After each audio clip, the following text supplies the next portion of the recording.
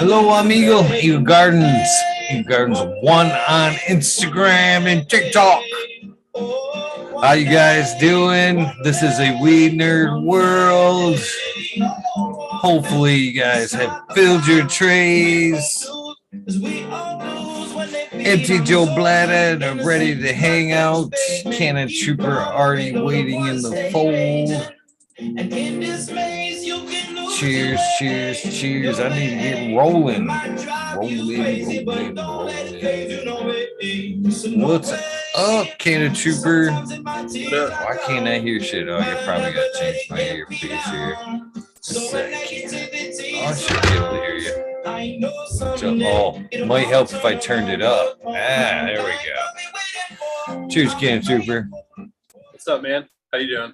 Pretty good. Yeah, it definitely helps if you turn up the volume on the headphones. Yeah, it can. So I'm glad you had a good day. What will you be smoking on this evening? I am going to be doing a vape of Runts, and I'll have the GMO Primal Punch. Nice. Hell yeah. Candy Queen, grab that fucking shit and pop in. Same link, password 420. Sorry. Y'all good?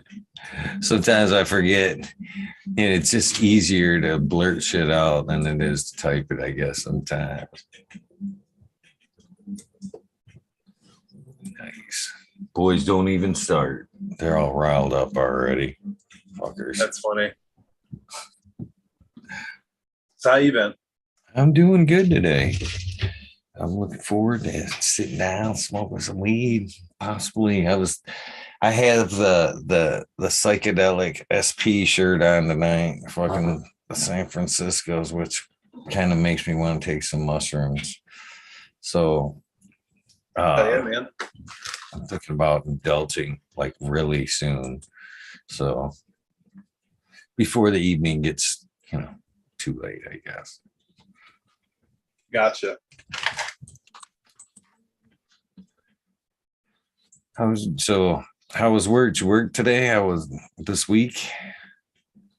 I did some groundwater sampling today. I went out to a dry cleaner. So pretty much dry cleaners are the bane of the existence of like the environment. Any dry cleaner just poisons the environment, like any dry cleaner. If they say, oh, we're using this organic, or, we're not using this, we're not using that, it's like, you're a dry cleaner. You have to have bleach. There's no way you don't have chlorinated solvents in there to clean things. And those chlorinated solvents are the exact thing that's getting down into the ground. They got vinyl chlorides and different like TCEs, PCEs, cis, trans, like all these different types of contaminants that are in the water that are like harmful to humans. And everybody's just like, oh, I'm just going to go down to the dry cleaner.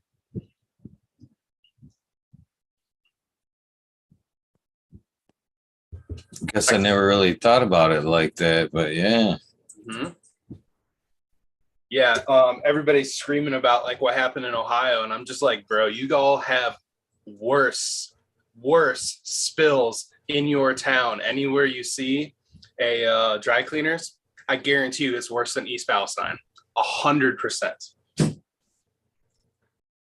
crazy. Yeah, it's always interesting to see what people care about. And I'm just kind of like, dude, you don't even realize the amount of environmental like catastrophes that happen on a daily basis. That just happened to be a train accident involved in it. That's the only difference. What's up, Smiley?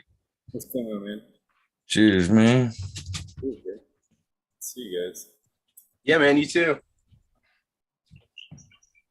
Getting all riled up already, I see. Oh, always. That's good though. Tell him, man. Tell him. I know. It's just frustrating to like do that as a job and like know it, and then see a bunch of people speculate on it and act as if they know, and then just like go on Instagram and see all these videos that are in no way related to it, but trying to be a part of it just because it's giving them like the limelight and the 15 seconds of fame and stuff like that. Or they just want to feel like they're involved. And I'm just like, dude, you guys need to get out a little bit more. No, it's for real, dude. It's disgusting what happens to the planet all around as a whole. Like, Yeah. I get what you're saying. Like, the train wreck's a tragedy, and it's a bunch of shit. It's horrible, right? But Yeah. it's like a drop in the bucket of what we do daily to the fucking place, man. It is. It is an absolute drop in the bucket. I just, anyway, yeah. Going back to Eagle's initial question, I did some groundwater sampling, and it's for a state-run program. As in any government or state-run program, there's usually not a lot of money, so I can only do so much, and I only have so many parameters that I'm being hired to check because they're lowballing my budget. But they're still checking and they're still monitoring. Otherwise, they wouldn't be monitoring because these are small businesses that own these dry cleaners.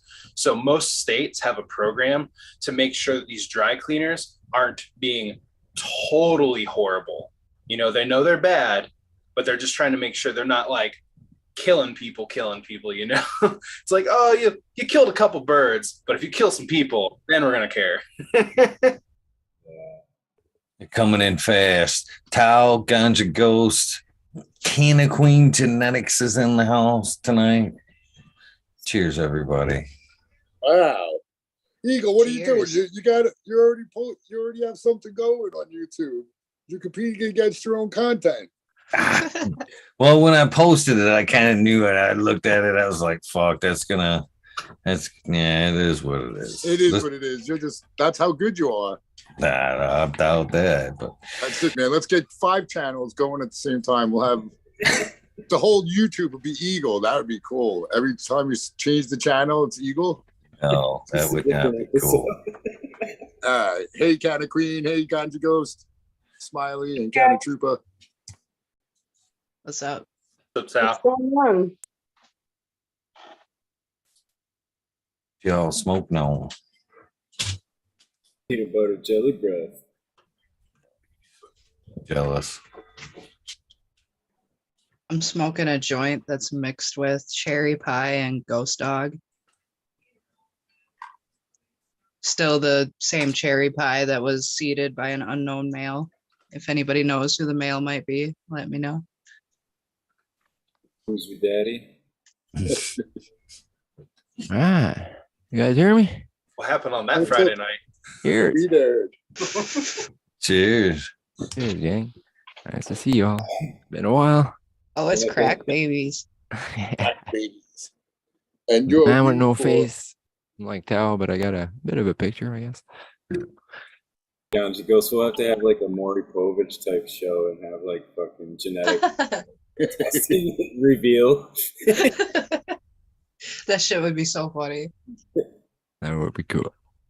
Like the dating game, but you take the mask off.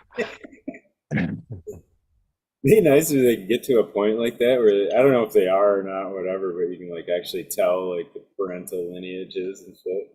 Like, You are the father. yeah, exactly. Like, All right, so weed nerds out there, you guys got to start working on that kind of technology so we can give out parental, what are those tests called?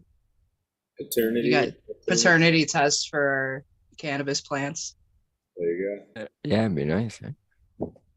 I would imagine that'd be a thing though, like with people selling these expensive cuts and shit to be able to like verify the genetics somehow legit. You know what I'm saying? Like, they'd have to have some kind of thing, right? Like, I don't You know how think well it- that would work unless Jerry Springer was testing them because 90% of the time they're not the father. Yeah, but that company got ran out of cannabis time. Phylos was going to do that. Do you think Oh, at that yeah. point, because it would be like father support or I want royalties? I want royalties, all them kids that are making us money. They actually can test to find out which were the dominant traits that were used from like which males. If you are able to bring in the pollen that is exposed to as well, they can cross-reference that. But the other way to do it is a gas analysis. If you have a sealed area, you can do a gas analysis and a terpene analysis to figure out who the father was. Shit, it's a terpene profile. It's like a fingerprint. Huh. That's Sundialer. Yeah. Smiley. He's fat. Cheers. Oh, Like yeah. it's end of week 7, I think now. Yeah, It dude. says 9 to 11 weeks on all of them, but I think that one it's not written. Doesn't say. Chunky. What am I looking at? 16 weeks there? What's going on? I don't think so. No. Hi, everybody. There's Canna Queen. Hey, Canna Queen, cheers. Cheers. Cheers, guys. What's everybody smoking on? What do I have? Yeah. GMO Primal Punch. Cherry custard. I feel like I know somebody who grew that GMO Primal Punch. Was it Eagle? I'm actually smoking on an auto flower that Marcus Green Thumb gifted me a little bit of. Believe it or not. How is that autoflower smoke? That's the first time I'm trying it. Well, and I got your Amy too there. Little piece of her. She's on the bottom right, I guess. That one chunk over there. Yeah, that Oh, chunky she's one there. looking skinny. No, one in the that's still Sky Stomper. She's short. Like that's the tallest part of the entire like Amy line. Nobody She's puts way Amy shorter on- than all the other ones.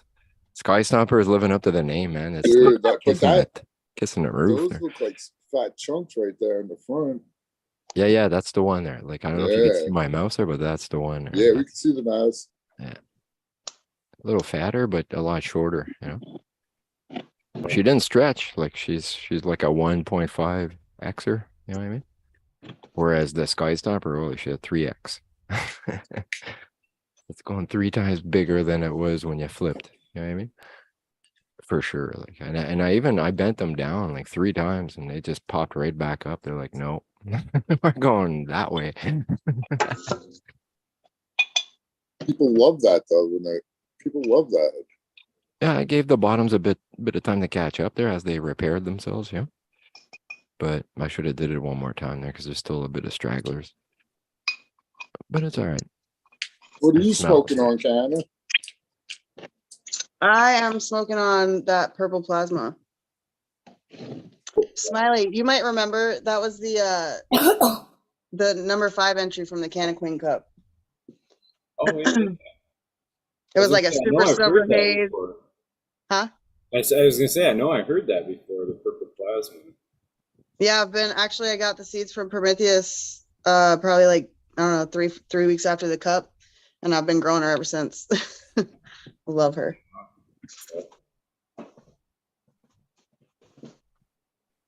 So Canna there, I see you got the burp jar from My Herbs Now. How you like that bad boy? Bro, I fucking love this jar. It's badass. Definitely a just neat lid? idea. So I know it's a whole jar. You can't use it with a mason jar, huh?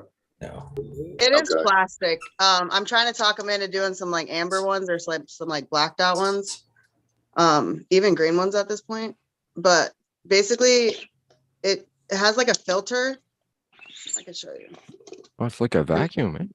Yeah, so it has Nice. like a little filter right here, and then it vacuum seals, and then you push this little tab down and you pump the air out of it Oh, yeah. Cool. for like 20 pumps, and then you can see here like the air, this little tab will like pop out or pop in. It's something, yeah. But listen, for burping jars, Oh, like shit, yeah. I can So fit it'll it tell you more- if you lose the seal. I It'll could- pop out, right? Yeah, so I could fit a Good. QP in here, but then you just let the air out to burp it. It's awesome. Yeah. Love it. Awesome. Because that's what you want once it's cured, right? You don't want no air in there at all. Right, once it's It won't totally done, right? oxidize. It'll Yeah. last forever. Yeah, I really like these jars. He's definitely on to something with that. Because I've seen those mason jar add-ons there where you just buy the cap, right? And you Yeah. somehow, but I heard they always lose the seal, and then you're worse off than you were before with the other, because the seal's better on those actual mason ones. You know, it'll last forever. It's just you can't pump the air out. Those fail, you gotta replace the lids and shit. Better off the original. They knew what they were doing.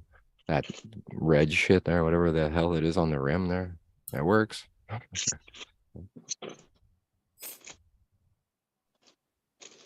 Oh, the seal, the rubber. It's like a rubber gasket type thing. Yeah. Yeah. You remember Kinda like the rust old out cookie there. jars, like grandma used to have, it's kind of like that. And I think the trick is that you don't spin it, right? So whatever's on there, it's just kind of compressed, but it never rubs against the glass. You don't turn like you turn the top part, but it doesn't, that top plate there, it doesn't turn with the top part that you actually turn to release it. So it doesn't rub or nothing, so it'll last forever. But if you buy the ones that don't have that separated lid, then you're twisting it, you're rubbing it against the glass every time you open it. And especially if you make it tight, then you're literally removing that gummy stuff there. 'Cause it's not very, I was gonna say it's not exactly the design for the mason jar either. Like those lids, you heat up the thing. You don't put the ring around until it's already been cooked and shit. Like yeah, well, yeah, exactly. If it's hot and you put it on, it'll like it seal itself, it'll Yeah, suck Gets it down sucked the in too. vacuum. Yeah. Clothes really seal themselves as it cools or whatever. Self vacuuming, yeah. So you're not really like tightening them on by design. Yeah, well, yeah, I shouldn't say you can't vac because you can. It's just you have to heat it. But you don't want to do that with weed. No, Yeah. exactly. You can't vac your weed. It is cool, the little air pump on it. I've seen guys do like buckets where they pump air and out or whatever like that too. Or like burp it. That's good for the preserve. I remember my grandmother had a big, like a cold room in the basement there with all sorts of stuff. Yeah. But that's all it was, mason jars, man. If it ain't broke, don't fix it, right? They've been working forever.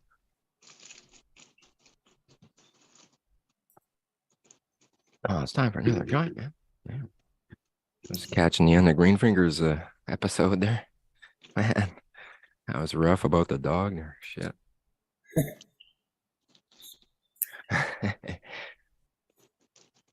Yeah, I guess I'm double dipping today. Am I?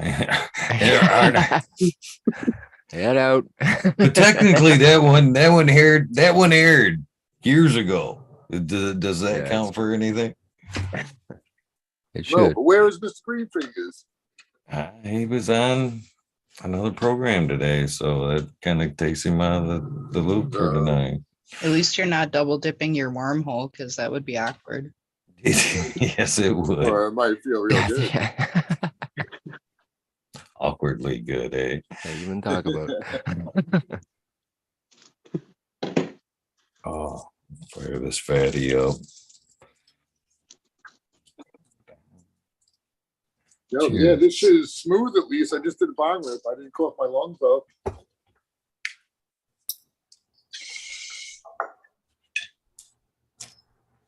What's that? You kind of cut out there when you said that. Oh, I just did a bong rip and it's pretty damn smooth. I'm not coughing my lungs up. Oh, nice. Which is, I can't do vapes or bongs anymore, man. I don't know. I cough till I'm like almost dead. I'm like, what the hell, man? I've been smoking 35 years. I smoke a big fat joint, no problem, no coughing, no nothing. One little pipe toker, a vape there, and I'm like, I'm blue. I don't get it. I'm not talking on the vapes, but I was just gonna say, like, there's a different cough to like the throat that tickles or whatever versus the lung expansion like cough. Like, you got a really solid strain, you get that nice lung expansion. That's actually like the bell ringer shit right there, where you fucking, Yeah. can't control it. It's like fucking coming out your nose and Exactly. damn it. You're convulsing almost there. It's like, what the hell, man? yeah, but those are the ones where you're like everything's flashing and shit. Red alert. That oh shit moment. I think But that's it's different, funny 'cause there are too. other ones that'll make you cough, but it's more like at your throat. That's what I mean. Yeah. Why is it exactly. with those lung expanders that the more we're determined to keep that down too when it's trying to get out, we're like, At least slow it down. But you can't, right? Because if you let it out, it's gonna, you're gonna pay for it. So I try to like just not, just let it out, but you can't. You know what I mean? Like eventually it's coming out like an explosion. It's like slipping on ice. Maybe you're just not gonna fall, even though you're. You know what I mean? Oh, you got to keep it there. It's funny to see though. Yeah. You're reaching for air. Nothing's gonna help. you think anybody's actually like, you ever popped a blood vessel in your eye from like sneezing or something like that? You think anybody's ever popped a blood vessel from trying to hold that cough down? Oh yeah, dude. Gotta be. Bro, I've seen some crazy fallouts and I was pass gonna say, outs and yeah. everything. I've seen a couple of crazy ones, dude. He was smoking a joint. The dude smoked the joint, right? He got done with his hit. He passed it to the next guy. He's all, passed it to the next guy. The next guy takes a hit and goes into a coughing fit, right? So the guy before him starts coughing too. I don't know if it was in sympathy or whatever, but that dude coughed until he fucking passed out and dropped it. He you ever see a headbutt in a boxing match? He split his fucking right above his eye, split his fucking forehead open like a headbutt, like a straight line, blood gushing out of it. It was so bizarre. I'm like, dude, what happened? Settle down, buddy. Yeah, it was crazy. Can't get air in anymore, man. Yeah, Every breath in makes it. you cough more. It's like, oh shit. And then lack of oxygen. He was a big boy. He was like he was a fat dude. So yeah, that I'm sure had something to do with it. Catching him is what you're saying. Yeah, he lost his oxygen. He couldn't get it. It just went down, dude. Just he was sitting at the like head of the table. Like he just went down sideways, right on his head, man. That sucks. I've heard of people passing out from doing like dabs and shit. Yeah, you see a couple. They have him. The guy did one at the dispensary and fell back into the glass, display case, and just wrecked the place pretty much. Don't hold it in, and that's the key, because it's so like, you know what I mean? The more you hold it in, the more it's stuck to your lung, the more it's gonna last longer after you blow it out. Because now every time you breathe in, oh no, you gotta cough again, right? Because basically you're removing that layer you just put on, your fresh paint, fresh coat of paint on your lung there, and you want to get it off. And sometimes it takes a while. So like back in 2013, I was growing this strain called Bull Shark. It was gifted to me by someone, and I grew it out, and I took it to my college roommate's like house, and his dad was there. I let him hit it. He's like 58 at the time. Starts pulling, and he's taking a long pull, and it's like, oh shit, old man, go for it, and then all of a sudden he just dips back. And he's still dragging too. He just thought he was pulling it. He didn't realize he was tipping. Oh shit. It was hilarious, bro. I mean, head into the concrete, everything. I've had some where you don't feel it at all. Like it's super smooth, but it's on the way out, man. Oh boy, It's actually, even on the way out, it'll be smooth. But then it's like that first breath in there. It's like, oh man. That's the linger. Yeah. That's, I felt that a lot, like back in the day when like we smoked the crippy or what was it? We called it Christmas tree bud. But it would stay, it would like linger, and then it would leave this itch in your throat, like Smiley was talking about. Like you just can't get rid of it if you drink or anything. Like you cough so hard. I guess your just throat is coated with resin. You know what I mean? It's not water soluble. It ain't going nowhere. It's stuck to your throat there somehow. It's funny. Good. Snow tree, is that what it was called? Christmas tree. That's a good name. Yeah, Christmas tree, but it was shaped just like every single bud looked like a Christmas tree. Okay, yeah, that's probably the trim. And it only came around, like at Christmas time. It came like, and I guess it smelled like pine because it was like wrapped in Christmas trees or some shit. Nice. Coming from Michigan or something. I bet. I guarantee it. That's why they grow all them Christmas trees here. Yeah. especially Mendo. Yeah. That is. It's really a crazy business, actually, like Christmas trees, you think about it. Got a lot of mafioso in it, Smiley. I think there's mafioso down here. Probably. Isn't everything? This is all corner. Isn't everything, so? I guess so. Allegedly. Allegedly, yeah. How's the weather been by you guys, man? It's been crazy. Dude, no, it snowed last night. Or the day before. Was it the day before? I don't know, man. These past 3 days have been fucking cold, and it snowed one of them, so I'm not happy. I'm partially happy. We had nothing before this, though, like nothing. Thank God, no real snow. But it's been cold. But yeah, it's fucking winter. What do you expect? I got lucky. I'm starting to see my grass there. Hopeful. Yeah, no. I was loving to see the rain today. I was just so happy that it wasn't snowing. I'm like, yes, let it rain.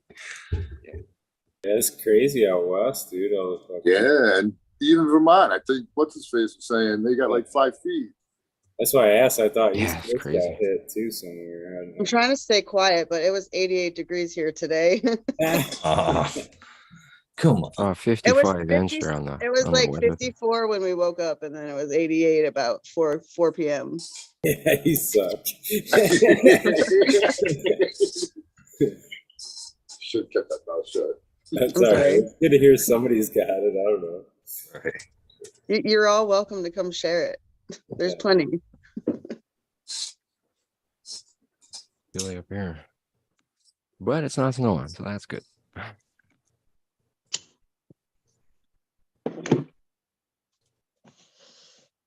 So yeah, my daughter's 21st birthday this weekend. Oh, yeah. Right? Oldest Yeah. one. You're an old man. I'm a grandpa. Shit. Yeah. That's right. Yeah, it'll be kind of different having a 21-year-old. I guess I can have her. The funny thing is, like, thinking about it, like, we could buy cigarettes at 18 and all that. Like, she had to wait, you know what I mean? So now she can buy cigarettes, and which is funny because she's like a single mom. You know what I mean? Like, she's doing all these adult things. Like, really, she can't. Whatever. I was 15. It's like, nah. You know, get around those rules. But to think that you'd actually wait till then, you know, no. No, I mean, she drinks some wine and stuff. Exactly. She's really responsible, honestly. Like, Yeah. we were thinking about that the other day. Like, both the girls, they don't really, you know, it's not really like a party all the time. That's all you can ask thank for. God. Not Honestly, like- I have an 18-year-old, so I wish for those same things. Yeah. I don't have any kids. I can imagine, you know, I still remember being one. So, you know what I mean? Yeah, me too. That's why I'm surprised. Because, like, I don't know, man. Same. I fucking run around, like, every night wanting to go party. It's like, man, you're not going nowhere. Being home, I that remember was what the I was last doing. fucking place I was going to be. You know what I mean? Like, fuck, I got my license, and that was it, dude. Like, we were everywhere. Like, Oh, it's crazy. Yeah. yeah. That's why I just kind of, like, I don't know. You gotta let them live, man. You know what I mean? They'll figure it out. Yeah. You raise them good, they'll figure it out. Yeah. No, I'm proud of her. She owned up, and she's a good mom. Takes care of my grandson. He's super healthy, and Yeah, he's so cute, man. I love seeing him in your videos, man. Monster truck, that was fucking cool, man. oh yeah, dude. He loves it. Digger. Do you guys watch them at all? Is anybody into monster No, trucks? yeah. They're I just- try to catch it when I can, yeah. When they appear. I Yeah. go check it out. Sure. Oh my god, look at what I'm growing, man. Right. It's a What's up? road show, no doubt, but I mean, I don't know. This is cool as fuck. They do with the machinery, you know what I mean? So for the little guy, he just loved the shit out of it. So it's more fun. Yeah, dude, the look of just the excitement on their face is so worth it. I have a 7-year-old little guy. It's yeah. He loves Our it. world is so different, you know what I mean? Like everything is adventure. You know what I mean?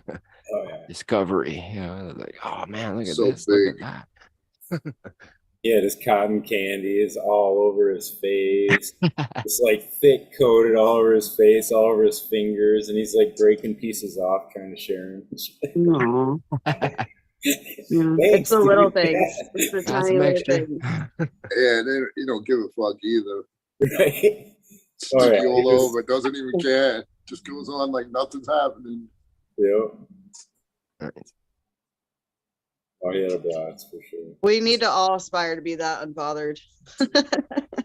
I know. I think of that too. Like, just to, like, I don't know. Everything's so new for him, right? Like, everything they see is. I mean, he's 3, so like, he's seen some stuff now, but not downtown Detroit yet. You know what I mean? Yeah. He's seen some stuff, but he hasn't seen some stuff yet. I'm sure that monster truck thing was like, wow. Huge. Yeah, it's funny, but like this, I don't know, the awe that you'd have just the first time seeing stuff, you know, like, the excitement for it or whatever. I remember going to like super motocross. It was in Montreal there at the Olympic Stadium. And there was also like the trucks and the cars and the bikes and everything, and they were jumping really high in the air there. They had a big monster flame in the middle of the place there that burned all the gas from the 2-strokes and stuff like that, the smoke. But man, that was, I was young when I saw that, remember? But that stuck with me. Like, that's one of the only memories I have of the few. Yeah. Seen a couple supercrosses when I was a kid too, man. They're quite memorable. Quite memorable watching the bike soar through like that. They're like jumping up high as you were in the stands, Exactly. what I mean? It's like he's right there. It's like, holy shit. Making eye contact with him and stuff as he goes by. Exactly. Same thing with the monster trucks in the same arenas. You're like, man, you look down at that little circle and you're like, that truck's gonna do what? And then you see it just go flying across, and you're like, how's he gonna fucking stop and shit? No, exactly. It's you think there's not enough room, but man, they're not going left and right, they're going up and down. And they're losing parts everywhere. At the end of the race, there's plastic everywhere. It's like they're just framed trucks at the end, you know what I mean?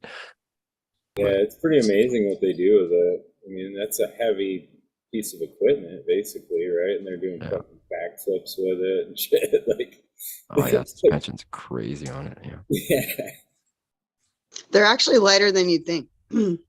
Are they? I just imagine they're just a heavy, because just the You metal, couldn't jump your car like that. just the Yeah, metal but you the see- frame is a lot. Look how many Dukes of Hazzard The cars they heaviest killed. thing on them is the tires. Literally. Wow. Yeah. I'm not gonna say we, but my boyfriend Bill, he took a Honda CRV, an all-wheel drive Honda CRV, and he put it like on huge tractor tires. Like, it's taller than my house. Like, it's crazy. But it's super light. But like it, like the articulation of the, like the springs when you take off, like it lifts up. Like it's so light. It just kind of like, Tips.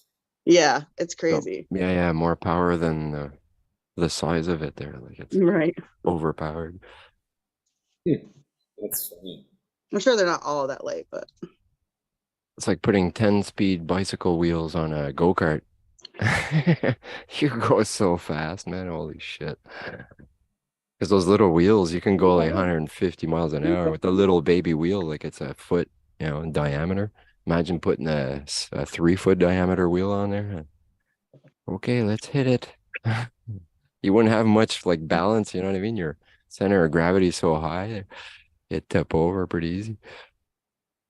Fucking Duke boy set some unbelievably high standards. That shit wasn't real. I remember the first time I actually tried to jump a vehicle and shit. It was fucking Chevette. Downtown Davison. Fucking me and my brother fucking sitting side by side. We're looking at each other like, yeah, you ready? Yeah, we're ready. Fucking we jumped that fucking hill. We fucking hit that bottom. We blew out all 4 shock tires. It was a Chevette, man. Fucking as soon as we landed, man, we hit one time. I look over at my brother, and he's literally flying through the air with his neck hitting the roof of the fucking car. We barely got that bitch home. So yeah, them fucking them dude jumps and shit. He blew all 4 tires though. That's pretty impressive. No, not tires. The shock tires through the tops. To the top of the body. Yeah, the shock mounts there. They're poof. Yeah, they blew right out, man. Didn't it? You're up there, I'd say. As far as height. Especially those kind of cars, man. They don't really have a frame. You know, the body is the frame. You know what I mean? Uni bodies or whatever they call them. Yeah. My dad was so pissed. So I bet he pissed. was. I bet he was. I can only imagine.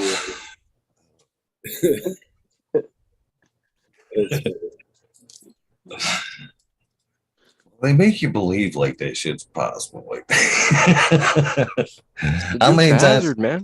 how many times you've seen some of that shit on TV and you're like, that The just Charger, man, the Dukes. I mean, I don't know how many Chargers they destroyed. You can't buy a Charger size 69 anymore because they destroyed them all.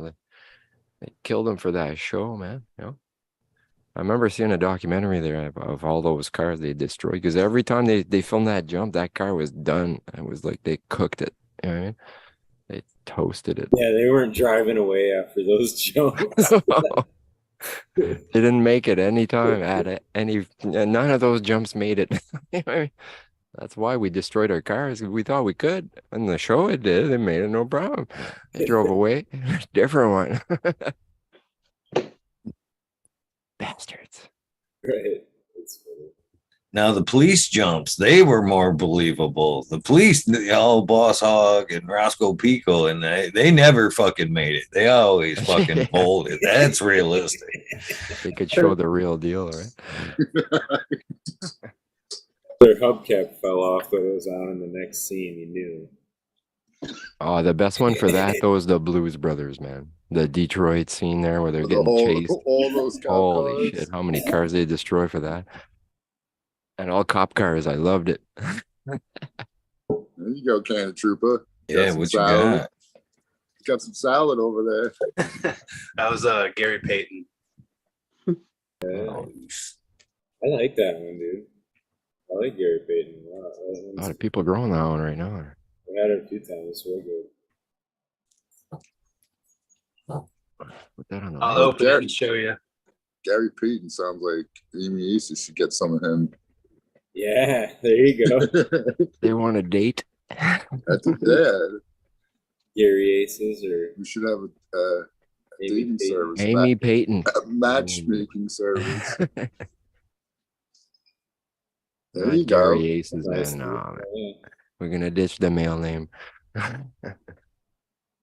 That Amy Payton. It's got nice little marble. it looks like an easy trim. Like, Ribs for her pleasure. Amy might like that up a wormhole. mhm. Was it really spiky? Did you grow it? No. 'Cause I know that What does it when they smell get like? spiky, they could get rubbed off a bit there from the rough trim or whatever. But It's pretty funky, actually. I kind of like it. It's kind of got an old school funk to it, but when you smoke it, it's really smooth. I like those spiky ones. The red Congo I tried there it looked like that. They're little round marbles, you know. Like the nugs were small, but there was a lot of them and they're all over the place. But each one had its own little stem there. You know what I mean? It's like, man, it was so good. So, Kana, you want to tell us about your new venture? Miss Kana's spreading her wings this year and doing a little hemp. You want to tell us about your hemp experience? Giddy up. I can talk a little bit about it. I have learned from experience that when I talk about things too soon, sometimes it jinxes it. So, but I'm a fully licensed hemp farm now. congrats. That's awesome. Nice. Thank you. Yeah, congrats. Thank you. I am also licensed for seed and for a nursery license. So that's later on. That's later on. I am going to start pheno hunting though, CBD strains to find, the ones. So that's fun. I didn't think I'd be pheno hunting again. Oh, yeah. I Is did. that you got property or you didn't want to talk about it? Yeah, I mean, we have a farm, so it's a closed loop homestead basically. Where I'm just like getting off the ground with sustainable farming and living soil, and we're gonna make some raised beds and do hugelkultur beds, and so it's a lot. It's I'm studying Jadam. Um, Every day. yeah, so huh? Just Very teasing. cool. Every day. Yeah, what is this the proper saying? Like spell like how do you say it? How do you pronounce it? I have no idea. J-Dam. Jadam. I've heard it. That's what I call it. I don't know. Jadam, Jaden. Depends where No you're bad from. way to call it. I don't think. Yeah. You got the letters right. Yeah. But that's really cool and exciting. Be like an outdoor thing or like greenhouse. J-Damn. That might be bad. Yeah, so I think we're gonna do both, but right now we just have the 2 greenhouses, and there's Like a they're huge about or like a hugel in the center of the greenhouse or like 2? Or, so okay. So the hugel are gonna be for the vegetable gardens at first. And we're basically gonna be doing like a test run because basically the only trees we have around here are pine, and we have palm, and then we have cypress. But other than that, we don't really, I mean, we have some oak, but like we don't chop those down. Like they're sparse. Like anyway, so I'm trying to like figure out like what wood is best. And like I know it's technical because like the pine doesn't break down very easy, and it's very acidic, and it attracts like termites, and I mean I know all kinds of wood does, but yeah, so it's just knowing all that stuff and having to consider all those things. that's sweet though. So you're gonna be trying to have a season this year, a growing season this year? Oh yeah, I'm literally got inspected last week, and there's plants already in the greenhouse. So Voting, hell yeah. yeah. Like it. Are you gonna do real tight plant spacing, or are you gonna like grow a little bigger, or? So I love big plants, but I have a couple associates that I met through Growcast. There's some really solid gromies, and they've been helping me on my natural farming venture here. But they're trying to talk me. Actually, my friend CEO Grow, he does 3D printing, and he does these plant training clips. And so I've the whole time I've been growing, I've been training. I just pinch the stems and bend them over, twist them a little bit. But what he's teaching me is about like mainlining and like maximizing yield instead of like trying to get yield from like a big plant. So I was like, I'll let you. He's trying to teach me some new school ways, and like he's calling me OG, like he's calling me like old school, and I'm like, hold on, like because I don't feel like I'm there yet. Like it's kind of like somebody calling you ma'am. Like I still feel like a newbie grower. Don't call me an OG. Like I'm not there yet.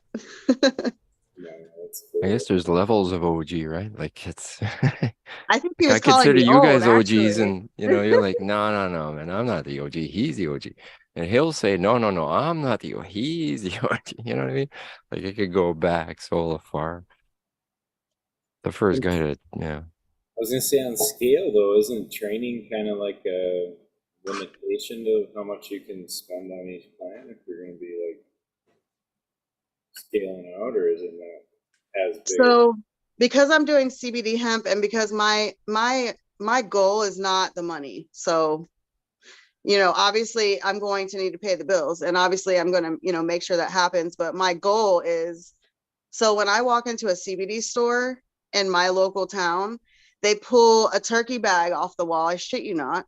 And it's like, it looks, I mean, the bud is cannibalizing itself. It's literally like brown. There's no trichomes, like even if there was trichomes to begin with, and then it's sprayed with this Delta 8 bullshit.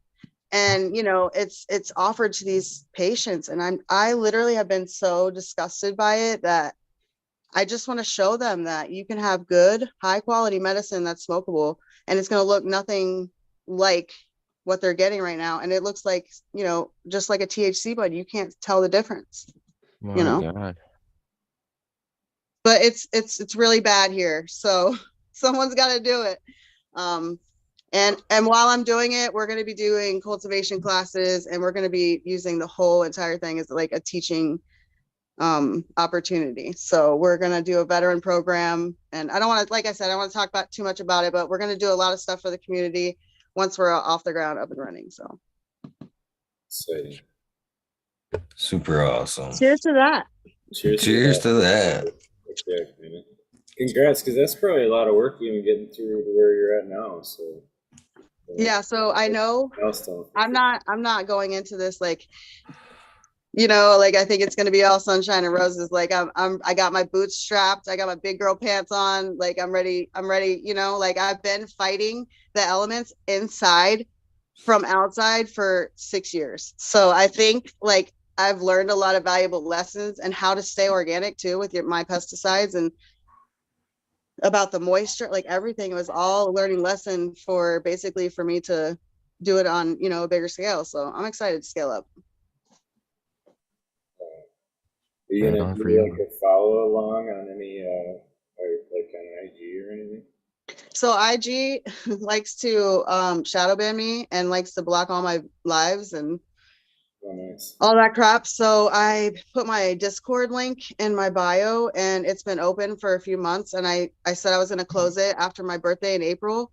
And after that, like I have a Patreon. I hate to even say this, but I don't know. We might do like a membership thing, but we're going to have like Weed Nerd there. We're going to have like a live feed in the greenhouse 24/7 of the hemp, you know, in the greenhouse. And we're going to be in there if we're doing transplants, or if I'm selecting, I'm going to have like a breeding chamber, and like it's going to be pretty cool, like to be able to share my journey. So I definitely want to make sure that do some time lapsing. Yeah. Good idea. It's running anyway, so you might as well take a frame here and there. Yeah. Honestly, I just want people to watch it and be able to be like, I can do that. You know what I mean? Like literally, sometimes it seems bigger than, you know, we are capable of. And I just want to show people that. And like, I'm trying to do it at the most low cost. We salvaged a lot of the stuff that we're using, like our greenhouse build. It's like almost 11 feet tall and it's 10 feet wide, and it's a airplane piece. So it's I forget what my boyfriend calls it. He calls it like something, but it's like, it was built for a party, and it's a replica of an airplane, but instead of there being like seats in there, it was like a stage. But it has like it has like the vents, the overhead compartments, like the windows, everything. But it was built for a party and they didn't want it. And we own a tow truck company. So they were like, take it, do whatever you want with it. So we stripped it and we kept the seal outline, and we're making a greenhouse out of it. So that's awesome. But yeah, we're salvaging like everything. We're trying to like do everything at very low cost. Good idea. It's all glass anyways, right? It's meant so they can look all over the place, right? And not get attacked there. Well, we stripped the windows and everything. We're gonna cover it in greenhouse plastic. Oh, yeah, okay. Yeah. This is not visqueen, right? No, so I don't know. Will you be able to go all year round, or are you gonna have to do like a light dep or something? You said it was. We have to do both the light dep and whatever the reverse of that is. Put lights in. So yeah, I'm doing it all. Yeah, that. But I'm just saying, like, you can multi-harvest them, right? Like all year round. Oh yeah. Yeah. Perpetual kind of thing. Perpetual. So right now, because I'm pheno hunting for seed making, I'm R&D. So I do have a THC strain it's my CBD strain, but it has THC in it. And we had one of the guardsman's buds tested, and it tested at 7% CBD and less than 2% THC. So, bro, I'm dancing on that line with that strain, and I'm like, oh, if I could have like and if it grows good here. So anyway, fingers crossed for that. But yeah, my goal is to have my own hemp strain that's tests, you know, at the legal limit here. That's bomb. So is there any like underlying motive to the hemp farm? Is this like prepping the garden in case at some point you could make that switch into the cannabis market, and you've already got your beds and everything already So on point. I would be lying if I said no, but I definitely have a lot of reasons for doing it. Although a lot of my friends were at the Capitol in Tallahassee this week fighting because they're trying to ban all. The new senator, she's trying to ban all hemp products and limit it to like 2 milligrams per dose or something. I don't know. It's fucking crazy. It doesn't make any sense. We're medical here, so why would you put anything on the non, like, it's crazy. Like, I feel like we live in the upside down world. But It is a lot to do with perspective too on some of that. Like, a lot of them people don't understand it at all, so they just kind of, you know what I mean? Like, what they talk about is just idiotic in a lot of cases. Like, it's like, what? How do you even come up with that? Like, if you actually knew anything about it, you wouldn't even come up with that. Like, Yo, how can anybody not have smoked weed in their life in today's world? could you not have? Yeah, dude. Except for Trump. Trump didn't, but Clinton did. George Bush did. The junior. I don't know about the senior. Wait a minute, Clinton Obama didn't inhale. did. Obama inhaled. He admitted to it. And they had pictures of him chiefing on a dude and shit. That's funny that's the transition that did happen, because yeah, like Clinton had to lie about it. You know what I mean? Right. No. And there's pictures of Obama doing lines of blow. Getting it too, or something. I was thinking about that today. It's so crazy. Like, people used to look at me like, oh, she smokes pot. Like, even some of my friends' parents were like, stay away from her. She's bad. And like, now they're like puffing on their vape, drinking some wine. Like, I'm like, hey guys. But I like seeing I people love come that. around. It makes me feel good. Yeah, it makes me feel good. Like, when I see them. Yeah. It's so like rewarding. Oh man, 35 years of getting looked at, sideways there, kind of thing.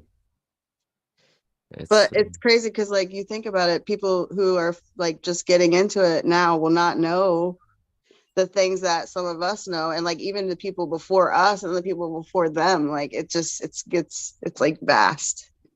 Exactly. That's actually one thing I was worried about, like going back into the workforce. Like, you got to interview and shit. Like, I got this 3-year gap in my in my resume or whatever to like horticultural manager. But yeah, so it was just kind of funny. Like, any of the interviews I did, people like knew exactly, like instantly knew like what the fuck was going on. It was just funny. I actually, in one of my interviews, was just very open about it. He said the same kind of thing. What's the gap here? And I was like, yeah, well, I packed up the company when I come up to northern Michigan to pretty much concentrate on being a full-time caregiver. And I don't know if you follow the market, but it's time to strap on the nail bags. And he was like, okay. He's like, and I'm like, if there is a drug test, I probably will fail it for marijuana. And he's like, we don't usually get people that are so forthright with that, but it's not, that's not usually a problem. But thanks you for your honesty. I'm like, well, if it was there, you're going to find it anyway. So you might as well, if it's a problem, we'll just wrap this up now. Eagle, you should have put it on your resume. You too, Smiley. What's that? You should put it on your resume. You're supposed to put that I identify as a weed nerd on your resume. Yeah, little pot leaf under the name there. Hey, what's this? Huh? Yeah, I mean, it was pretty obvious. Front, right? I went to dive school, and I was really open when I went to dive school, and about me being like a caregiver straight from Michigan and stuff. And it's just because I was going to piss hot and I knew it. So I was just like, hey, this is what I did. This is what I did. Like, I was being very open. I showed them all my paperwork, all the licensing and stuff that I had, my license and everything like that. So when it came up for a drug test time, they were like, hey, if we give you another one after this, would you pass it? And I was like, oh yeah, 100%, which was no, but, but I totally took a drug test, failed it. And when the people, and my school was cool with me failing it. That's the thing. So, but the drug test people called me back with my results, and they're like, "Sir, your drug tests were negative. You are positive for marijuana. You need to call your school. Blah blah blah. You need to be withdrawn." I was like, "Wait a minute. Who are you? You're the person giving me my results. All you're supposed to do is inform me that I failed it. You don't get to tell me that I'm being taken out of school, this, that, the other thing. You're not part of my school. You're a third party. Who's your boss? I would like to speak with them." And I started talking to their boss. DDO. Yeah, sorry, sir. Bye. Click. Dude, and I was just like, who is that tells people they're not going to get employed, or that's the highlight of their day is to deliver that news and be like, and then this is going to happen to you, blah, blah, blah, blah, blah. You got to do this. You got to do that. It's like, you don't have that authority. You're a third party. You're supposed to deliver information. What did the manager say? Oh, manager was like, "Oh, I'm sorry, sir." Blah, blah, blah. I was like, I have a license to do this. My school knows I'm going to fail this. They just want to know if I'm going to test positive for anything else. Did I test positive for anything else? They're like, no. I was like, well, then why is this happening to me? Why are you persecuting me? Why do you have this authority to go about doing this stuff? Who's your manager? What's going to happen for this? Why did I have to be treated like this? I would like a refund on my drug test right now because I paid for this. Karen Trooper. Yeah, dude, I paid for it. And it was just like, what the fuck?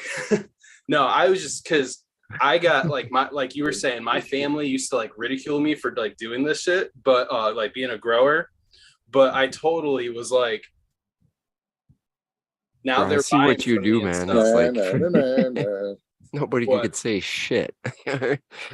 Yeah, nobody can say shit because, like you guys were saying, everybody smokes, and everybody wanted to sit there and give me shit for being the grower because I was okay with being open about it. But yeah, that's just what it was. No, it's My all walks parents of life, don't know. you know, all walks of life smoke. Stop, Teo. Your parents still don't know? Other than that one plant they found when I was like still living with them. What? I had a plant in my room at my parents' house. I got it from the bag seed. I was like, let's see if I can grow it. And it started growing. And I had it hooked up where if they opened the door, the light would go off. Like it had it jury rigged. But she still walked in there at some point and found it. I came home from school and it was sitting on the kitchen table, like the centerpiece. I was like, oh, but it was like it was one plant, stringly thing. I didn't even count it as growing weed, you know. That's not when I started growing weed, but it was pretty cool that it grew in general, you know. It was I never grew any plant other than pot until probably 3 years ago. Yeah, me too. Same thing. It was a pot plant, like a potted plant, and I just dropped the seed in there, and I saw it later, you know. It's like, oh shit, yeah. So I put it in my bedroom, but it was a male. It's like these little flowers with this dust. Oh, never even got that. Where are the buds? Yeah, that would never work. It was like under a desk lamp light, you know. Well, that was the other thing, yeah. Yeah. Severely underlit. Yeah. It was about super stretched out. Yeah, exactly. Stretched out like 2 nodes, about a 1.5 feet tall, maybe. Yeah, exactly. It was 4 feet tall, but it was like it was thin. So how did it go with the tear down and we were putting up a 10 or something? Yeah, well, the landlord came. He never even came down. No, he never even came down. You didn't have to tear down. Nope, I could have got away with it, but you can't take those chances. You know, Yeah. you just can't. Still, if he came down, it was like, this is unacceptable. You know, yeah. I have no idea, but that's what sucks. So what do You you don't do ever with know. plants then? You gotta So I put a lot in these have those big black tubs with yellow tops. I got the big ones. I put a whole bunch in there. The little guys, some of them I put in boxes, and I put him in other rooms that I knew he wasn't going to go into. You know, I have a spot for some of it, but at least one room. You still have to And clean them out and tear I them. killed off like no, actually like 6 pretty big plants because there was no place for them. But I had, ones that were up, coming up. So everything's back in place except for one town. I'm putting it together tonight, and I'm putting the plants in there, and they're gonna get flipped like real soon. And I'm pretty sure they'll almost fill that spot. So yeah, basically that was like the setback. It was only like 110 full for, probably about a month. Well, it hasn't even been a month, but Oh, really? yeah.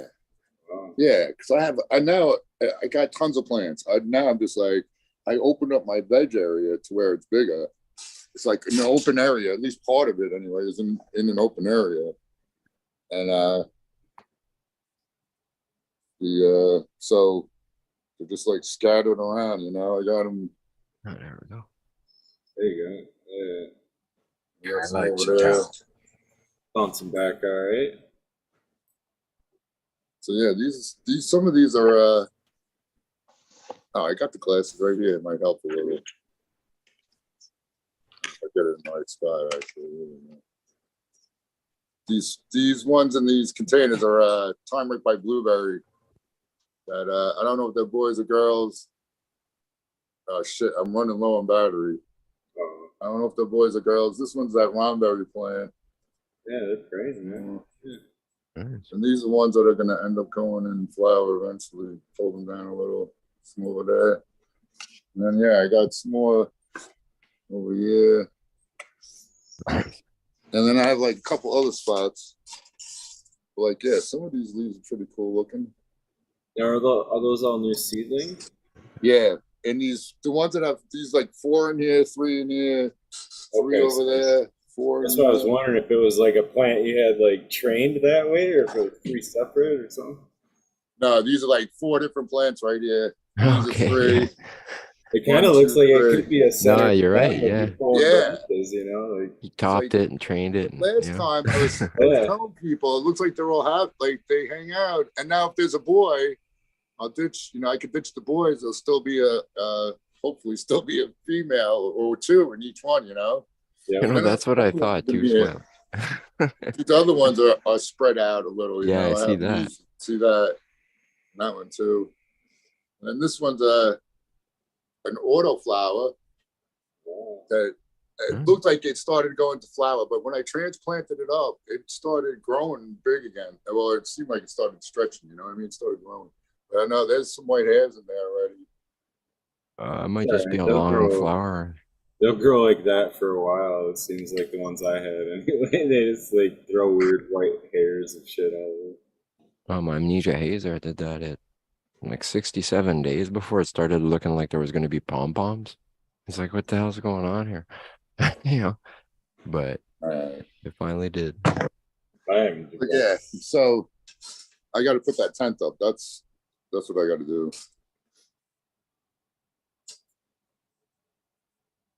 Extra long, the XL, or I guess that's what that means.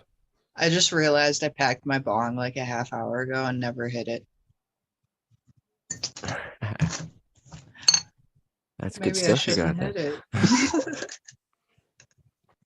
That's The last funny. one was good.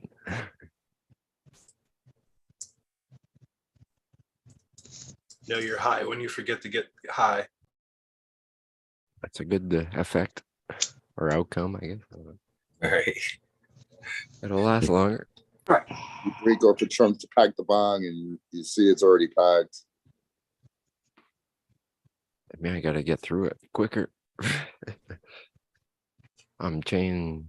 Yeah, then you're like, yep, well, I got to rip that one. I already broke this one up. It's got to get pushed in there. Yep. So am I the only one that like, I don't know, seemed like whenever when I was smoking the bong all the time, like I always have to repack a fresh one just to get like a fresh hit as you walk through it. The King's Toe, okay, that first one. Yeah, but it was like, I don't know. It was like, yeah, you'd clear, you know what I mean? And then I'd always put a little nug in there again just to like have like a fresh little rip from it. I remember seeing Bubble Man. He was doing raw. I think it was hash hits on a screen, but it was like just a flat screen right on top of the bowl, and he just hit it and it would melt onto the screen, right? But he said, "Look, man, it'd be nice if we could just do that first hit because it's super terpy, Yeah. and then ditch the screen, reload." King's hits for everyone. That's the way you put it. It's like, oh man, that would be so good. Yeah, we can almost do that now. We got so much of it. Yeah, I was gonna say my Take that one first buddy, hit, ditch it. The rest is kind of harsh. he'll fucking throw out the thing while it's still fucking plenty left in there.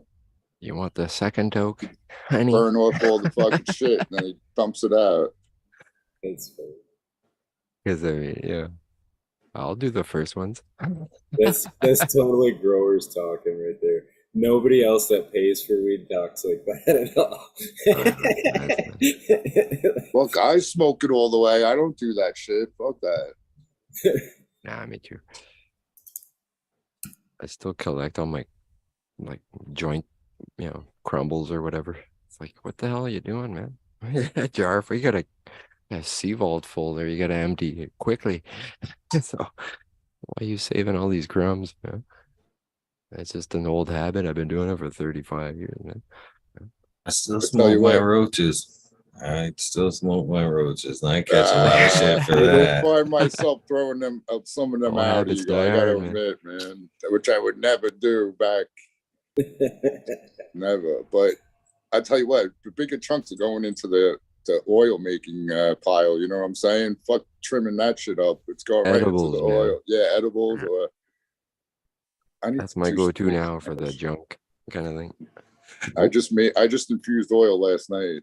I can't wait to make cookies. The shit's gonna be stupid strong, I think, because the coconut oil comes in 14 fluid ounces, and I put in well over 5 ounces of trim into the fucking shit.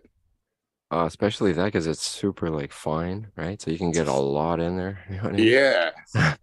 Well, the way I do it is with the water. You mix it with the water and the boiling water and the oil in there, all of it together, and then strain it, put it in the refrigerator, and the oil goes to the top and hardens, and I take it off the top. Isn't there like a saturation amount? I don't know what it is, Smiley. I've asked a couple of scientifical type people, and I don't know. Sure, There's got to be. There's got to be a number where it just can't get into the butter or the oil. There's got to be, but I don't know what it is. Oh, it's Mona. Cheers, cheers, Mother Nature. Mother Nature. Cheers. First time Cheers, I actually get to guys. talk to her. How you guys doing? Cheers. Cheers. Good. Good. I wanted to say fucking huge shout outs to that lady was on panel. What was her name? I'm sorry. I didn't catch her name.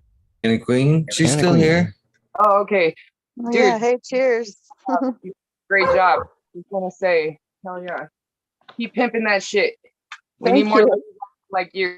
Just saying. I love that. Thank you. You're appreciate that. welcome. No problem, man. Keep on keeping on. Just saying. Hell yeah. Cheers, guys. Roll the I ain't fatty. got no quit in me. Oh yeah, that's what I like. Fatty. That's right. Cheers, guys. What you smoking on? I got some Oreos, man. You ever tried some Oreos? Oreos. I have not. I hear people talking about it. Tell us about it, Mother Nature. Oh, it's freaking fire, my friend. Oh my goodness, it takes you to a whole new world. No, I'm just kidding. Unicorn Spartan rainbows. Yeah, right? With unicorns and rainbows. Oh my. No. It's this stuff right here. It's so freaking dense. I wish I could show you like more in detail, but I'm sure my front camera ain't gonna do it justice. Oh, it looks pretty hard. Yeah, it is. It's fire. Here's like a regular size Bic compared to like just one of the nugs, you know? Does it taste like an Oreo? No, it doesn't taste Oreo-y. I'll tell you that. But Cookies, kind of. it looks more like a cookie. It kind of tastes like cookies. It looks like a cookie though. It makes you want to eat it. I think that's why they call it Oreos.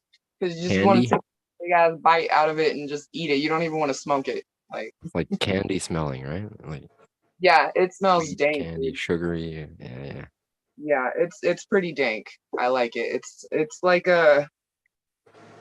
kind of like a, let's see. I'll try to do like a live review. No. Yeah, it's more of like a fruity, skunky smell, if that makes sense. Fruity, skunky smell. Hopefully that helps. I wish I had like smell-o-vision or taste-o-vision, whatever you want to say, but not yet. Oh, I got cherry custard. It's a sour kush and cherry crumble. It's like a really cushy but kind of sweetish, cherryish kind of hint to it. It's nice. That's awesome. Nice. I like it. Cheers, guys. Oh, is that the major? Cheers. Major. Major. Oh! Cheers, man. What's up, everybody? I thought I was just filling out the description too, and you popped on. I was like, shit, another one. Here we go. What's up, Major? How you doing this evening? Fantastic, man. Beautiful day today. It was like 9 degrees up here, man. It was Damn. Beauty. Yeah, it's too there. A little colder, but that's pretty good for A where little you're colder. Where What's that in American temperatures? American temperature. 10? I don't know. That's like probably 40, maybe in the 50s for you guys. Something like that. So same as here. 40, 50, yeah. Just I was a in the guess. 30s. there. Wild guess. Maybe 40. Either way, it's beautiful, Europe's man. pretty too, ain't it? Yeah, never mind. And it looks like it's going to be one of those years where it's not going to like flood my basement because every year, like my house is like from the 1850s, right? It's an old motherfucker, and these guys just built like as soon as they hit the water level, it's like that's where they put the basement. So any fluctuations in like springtime, like we usually get a flood. But this year it seems like it's such a slow thaw that it looks like the basement is going to flood. Like, So that's a bonus. Don't you get like a sump pump and shit for that? Or? Oh yeah, I had one of those going, man. But this like just this the drainage on the property isn't done very well. Yeah. Like there's some rework that has to be done, and there's no drainage tile on the outside of the house. It's that old. It's just got to dig it up, and I don't want to do that yet. Yeah, sometimes it's probably pretty big. I was like, yeah, I'm okay with it. Yeah, the sump pump works good enough. And before I only had a little garden hose hooked up to it. So last year I actually was like, oh, I'll get one of those sump pump like 2-inch hoses. And then next thing you know, it's like, okay, it doesn't take 20 minutes for this fucker to empty. It's like 2 seconds, right? So I wish I did that a long time ago. You need that well You gotta tapped get stuff shit off there. the floor, and it still is fucking nuts. So I know you gotta get that, like, you know, that You do the plastic shit, some tar on it, and I'm gonna blue skin it hopefully one day too. But once I The get whole basement you have to do there with bentonite, I think it's called there. That stuff. It's like you patch wells with that stuff. It's that concrete that's water or non-permeable or whatever that doesn't That's get through. absolutely right. I use that stuff to cap off where I take soil extractions for soil gas analysis. Nice. I used to work for a directional driller, putting water mains in. It's like, where do you want your tap? And people are like amazed. Wow, you could put it right beside my furnace here. It's like, yeah, man, no problem. He'll come out of the ground, you know, they'll break the cementer and you'll see his head will come right up right where the hole is. It's like, oh shit. Oh yeah, we do a bunch of horizontal wells and a bunch of horizontal air sparge lines. That's pretty cool. looking pretty good there, DWC, man. What's up with what you got going on there, man? Yeah, that's a sundial. Looking at the plants. Smiley garden. Smiley's garden. Oh shit, that's Smiley's work, is it? What you got there, man? Monster, that one, man. That's a 5x3. Well, 5x2.5. And it's like there's maybe a foot left of open space in front of the camera there. So it's dangling. That's just one plant there. Damn. Spread it as far as I could, but she's got long branches, and it's every nug is was nice. It's big. I actually took the nugs. You know how there's like you start to get the doubles there under the big cola. I pulled them apart. I was pulling them away from the branch, and man, it was all nice and green in there. So it's like, oh, and I have a feeling it's gonna make them a little rounder, you know, because they're fat. Which one is that? Which one did you pop? Oh, that's Sky Cuddler Kush with Sunset Impressions. Is that it? Number 7. Oh, The sundial. you Major knows it better than me. Which one was it? Sundial? Yeah, Sundial. Yeah, that's I'm gonna have to think I'm all stoned with that. It's I'm gonna say it wrong, but it was the Hymac F2 by the Sunset Impressions F2. Yeah, okay, yeah. Nice. Oh, that's big, Wow. man. Oh, it's a beauty. Chubby pistols on it. They're like fat. You know what I mean? Like I've never seen that before. It looks bloated. It's crazy. She's slow. The, She's the slow. bloated pheno. That's fucking awesome. DWC is Super hard, horny. though. Any of the DWC girls I've seen, they all get big nugs like that, though. They do that, yeah. Okay. I mean, I don't know. Maybe I'm wrong. But I flipped at 24 days, man. Like, you know, I figured, okay, you know, she'll be That's smoking. only day 24? 24, man. Oh, shit, I didn't man. get that part. Damn. I didn't get that. From seed drop there, not the day it popped out. That would have been day 21. Right. Right. That's sick.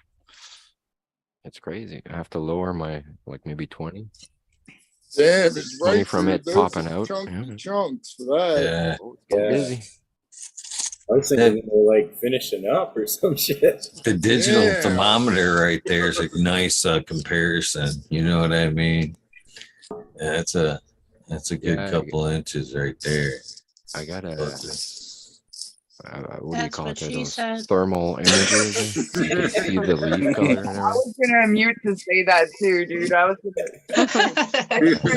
Bro talk is like the most sexualized talk I've ever heard, man. Like you just listen in a chat. You don't gotta be looking at the screen. You'll be like, what the hell are they talking about? You know, so yeah. Keep on pimping that shit, homie. It's getting No. it's getting a little odd. Let's go look at Sky Stomper there. Yeah, that was nice. The density on them colas for 24 days, like that's fucking crazy. Yeah, I'm on weeks. Pretty sure I'm starting week 8. If not, I'm still in week 7.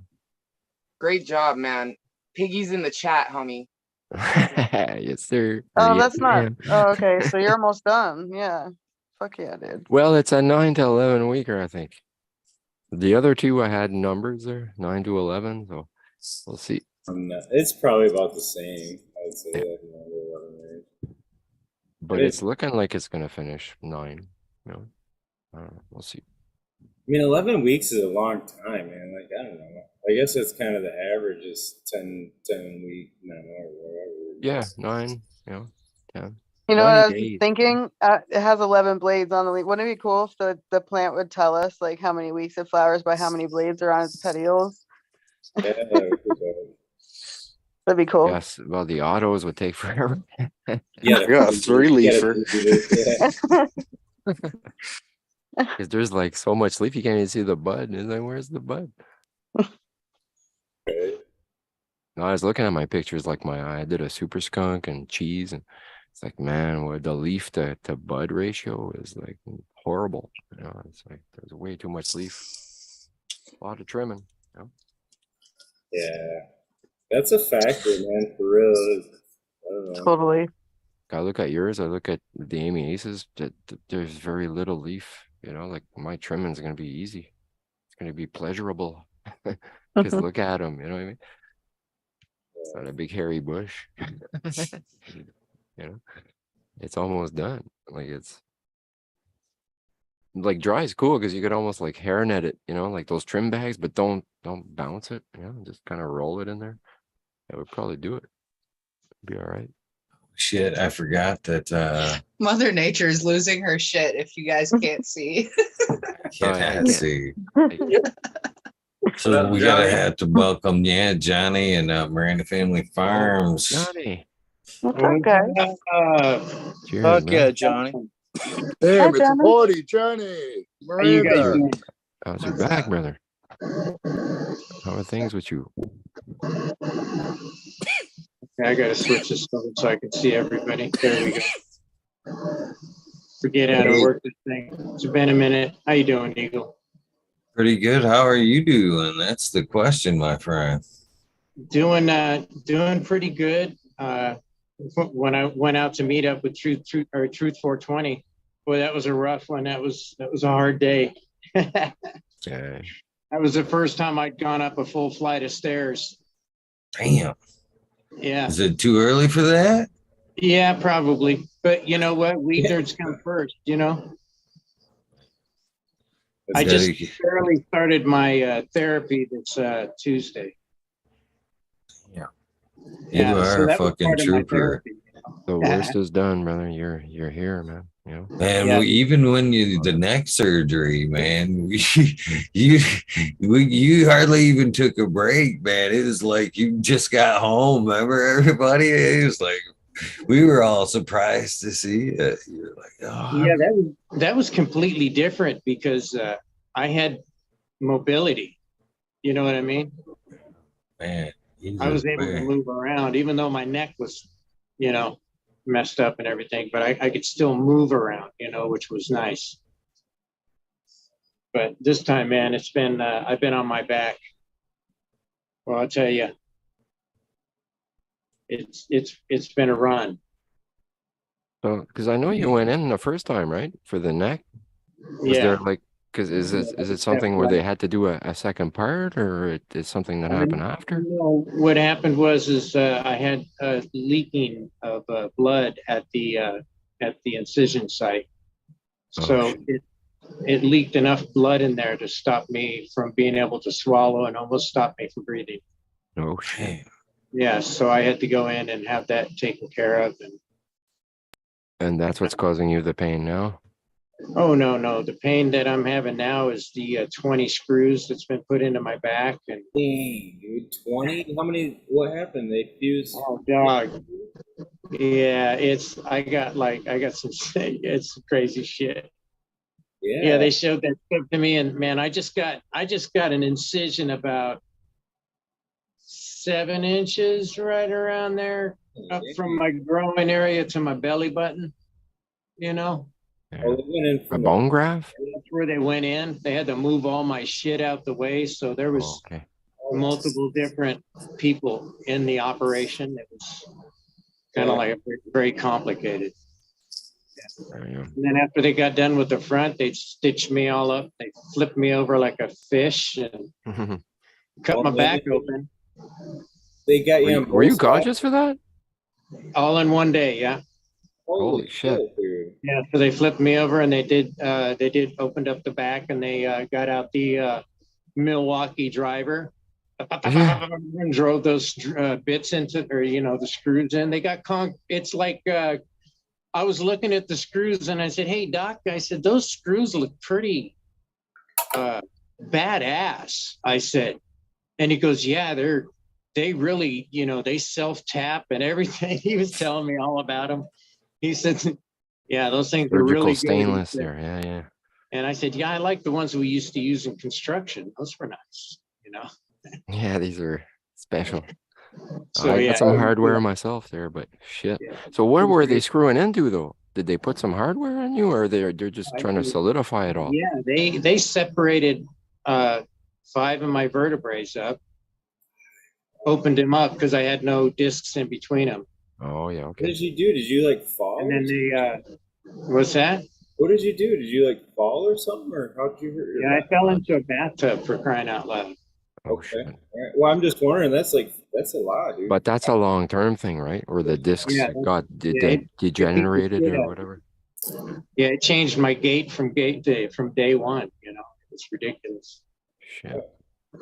Yeah. Damn, dude, I'm sorry to hear that. Oh man, that's what I needed though. You know, because here pretty soon I'll be running again. Bro, I had Harrington rods put in when I was 21. Right there to back on my feet. They're still in there, and I'm doing great. It's a blessing that it happened, really. Yeah, it feels better now or something. Scary Through a little procedure. pain to get better, right? Yeah, scary procedure. I mean, it was. I told him don't make me leak. I'm curious. Do you guys have to deal with back pain after your surgery or whatever you got done? Like, Oh, they tried to roll that card in. And I told them get that fucking shit out of here. I'm It's a good sorry, thing. I'm just absolutely against it. Yeah. I was on aspirin when I left. And I told them I'm not taking anybody else's blood but my own. so And you're when I got in there, they made me sign a waiver because I wasn't going to accept any blood. And they said, well, this is going to be a difficult operation. I said, well, you told me you could do this without making me leak. So don't make me leak. I want to come out of this with as many holes as I went into it. Exactly. Yeah. Minimal holes. Yeah, it was absolutely insane, man. I tell you. And at the end, because I got diverticulitis, it was really hard for them to figure out what to feed me. So at the end, they stopped feeding me. Nice. Just gave The up. last day that I was there. Fuck it. Yeah, I didn't get fed from the night before at 5 o'clock when I had what did I have? I had hot chocolate. Yeah, I had hot chocolate for dinner, and it was good, but it was not, enough. Right. And so the morning came along, and I watched my neighbor, the person next to me, eat. Well, that was cool. And I'm sitting there waiting for my meal, and I call up and they said, well, we can't figure out what to feed you. And I said, well, bring me some food for crying out loud, Yeah. And so they, lunchtime came along and nothing came. And I'm just like, okay, this is getting ridiculous. So I called up the cafeteria or whatever it's called, the people that cook for you. And I asked him to help me out, get me some food, and the guy hung up on me. What the hell? So I got pissed, stood up, grabbed my IV, pulled all my shit off, started getting dressed, and started walking out in the hallway. And the nurse says, where you going? I said, I'm going down to the cafeteria to get me some food. I said, you guys don't want to feed me, so I'm going to take care of this on my own. And they got all pissed off and brought 4 brothers up there that were 3 times my size. And I said, are you shitting me? You brought security up here for my poor feeble ass. All you got to do is trip me and kick me in the back and I'm done. And they call them porters. I'll port your ass right back to where it was. It was ridiculous. But nevertheless, I made it out. I'm doing good. I'm getting better daily. I'm almost off the medications already. Probably got just another, judging by the way I'm going, I'll probably have another 4 more days probably. Well, I heard THCA is really good for inflammation. And What's you that? can THCA, like don't decarb your weed or make an extraction or rosin or anything and put that straight in your coffee with MCT. Don't decarb it. I You eat can't that, and you can eat a shitload because you won't get high. And apparently it. that's really good for inflammation. That's what I heard. I heard it's better than CBD. Yeah, I got some. Are you muted, Johnny? You could take a shitload of it. You know what I mean? That's what I do now. I decarb it, but I don't go as far as I usually did. And now I have like half and half stuff in there. Yeah. Oh, you're muted there, Johnny. Sorry about that. I said my nephew kept my garden alive. Ah, nice. Awesome. So you guys. Awesome. You still got that tie there that was going? Did that ever? Yeah, fuck, squirrel tail or whatever. It was Squirrel tail, Yeah. man. I don't have any of that going right now. It's probably still in flower. It hasn't finished yet. Not exactly. It's a It's like 27 week. 30. Here's the Gorilla Glue number 4 Hymac. That's the re-veg. Let me spotlight you here, Johnny King of Seed. That's the re-veg right there. All right. That's the Gorilla Glue iMac. She's looking pretty. And I got a little bit of fuck off in the back here. This one here is Wow. Gooey Jilly. That's a Gooey Jilly right here. This one right here. Nice. And back here, this big crazy motherfucker right here. She is a crazy Uncle Jilly. Uncle Julie. Yeah, she's really Uncle Joey. Crazy Uncle Julie. yeah, crazy Uncle Jilly. And the other one over there is Gooey Jilly. And this one here is this is the Ebony Roots, the fuck off. She's looking pretty spectacular. She's starting to taco up a little bit. And she gives off a really gassy fuel at this point. This here is the clone of it. And then over here I got looking really nice. You did a nice job. I'm so jelly of the variety, man. and this one here is another crazy Uncle Jilly. She's got a nice look to her. Oh yeah. See if I can get a close up on her. And she's just on the off shadow. She's off on the side, you know, not under direct light at all. And this is another one of the fuck offs right here. Looking pretty stout. Smells amazing. Super sticky. This is my nephew's first time ever being around like a grow. So it was Kept him alive. it's been fun teaching him. No, that's cool, man. He did a good job. They stayed Yeah, some of the finer aspects of it, you know. And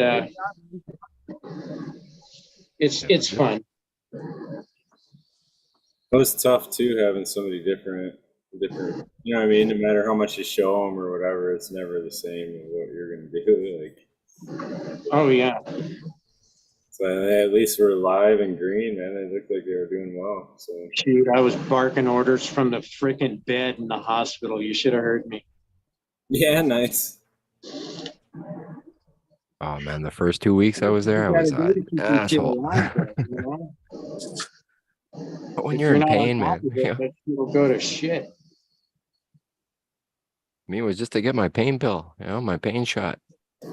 There's a stupid rule. Well, there's the law, right? They can give you only 100 cc's every 3 hours. That's the maximum legal dose you can get. So, but every 2.5, the pain would come back. It's like I got half an hour, and every minute, every second, you know what I mean? Tick. Oh, yeah. I went Tock. through You know, that clock is taking real slow. Cheers, Miranda Family Farm. What are you smoking? And since the light's on, show us your ladies. I am smoking Smiley's DOA, and it's tasty. Oh yeah. Really good. Oh, you got muted. Sorry, I was trying to spotlight you. Oh yeah. There you go. Sorry about that. There we go. Been working on this. I got a bunch of tomatoes to transplant. Spring stuff. Is it time to start them? Tomatoes? Pepper. I started tomato and pepper, a couple different varieties. A little bit of weed. Weed. Did some transplanting already on these tomatoes. Are those going outside or are they going to stay inside? They're going to go out and go on my farm stand for people to fucking grow their own. Dude, that's a killer veg show. Yeah, lights and everyone. That's sweet. Yeah, this is a $20 special light and some like shop lights that work pretty good. The trick, man. Don't need much. Nothing really special going on in here. I had a plant blow some bananas the other day, so I started hacking it down before it fucks anything up. This is like the bottom of it. Emerald pipeline.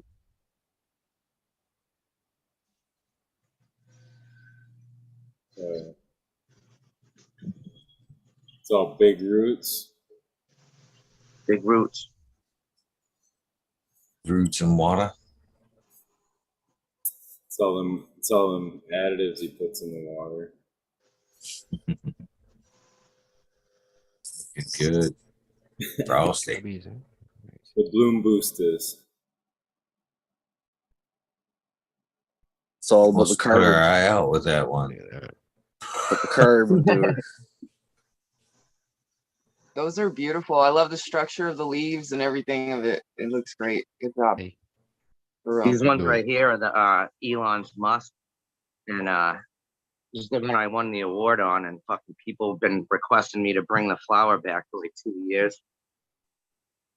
So April 8th will be my first event that I'll be vending at, and I'm gonna have some of the Elon flower coming fresh out the machine.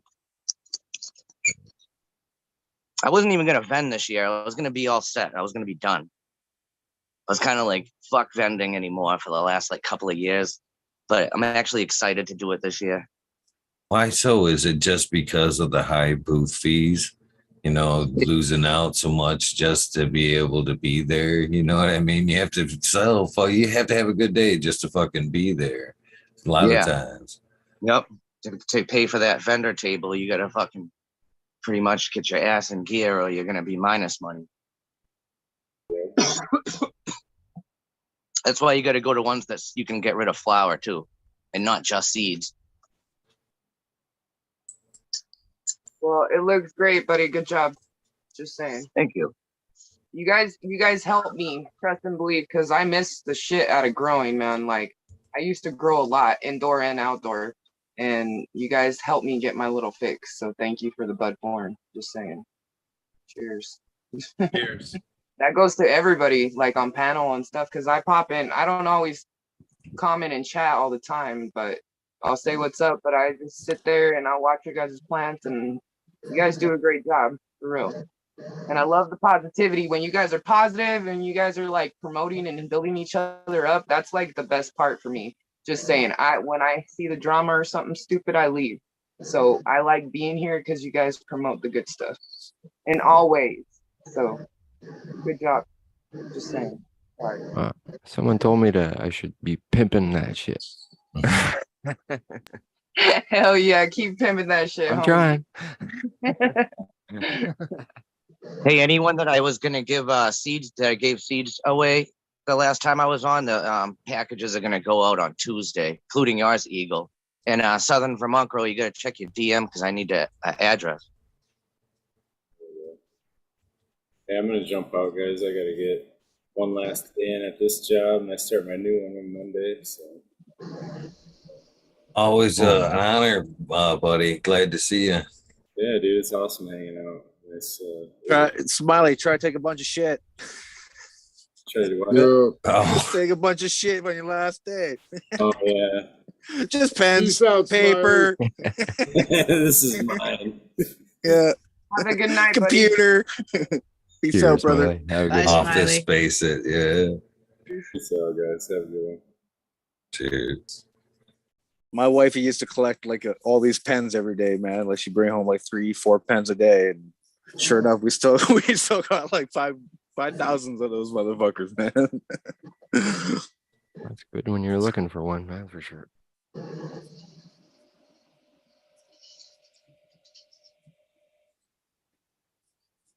Oh, I guess think Cannon Queen's checking out in chat there. She did fade out on us.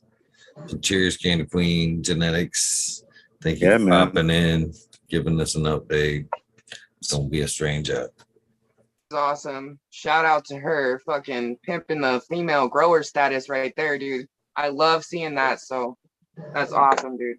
But guys love seeing that too. Huh? Hemp, man. I guess that's cool. We love to see the ladies out there. showing off their stuff. I mean, they're grows. Let me just put it that way. Yeah, that sounds better. That other shit, I don't get what's going on with that.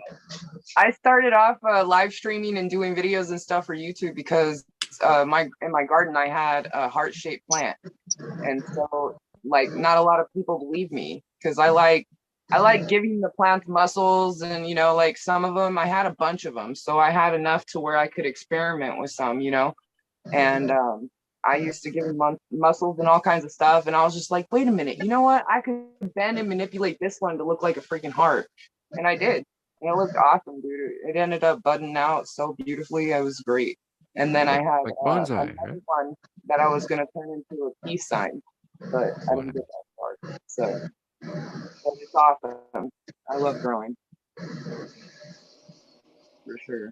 It's like a big bonsai, right? Because It the kind of, bonsai, they twist them up, but they're so small and tiny. I have a video. It's still on YouTube, but it's what the hell did somebody help me name it? Mother's Love or something like that. And I ended up putting a video of it, and then some of my gardening too.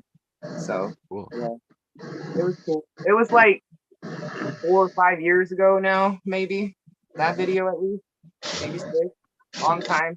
So I think they do it's been that a there minute. with trees, like living trees, where they bind them up there to shape them. Well, these ones, this one was not that big. The heart shaped one was not that big. It was maybe tops 3 feet. You know what I mean? So it wasn't as big as I like to get mine normally, because I used to grow some that were outside that were just like trees, dude. And yeah, so Yeah, there's no height problem outside. The sun's always going to be at the same height. There's yeah. no. Especially at a farm, dude. I love What's your that. light hat, man? Yeah, I prefer growing 27,000. outdoors than indoors, but either which way you get a good outcome, you know.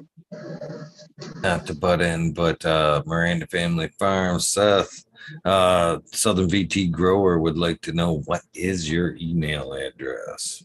My email is mirandafamilyfarms with an S at gmail.com. Sorry, guys, I didn't want to. Important information. Important stuff. Yeah. Pertinent. Nice squirrel know what we're talking about. Holy shit! Sorry about that. My garden at this point. What's that, Johnny? I went to a Cypress Hill show last weekend, and we were front row, and it took me 3 days to get my hearing back. It was so fucking loud. Oh, you get that one that sound there. This place was not. You're not allowed to smoke weed in there or vape or nothing. And the security was hard on it. And then Be Real came out with this huge ass joint. And they were all bugging out. Everyone lit up. We fishbowled the fuck out of that building, and they couldn't do nothing about it. Nice. You think they get fined for that? I don't foresee them renting the venue out to a cannabis party ever again. They should expect that. I mean, for reals. I mean, how are you gonna run to like have somebody like Cypress Hill and be like, yeah, you ain't gonna be able to smoke pot tonight? Be like, what? Really? I got a bunch of shows lined up. I'm gonna be seeing this weekend. I'm going to Jedi Mind Tricks. Vinny Paz out of Philly. It's his last tour. And then we got April 15th and 16th. Ghostface Killer and Chic Luch from the Locks. That's gonna be sick. And then we're gonna be seeing that Snoop, Wiz, Burner, Too Short, DJ Drama, and Warren G in July. Right. I'd go to that just to see Too Short. That sounds dope. I'm gonna be a sponsor for Terptown this year again, so I'm locked into all of the dates. But there's a 2-day festival in August, and they haven't announced the music acts yet. But any local weed nerds that want to come, I'll be able to get them free tickets. That's awesome. Saves them $100 bucks. Awesome. So It's pretty cool. And get that fucking party down with some weed nerds. That's the bonus right there. Okay. Hell yeah. And I don't set up my tent, like my booth in August to have anything on the, I don't even put a table out. I just literally just have my, is a smoke booth, and so we can hide under the shade because it's fucking mad hot. I bring water so no one has to buy it. Take care to weed nerds. Good job. That's awesome. I wish I was at that event. I'd go get a water from you, homie. And a pre-roll, and a hiding spot. Watch me Fuck act like an maybe. idiot. Oh my goodness. And we go live. What you talking about, homie? Hell yeah. You know this. No. Where's this at? No. Massachusetts. Oh shit. I gotta look at the map to see where that is. Yeah, East Coast. Oh, East Coast. I'm kind of there. Almost. North of New York. Okay, thank you.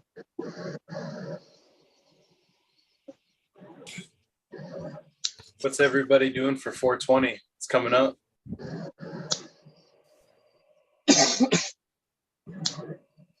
Smoking Doing lots of another weed. 420 24-hour episode, quite possibly. Oh yeah, that's right. Oh, that'd be nice. That's what I'm doing.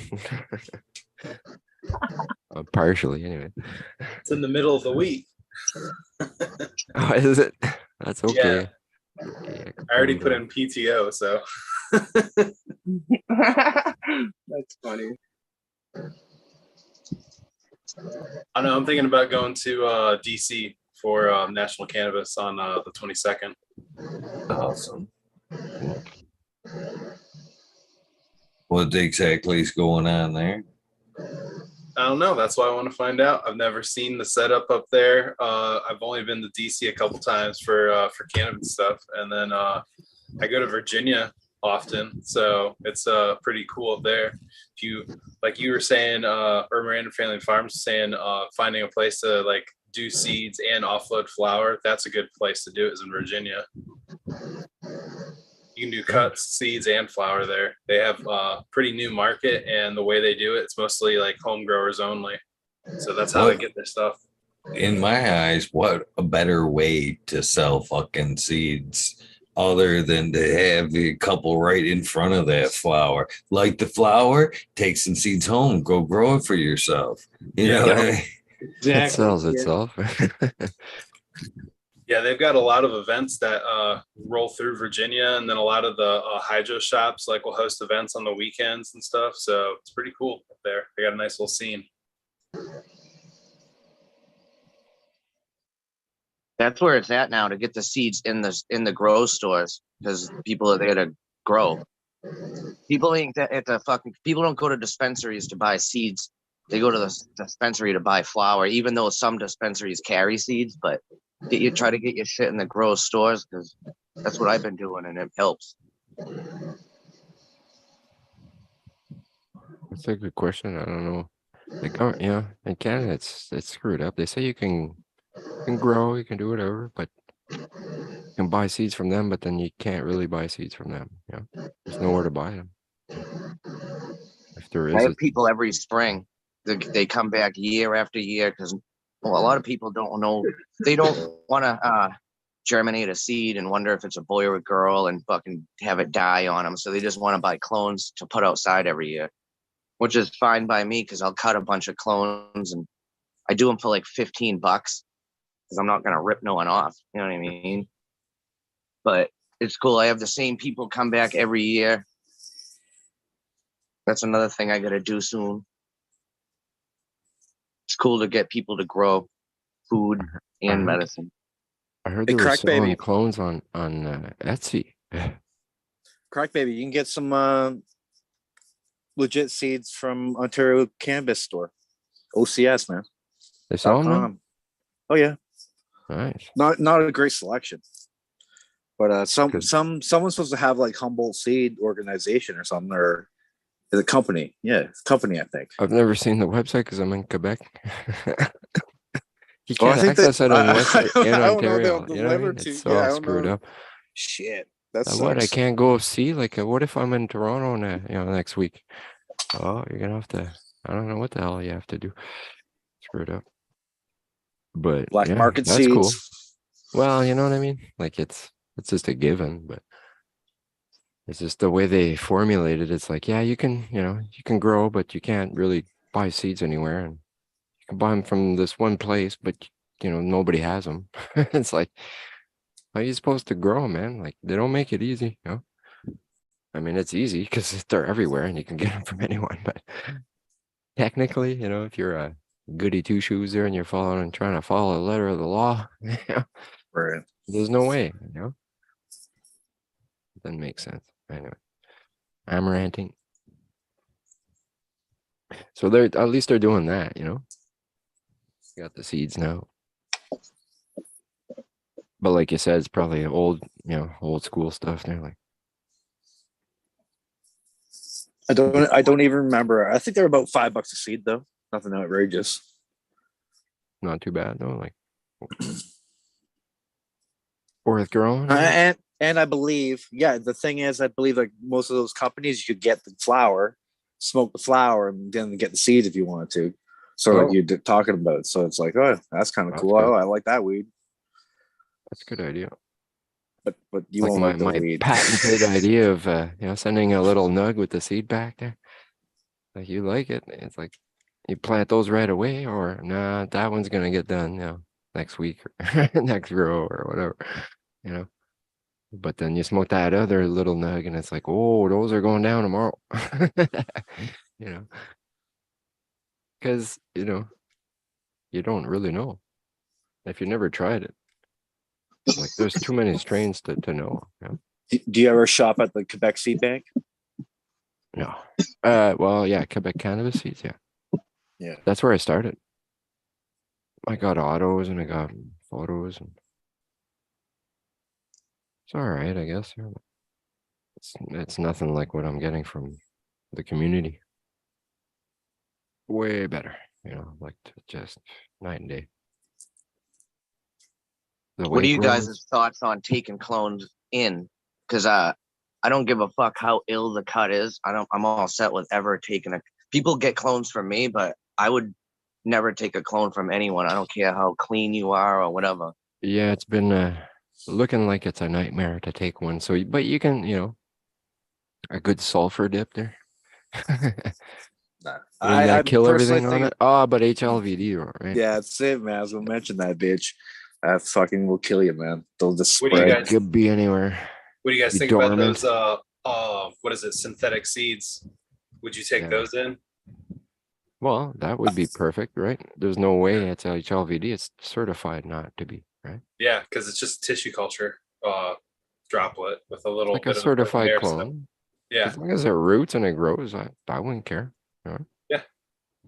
It's a clone, basically. It just doesn't look like a clone. It's a very clean clone. Yeah, it's a little pellet that looks like a seed. It's a clone. Yeah. But you can't put that in dirt. You have to do it in tissue culture at the beginning, right? You must have to start it in agar or something, right? Yeah. You can either put it in agar or rock wool, depending on how yeah. clean your situation is. That's cool. Okay. Put the time-lapse camera on that. Eh? That'll make a Yeah, viral video. Fuck. It's still new technology, so bear with it. I'll do it. Yeah, exactly. I'd try it, but Send them to me. I'll do them success right rate is just going to be correspondent to your tender love and care. You want to see some shit right here? Yeah, because agar will grow anything, right? So Some rot shit right will grow here. right beside it. Yeah. Feast your motherfucking eyes on this. Look how many fucking fungus gnats are on these motherfuckers. That's What a the fucking hell? beard. Is that from soil? That's from the soil. Your storage? Oh man. Wow, son. Holy Look at it, eh? moly. It's like food heaven in there. Look how furry this motherfucker is. Nice. All the tape's working. Holy shit, dude. That's crazy, right? You And can guess never what? say I still those ain't tape things scared. don't work, man. Shit. That reminds me of fucking the roots, growing in the roots back in the day. That shit was like that, and you could guarantee gnats in there. I'm What not fits scared with though. I CO2? just do proper watering and they fucking die off. Right. We all remember Subcool's tattoo on his wrist of the fungus gnat. You know what I mean? I ain't scared. It's part of the fucking garden, man. That's it. It Part of the does. biology, yeah. Gotta, I don't know, man. I guess it's symbiotic somehow there, right? For dry out. They really only affect like really young seedlings. You know, when they're just popped out, they could eat a seed and kill off, you know, a valuable seed. And yeah, they can fuck your clones up a bit too. But even then, generally the cloning outpaces the worms, anyways.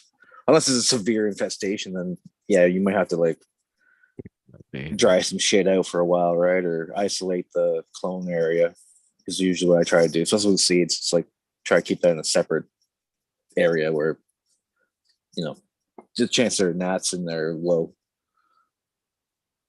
Need predators. Is there a predator for the aphid? The aphid? Oh, there's lots of shit for the aphid. No one's For the feeling gnat- the bearded cards, huh? Or is that what we were just talking about? I just squirreled it. Gnats. No, gnats. Yeah. Is there a predator for gnats? Yeah, there's nematodes for sure. Oh, okay. But Yeah, a grow store called me up and they're like, do you want this soil? Because we're going to throw it out. And I was like, yeah, I'll fucking take it. I rented a U-Haul and grabbed it. free soil? Fuck, it's worth Free it. soil. I wouldn't pay a fucking penny for that shit, but That's awesome. Big roots. Definitely use it. Is it?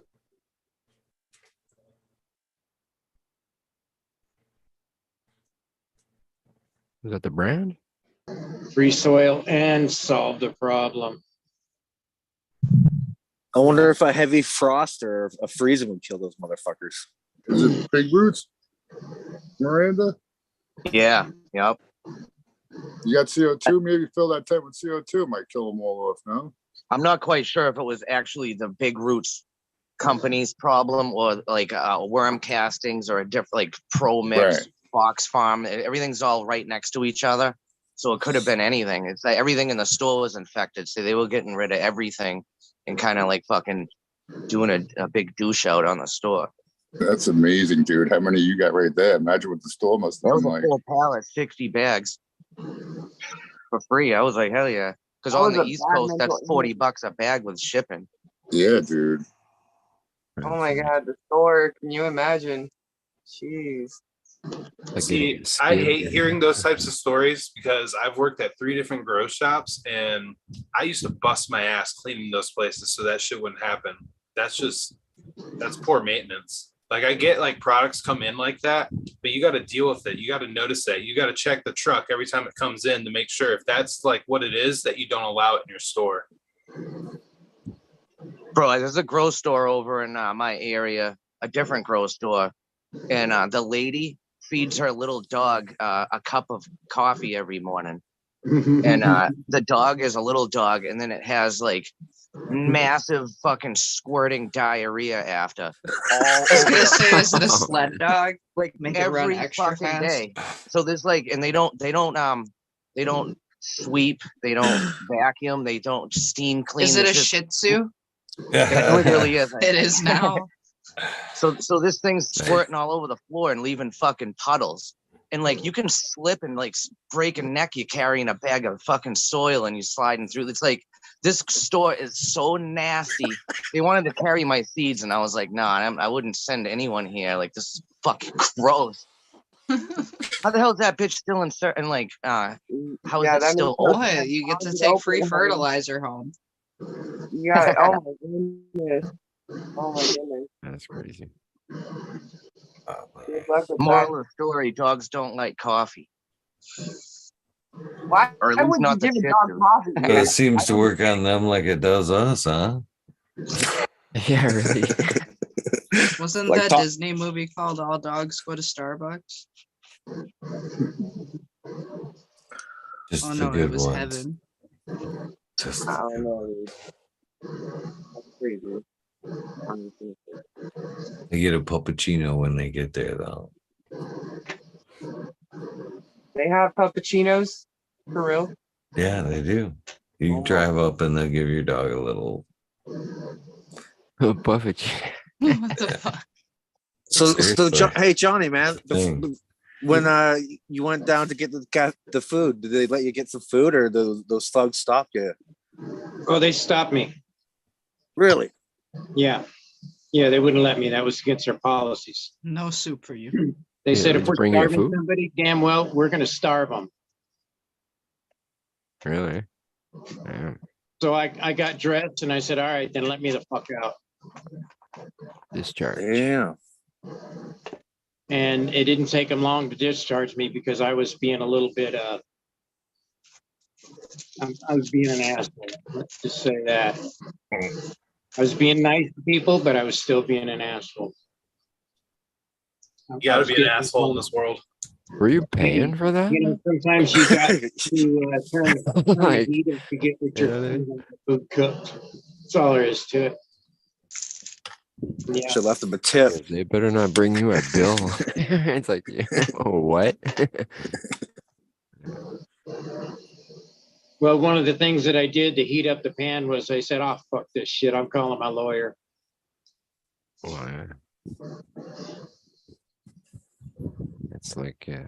It's it's not malpractice, but it's Johnny had 3 days of it's vanilla some- pudding. Yeah, I mean, Oh, definitely. yeah. something. For the last 3 days that they'd fed me before this, they were feeding me a diet of vanilla pudding, vanilla Greek yogurt, and vanilla Ensure. And Did it that at was- least come with some vanilla sex from one of the hot nurses? That's all I got fed for the last 3 days, besides that one night when they gave me a cup of hot cocoa. You know, and I was absolutely Was it furious. cocoa? Man, now I kind of have a little thing, me and vanilla, we go back and forth. I don't know if I can eat it that much anymore. You know, they vanilla my ass out, you know? I don't eat raisins anymore because when I was in Syria, the rice and raisins was all I ate for about a year. Yummy. Together in the same dish, right? Is that how they do it over there? Sometimes that's just what I was able to source in a war zone. Shit. Oh yeah. We're all getting older. It's time to Ball of switch to fire. prunes anyway. Does anybody Wow. actually purposely eat raisins? I have I raisins used once in a to. while. It's like, I like them. Does Raisin Bran count? They're the only thing Yeah, that's really that's high true. in boron. The natural source of boron would be raisins. So you chop. Right. If you get a good source of raisins, that's your boron source. Aren't But they they're just like fucking- they're expensive shrunken as fuck. grapes? Right, they're just grapes that are dehydrated, right?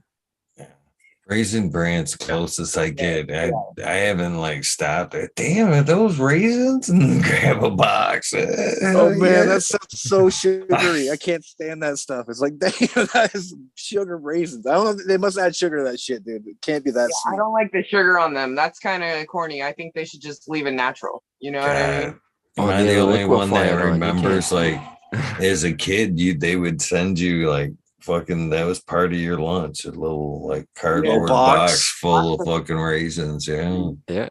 Raisins, That's what I like remember. with peanut butter and celery and shit, and that's what I would have as a kid. Like I used to love that stuff. And then trail mix, like I would always make trail mix like for when I go on like hikes and stuff, qualification hikes, just to have some fuel.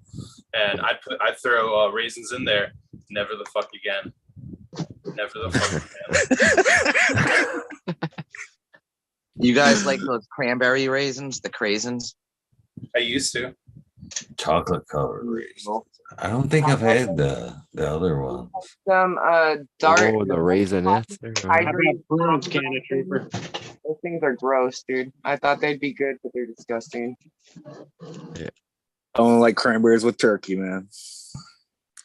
I live around cranberry bogs that get sold to Ocean Spray, and the secret is there's a massive landfill on one side of the road. It's like a mountain, and I thought that these tubes that come out of the mountain were like breather holes. And I drove by the other day and I seen a big tanker truck sucking probably the shit juice out of the ground. I didn't know that's what that was. I thought they were like tubes with air, like letting gas out. But apparently those things fill up with some sort of disgusting fluid and whatever else. So it's on a huge hill. It's and condensate. Yeah, I actually. Right on the other side of the street is the cranberry bogs. Like literally right there. That's what gives it the flavor. There's no way that's leaching across the street, you know. It's pavement, man.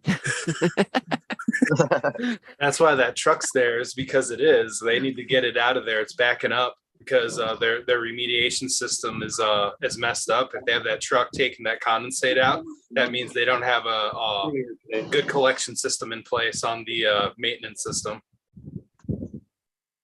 So I think, stoners in general will try anything that's semi-sweet. You asked if anybody's had any raisins or anything. I think at one point, if you've been around high and you were like, man, I got the munchies, and you think, oh, that's sweet, I'll try that.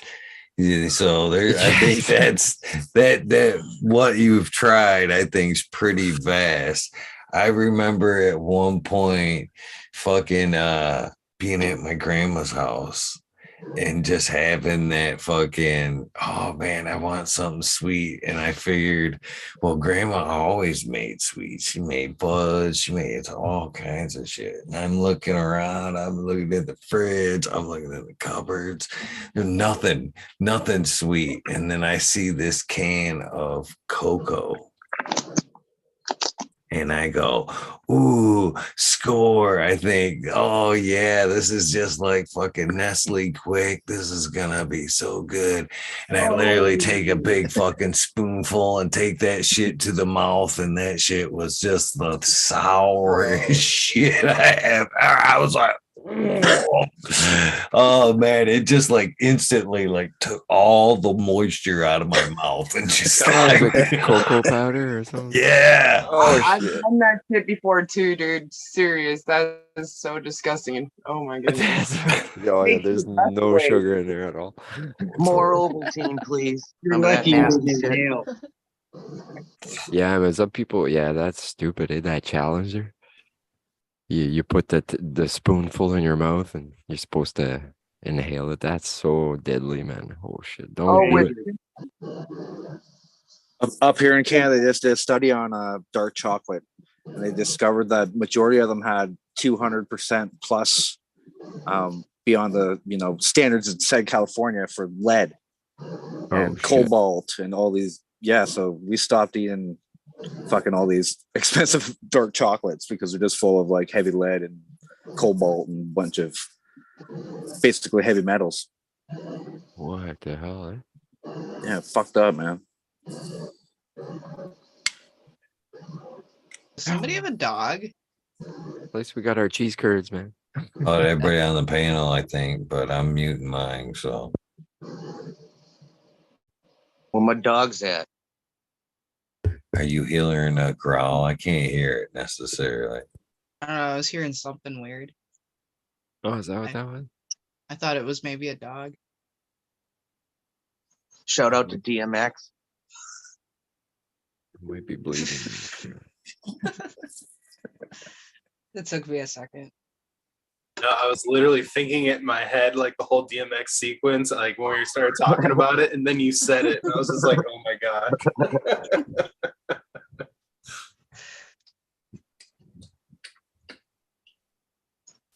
Definitely tell the same generation. Bro, on Monday, I'm getting my fucking box amp and LEDs put in my Jeep. That's how fucking stuck in the 90s, like 18 I am. Nice. Cool. Thanks a lot, Johnny. So, what will you be bumping in that Jeep? Oh, I got right now. Are you going old school like Hairman Battle No, it's Close just some fucking. Project Pat. This is on some fucking crazy, stupid sounding shit, but I've been practicing for 30 solid years. You know what I mean? So Ghostface Killer always brings two heads up on stage to do the Method Man verse and the Old Dirty verse on Protect Your Neck. And I'm standing front row with a bright red Miranda Family Farm shirt on. I'm throwing my hand up, and my fucking mission is to fucking get up there on the mic and rip Protect Your Neck. And if no one knows Old Dirty's verse, I'm doing that one too. That's just going down on fucking April 15th. I'm fucking mad amped. That's awesome. As long as you don't got spinners, I think you'll be good. I'm not spinning. No, I'm not doing it. No spinners, honey.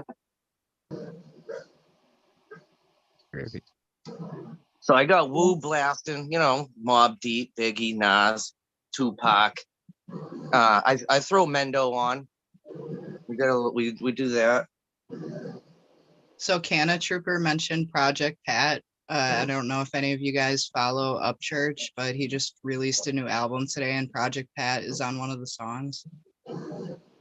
That's pretty cool. Gotta check it out. Thank you. Hey, Eagle, thank you for having me up here, my friend. I appreciate it. I'm gonna get going, homie. You're awesome. Thank you for popping in. Of course. Everybody else on panel, you guys are freaking great. Keep pimping that shit for sure. Much love, everybody. Cheers, Lorna. Nice Cheers. having you. What's up, Mother Nature? You keep pimping that shit. Hell yeah, pimping that shit, homie. Till next time. Later. Hey, that. Cheers. Oh shit, Lexi's in chat. What up, Lexi? Oi, oi. Ah, cheers. Cal, I'm gonna be taking a trip to New York in sometime in April. Do you live anywhere near Staten Island? Because it sounds stupid, but I'm gonna be bringing the family to the Park Hill Project so we can go out in front of the 160 building where they actually like taped like Protect Your Neck and shit. I'm about like, depending, well, traffic is traffic. About an hour. Going over to the Wu-Tang Clan district to check out my boy Boom because he still lives over there. There you go.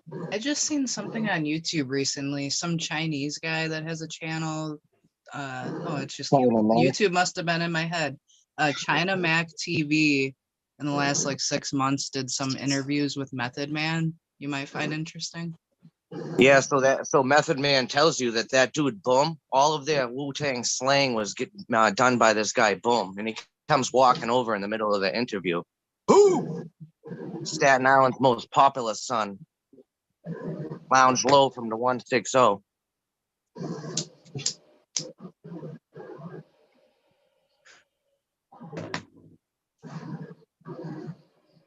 Well, shoot, guys, I'm running out of steam. I got to go lay back down. I'm exhausted. Holy shit, there's I've been up longer than I've been up for a few days here. So anyway, it's been a busy day for me today. Good But I'm to going see to you, get out. Johnny. Peace and love. Thanks, Eagle. And I'm Hope you honored feel you better, bro. fucking popped in, you tough motherfucker, you. Strong, brother. I do. Cheers, man. So I'll check with you guys later. I'm going to go catch me some sleep. You said, Johnny. Peace. Sweet dreams, Yeah, Johnny. Johnny. Take it easy, man. Yeah, I guess I should be popping off too there. It's getting a little late, but it's always nice to catch you guys there. I love this new 9 o'clock show there, so I'll try to be popping in more often. Have a great night, guys. Good to see you, Weed Nerd. Peace out. Good to So see you. crack, Yeah. baby. Have a great one. Thanks, man. Cheers, Eagle. Keep rocking. Thanks. Appreciate that, brother. Have a good day. The Eagle, when you do the shout outs, do you say like crack babies? I just say crack babies. No, I just roll with the crack babies. There's a lot of people on there that have altered their handle in one way or another over the years, and I'm like, I will not change it. Cool. So, it's still crack babies. DWC. And Blue City Sims. Butt plug boogaloo. Well, Eagle still has not, Oh, has yeah? not said it What's up? right. Hey, what's I, that seashell one again? Can you say that one? so that's you too. How many do you No, the have? seashell is not me. I just find that one hilarious. Selling silly seashells. I can do it faster when it's rolling. I usually say fucking seashells, do I usually break it up? Is Jenny and Joel coming on tomorrow, Eagle? Yes, sir. Hell yeah. At They're a gonna be a good special episode. time tomorrow. Another kind of semi-early episode. We'll be on at 10 o'clock tomorrow. I think they have shitty reception every time, so hopefully it goes good. I keep forgetting too. It's Joel will be bringing the green, the St. Patrick's Day episode tomorrow. I smoked bud right out of their garden a bunch of times. They grow good stuff indoor and out. He sent me some. I'm waiting, trying to patiently wait to smoke. I have like dipped into most of them, but he sent me like 5 of them from the sample. Yeah, the Blood Moon was really good. Basement Jam was really good. Damn it.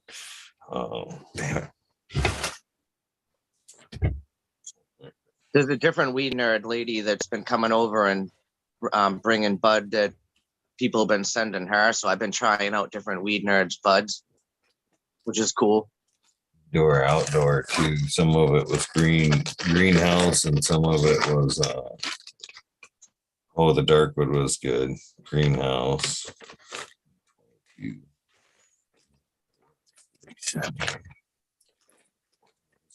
Big old fucking bud. Or this is the Banditos. Am I saying that right? Bumelos. Bonellos. There you go. So I grew that, and that was my buddy's favorite plant he's ever smoked in his whole life. So I ended up hitting up Jenny, and I was like, "Let me get like a fucking huge pile of those seeds," and she sent me them. We had 2 different varieties of that. That number 1, and one was like greenhouse, and one was grown under the LAD. Yeah, fucking fun hanging out with them tomorrow night. Both of them guys. Yeah, I already said the Basement Jam. The Basement Jam was really good. That's probably one of my favorites so far.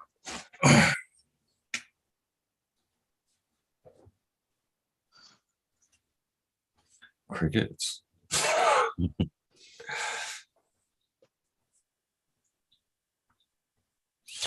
You ever see some of the cool stuff Joel makes, like on the carpentry side end of it all?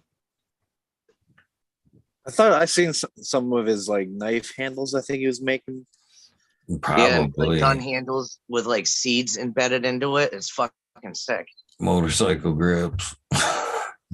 I think I watched him make his fancy deck too. His flat deck up there, his cedar deck, or whatever the hell he was doing. That was pretty fancy. Yeah, I like his style. He's got a beautiful when the pictures that he posts when they wake up in the morning, there's like fog all over their greenhouse and shit, and a nice little chunk of land right there. It'd be nice.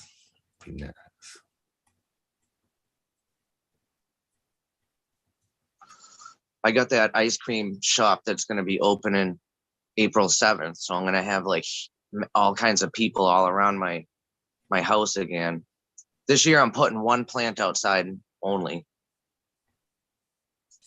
Because of the ice cream shop? No, just because of just concentrating more on indoor. It's just getting harder and harder to grow outside. More and more people are growing. More and more people are letting males blow all over the fucking neighborhood. It's not even worth it. That's understandable. Everyone in my neighborhood's growing in dog shit. I told you guys that.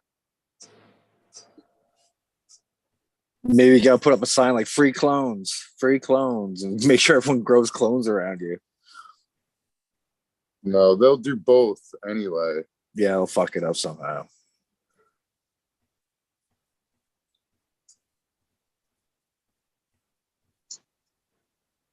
But I think I went like there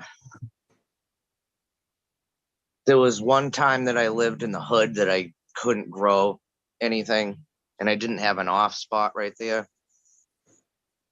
But other than that, I've been growing since like the early 90s, so I gotta at least have something going.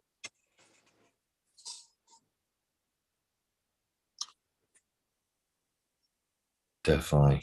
I gotta agree with that. Even the littlest thing makes you feel better. You know what I thought about a long ass time ago? Camp in California with the helicopters, they would find patches growing in the middle of nowhere, and they bring the helicopters and they get all the plants and bring them and burn them. All they had to do was get a whole bunch of shit pollen, hemp pollen, and just pollinate every fucking, just drop pollen everywhere, all over the woods. Fuck everyone over. Yeah, and then people will be like, fuck, I ain't ever growing again because the shit comes out all seed. They could just do that to every single farm, like even if it was whatever, they could fuck with people. I thought about that way back. I was like, that would be easier than all the bullshit they're doing. Just fucking spread male pollen everywhere. No one would want to grow outside no more. Dick move. Or anymore. Yeah, that would be a dick move, but they should have, if I was the sheriff, whatever, who was like in charge of the shit, I'd be like, yeah, that's what we're gonna do. I like it, Tao. I like it. Scorched Or do it with good pollen, right? And then when everybody's like, fuck this shit, we'll just get all the, like, we could have a whole bunch of seeds, like, what, you know what I mean? But they He's just passing. He's just like planting males all around town and shit, just water over shit. No, someone just brought up spraying shit. It's another thing. So I keep my shit all organic all the way through, and then every year we get these low flying helicopters and planes spraying mosquito killer chemicals all over everything. You know what I mean? It's like shit. Fans beating out 3-foot fans, just shaking them every morning. Dude, if you wanted to be an asshole to a farm, that's all you would have to do. One male, maybe two, or just like, yeah, have a 5-gallon bucket of pollen, just fucking wait for that wind to be right, just throw it up in the air, man. You screw somebody over righteous. It was hard to pull off a fucking good harvest guerrilla growing because it's got to be kind of not in the open. I had 2-foot node spaces. It was such shaded spot. Yeah, you know that's the other problem. There's no sun. It's hard to find a spot with sun in the woods because there's trees everywhere. You have to make one if you want one sometimes. Make a little pollen bomb that air burst over the field so the wind carries it across it. Yeah, don't be doing that, anybody. I don't know why. I think of evil things. You know what? When 9/11 popped off, I was like, you know how easy it would be to shut down New York City?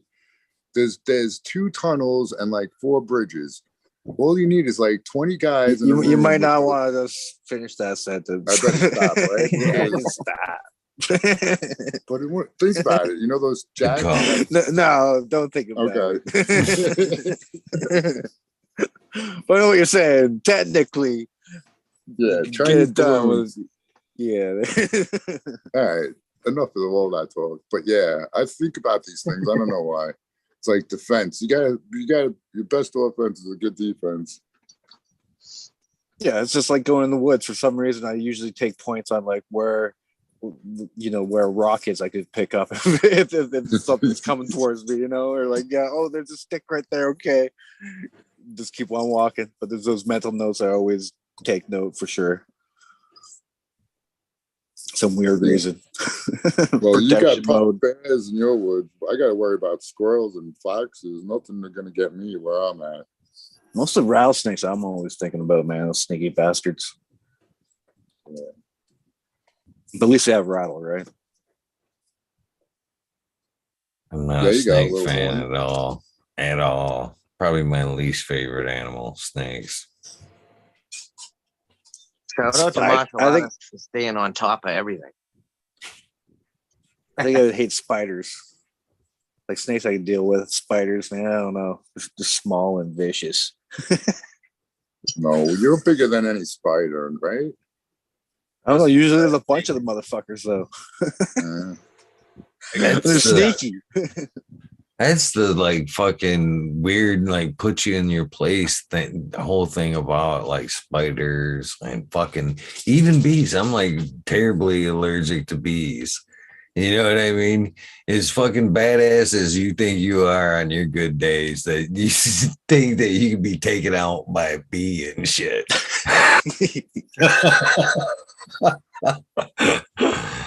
Yeah, spiders, same thing, man. It's pretty hard, kind of put you in your place to know that you can be taken out in your sleep by like a little spider. Fucking them little wolf spiders, man. Here in fucking Michigan, man, them fuckers are like terrible, man. They like zit up and like eat out the skin or underneath them, or you pop that shit and then it just like gets bigger. Yeah, and just like wherever that juice flows, it just turns into like nastiness. Yes, them fuckers are vicious. Fuck spiders. When I was in Fort Knox in Kentucky, they had a brown recluse problem, and I never even heard of the fucking thing because we don't have those around here. But people are getting bit by those like nonstop. Yeah, that happens around here too. You get like a big gaping hole, and it just eats away at your like flesh and stuff. I've gotten bit by a brown recluse before. It's not fun, and got bit by a snake when I was in Boy Scouts when I was a kid too. It's you go out in nature, you got to deal with it, man. Yep. Yeah, just are vicious. Vicious. Yeah. If you be nice to them, they'll be nice to you. Stop fucking with the little guys, man. So what are you doing when you get bit by one of them recruits? You know I was what sleeping. I mean? Yeah, See? it was in the army. It was in the army. The building had an infestation. They ended up like closing out the barracks and like fumigating it and like not letting people live there. And it's actually some of the barracks that are being like torn down at Fort Bragg. I don't know if you heard about them, but it's on Smoke Bomb Hill. It's where the barracks are. That they're like closed down all those barracks right there. And that's where I lived for like ever. You were part of a military experiment, Cannon Trooper. Oh yeah, that's what that was all about. Yeah, I'd like to know what that experiment was because my barracks was right next to the 24-hour shopette that sold liquor the whole time. So every time we got back from anywhere in the world, right over there, and then we could walk straight back. Have you noticed any strange superpowers since then? No. I got fucking, and you know what sucks is like mine's memorable because it's all on fucking camera and shit. Is when first time I went down to Rainbow Farms there, or Big Clouds. It was Big Clouds, I guess they were calling it then. Is with Stony Rockefeller and Thunder Dan and a bunch of folks. Detroit River at a fucking bunch of cool motherfuckers. Gus was there, and we fucking partied all night on some mushrooms after the fact and had a fucking good ass night. But then after the fact, we were like, I ain't gonna. We were all like, going home. What are you gonna do? We all like, I don't know. A couple of us were like, fuck it, we're just gonna pass out in the car and fucking leave in the morning or stay. Who knows? We'll decide that when we get up. I wake up in the back of my fucking truck the next day, and I had been bitten by one of the fucking one of the recruit spiders right here on the fucking lip. My gauge had been ripped out. I pulled my gauge out in my ear. And fucking literally fucking, I'm like, fucking my pounding headache, fucking from the ear and the spider bite shit. And fucking that fucker blew up on every day. It got big as fuck, that thing right there. And I was like, every night I'm like, man, I gotta fucking literally look in the camera tonight, do an interview with this big fucking gaping hole on my lip and shit. But It's not herpes, it's a spider bite. I promise. yeah, really, yeah, exactly. The herpes outbreak, bud. Sorry. As far as bugs, you know what took me out was the fucking tick, because I didn't know I had Lyme disease until it affected, like, it swelled up my knees so bad that I ended up getting my kneecaps drained. Like, it was like a medium-sized coffee or more's worth of fucking, like, a yellow piss-looking fluid in my knee. I couldn't bend my knees anymore. My shoulders are fucked. All my joints from this little ass fucking tick. Damn. My Yeah. Hey, Seth. stepdad had Hey, to Seth. have one cut out of his ass cheek. Can I ask you if that comes and go? Did that come and go as you had that? Like, or was that The fluid consistent buildup thing?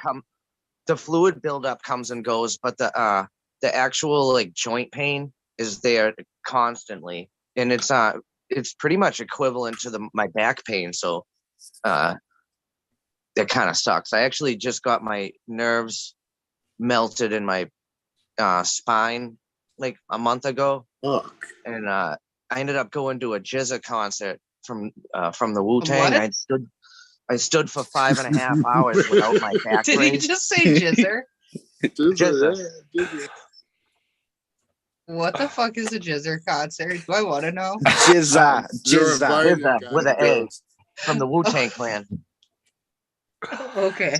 I But I knew. stood for 5.5 hours without my back brace, and I fucked my whole shit up. So my doctor called, and, like, he wanted to ask me how the procedure went, and I told him I stood too long. So he gave me, like, a couple more weeks, and he was going to call me again. So I was walking at night, and I was going to give someone some bud, and I fell off, like, a 8-foot ledge that I didn't know was there.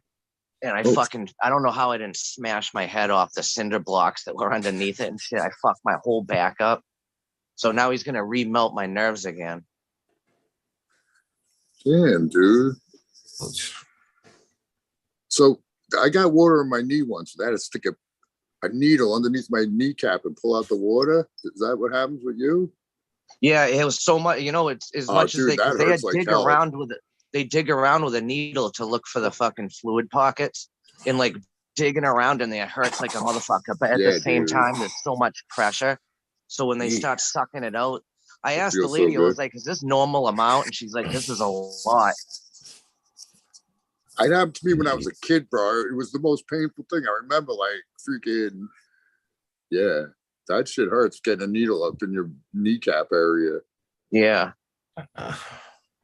I actually had I can relate in another shitty way on that is I used to do a lot of, like, fresh firework, you know what I mean? And I had to go into this one apartment that was freshly burned and board up the windows, and I fucking had to cut some insulation, and I, like, just kind of, like, dropped to, like, one knee to fucking knife the insulation, and a fucking screw went right up under my fucking kneecap. Oh God, man. Yeah. Oh, it was very painful. Yeah. Yes. I used to enter contests on, like, half pipes on, like, BMX bikes, and we used to race and shit. So I fucked up my knees on a bunch of ill crashes and shit, like, ill jump contests and stuff. We spent, like, most of our childhood bike riding. Oh yeah, we Paying did a for it lot of now. that here too. There was this place by my house, like, that we all would bike to. It was kind of like a section of woods, and some of the older kids had built it up so that there was, like, dirt ramps and shit all scattered through here, and you could just basically yeah. go in a big fucking circle all through these woods and take your bike off these jumps and shit. Why don't you see fucking I was thinking about that the other day. You don't fucking see kids outside. I mean, literally, when we were kids, that would be a whole afternoon of, like, building ramps and fucking jumping. Just, you know what I mean? Yeah, I haven't seen a kid build a ramp in freaking ever. There's a new type of bike out, and it's like a wheelie bike, and they sit down and do wheelies for like fucking miles at a time on them. And like, especially in like the cities and shit, and the whole street is covered with like mad kids doing wheelies. You guys ever build a ramp and the fucking ramp in itself actually collapses on the fucking? You gotta pay This'll that work. price. Fucking piece of particle board or something that you found laying in a fucking garage. My brother built a quarter pipe in shop class in high school, and then we had a flatbed come and take it from the school to my mom's house. And then my brother fucked the school over and never paid him for the wood.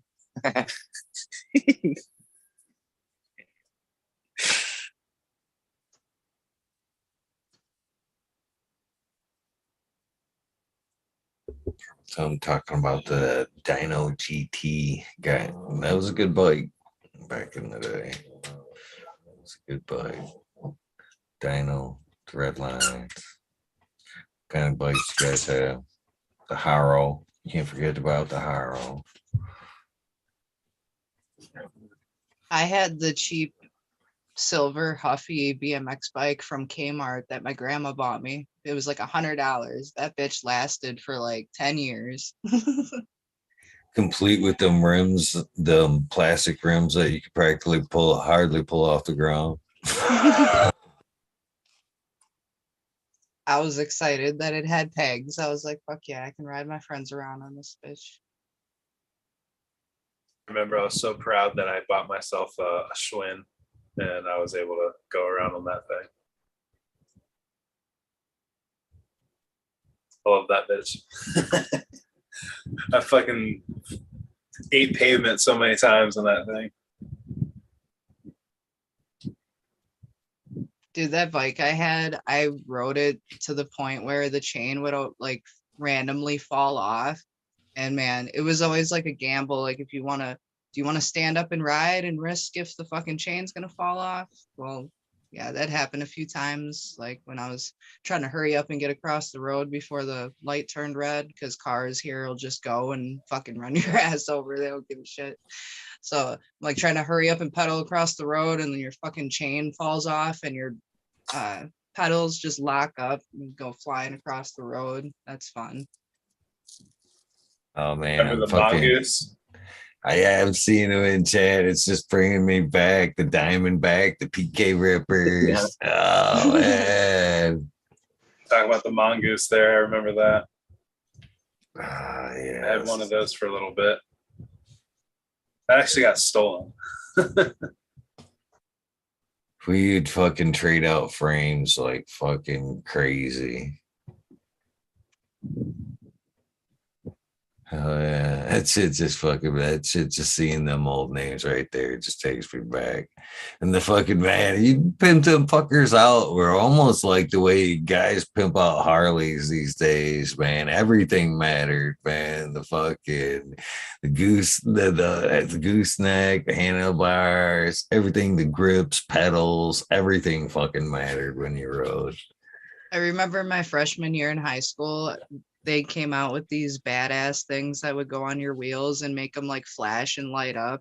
And I fucking put those on my wheels, and I had to go up to my high school to get my student ID and all that shit before school started a few weeks ahead of time.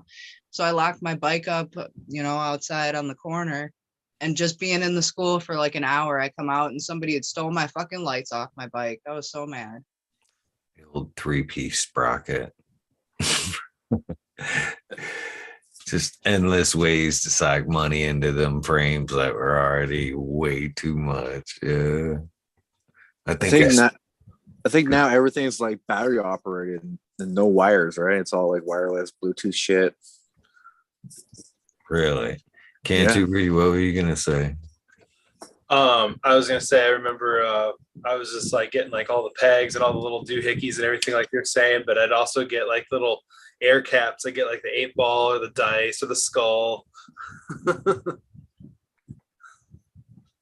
When I was really little, we used to ask the police officers for baseball cards. I don't know if they did that in your cities, but Like we could just like go up to the cops if they were in their squad cars, and they would give us baseball cards, and then we'd stick them in our spokes and shit. The bear trap pedals there. I think I still have scars on both of my shins and my calves from the motherfuckers.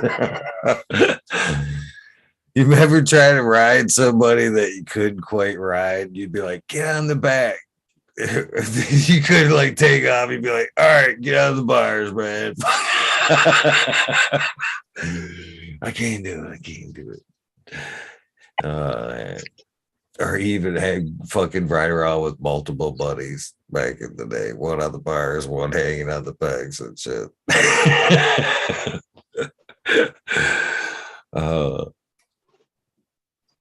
Fucking crazy days.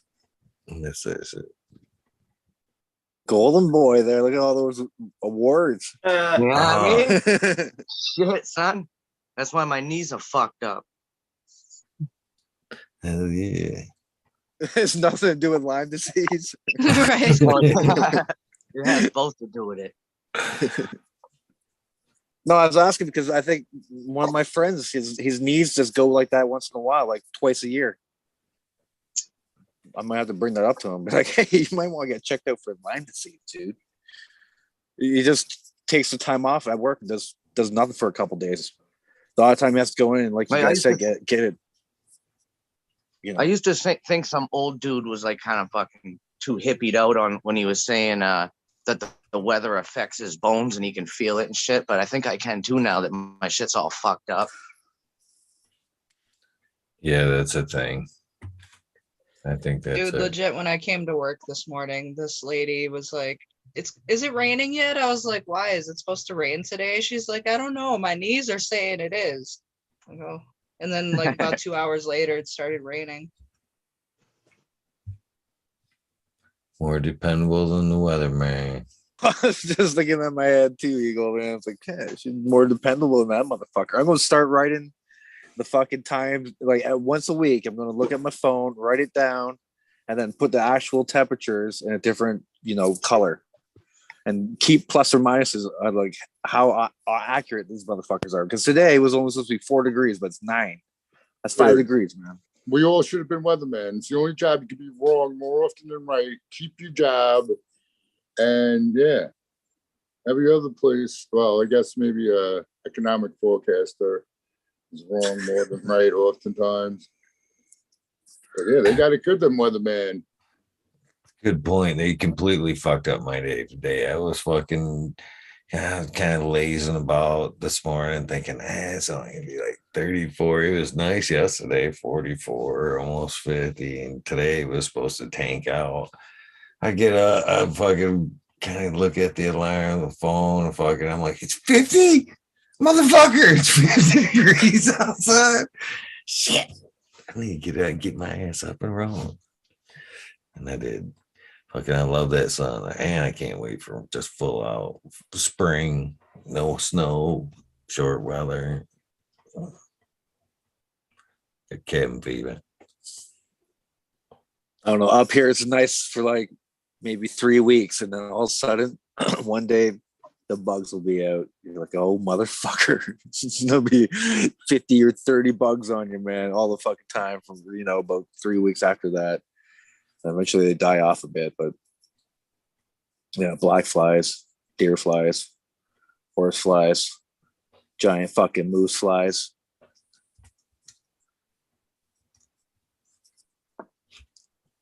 Damn. We're on. Sounds brutal. It's not too bad. I think the worst are actually black flies. They get like right wherever your clothes is tight, and they'll just chew on you, leave like little holes in your skin. Little fuckers. And deer flies, mostly they just fly around your head. They don't really attack you too often. These are the dates that I'll be vending for Turp Town. Catch me on the flip side. So would you suggest it was at a fair booth price to other people wanting to vend? I am a sponsor, so I'm dishing out 175 packs, and I don't have to pay the dude shit. So to me, it's fucking worth it. You know what I mean? And my logo and my name gets thrown all over the fucking place, on the stage, on the banners, like all throughout the place. So that's kind of cool. Packs of seeds go. That shit goes for a long way. You know what I mean? But like 175 packs ain't shit. You know what I mean? Last year it was 200, and he said you can even do half packs this year if you want, like 3 to 5. Yeah, seeds, packs of seeds are good branding because even after they grow it there, you know what I mean? There's that still. Who was that? Brand Family Farms. You know what I mean? Hey, that's the kind of advertising that keeps on advertising right there. Free pack of seeds. Actually, if you come martial artist, last year I didn't stick around because my wife was all set. But if depending on the headliner act, we can go backstage and meet the dude and smoke and chill and shit.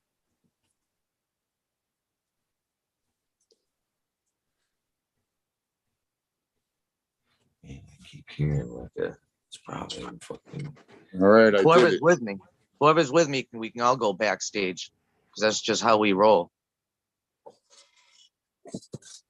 Awesome. Sounds like a good time. I have a bad feeling that Mendo ain't coming to Freedom Rally this year because the Freedom Rally takes their sweet time, like booking. They haven't even started taking music acts yet, and Mendo is gonna start filling out their yearly schedule. You know what I mean? So we're gonna get fucked, I think, out of them. They haven't been since COVID started.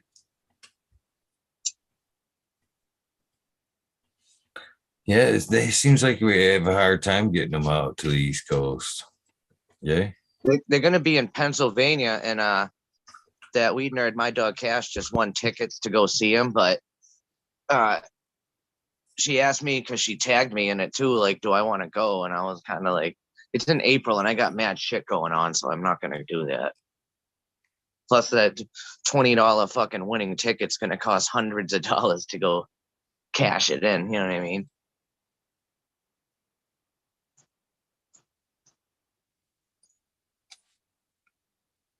If they were closer, though, hell yeah. I know all the words to all that shit. My mission was to go up on stage. I don't even want to be like, I'm a stage hog. I need to be, I want to be up there. Actually punked out last time because Smash, shout out to Smash. That dude went on stage and loved him. He had a hell of a time waving a flag around. He started dancing and shit. It actually caught me way off guard. And I was like, fucking, I was enjoying it.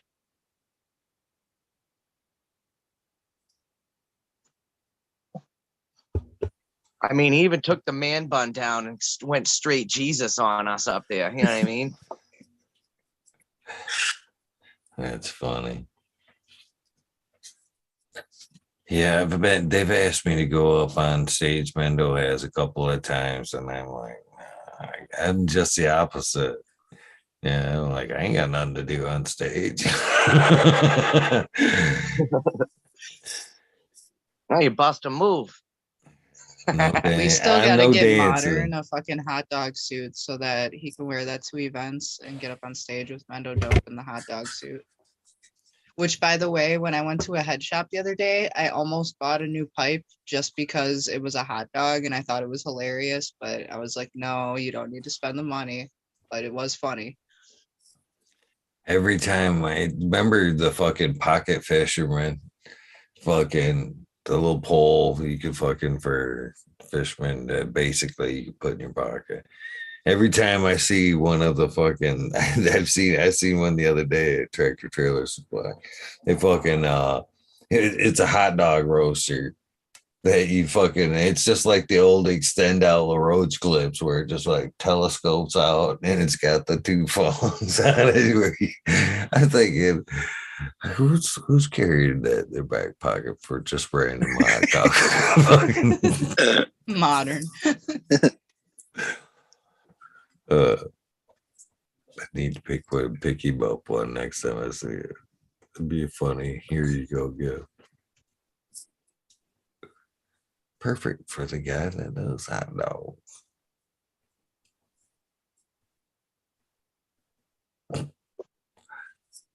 Oh man, yeah, that was a fun weekend. That all stems from another camp out night at Bigfoot. And we're all fucking partying down, and Modern was not refusing no for an answer about the hot dogs he had brought. He was cooking them fireside on a little stick. He was all propping them up. He'd say, yeah, it's too fucking funny. Too fucking funny. They weren't bad dogs either. He was not thinking no for an answer. Everybody that passed by, well, no, I got you.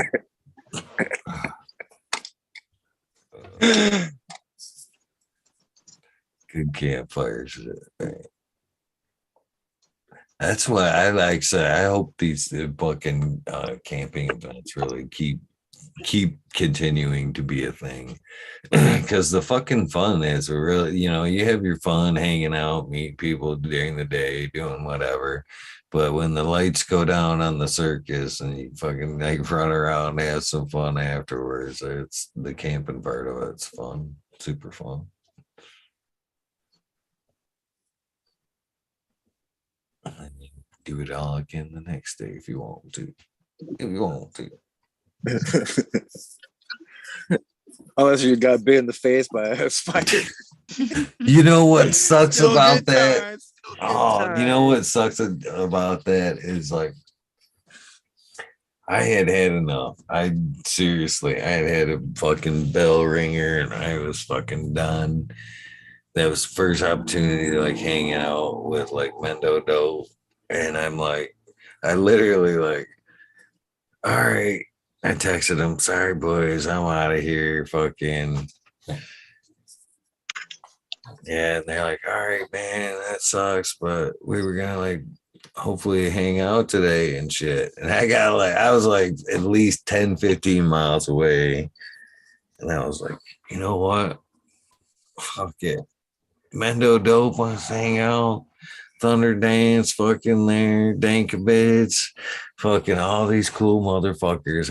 Why in the fucking, I'm gonna let this headache and fucking massive earache from the gauge that got ripped out of my ear fucking stop me from having fun. No, I turn around, fucking spider bite on the lip, fucking smaller gauge in the ear because I wasn't shoving that big bitch back through there that day. So I put in just enough to kind of keep it open and went back and partied with fucking Mendo Dope that day and fucking had some fun. It was well worth it.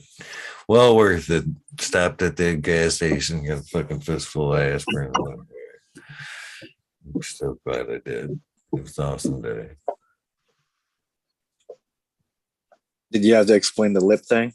Oh, Or yeah. like pointing at your It lip, was like, out. It was fucking go all past the swollen. joint. Look, kind of like had the bowl up.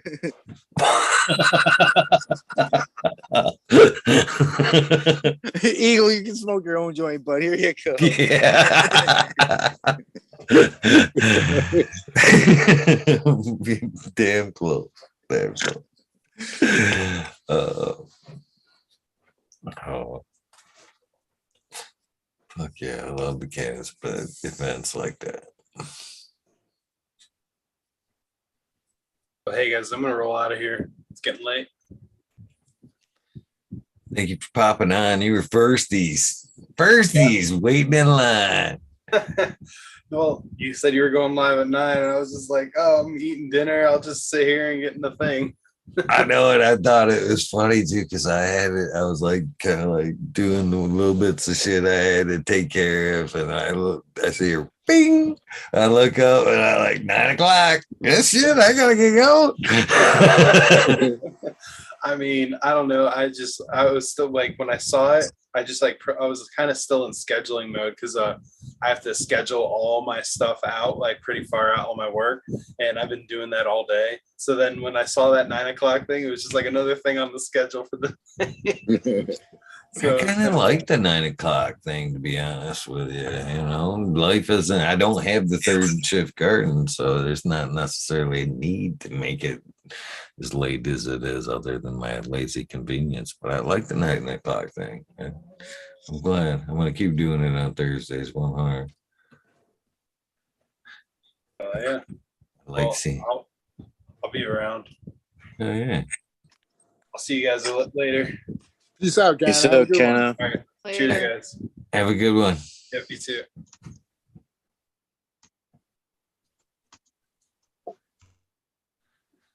Oh man, what you guys smoking on? Is the pipe still packed up there, Ganja Ghost, or did you just smoke it out? I'm not smoking anything yet. I gotta pack another bowl. Oh, so you finished it, at least the first one. Yeah, Well, that's good. finally. Once I remembered that it was there, then I smoked it. Fuck is that? Is that hash? Looks like Yeah, hash. Yep. I got some seeds into a grocery store, and the guy was so excited to meet me for some fucked up reason. But he gave me like the hugest pile of like a fucking chocolate bar sized pile of hash.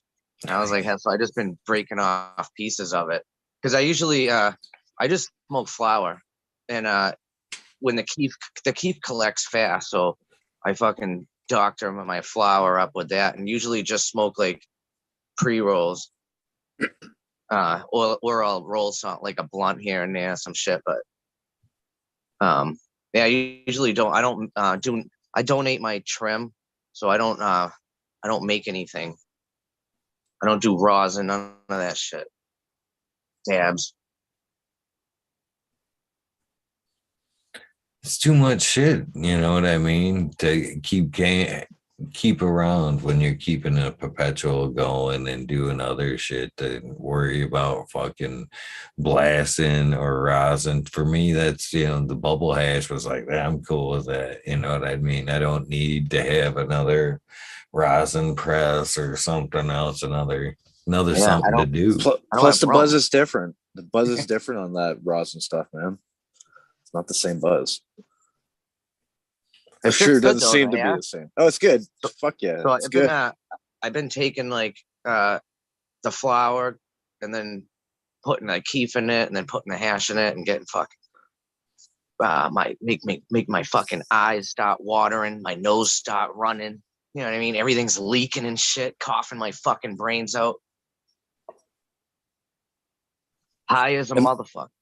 And as growers, you got like 100% of your hash, and you got to take all this time, put it in the bag, squish it out to get what 70 to 80% back. So you're losing 20% of your margin there, right? And good hash will sell, man. You don't need to squish it out. And I don't know.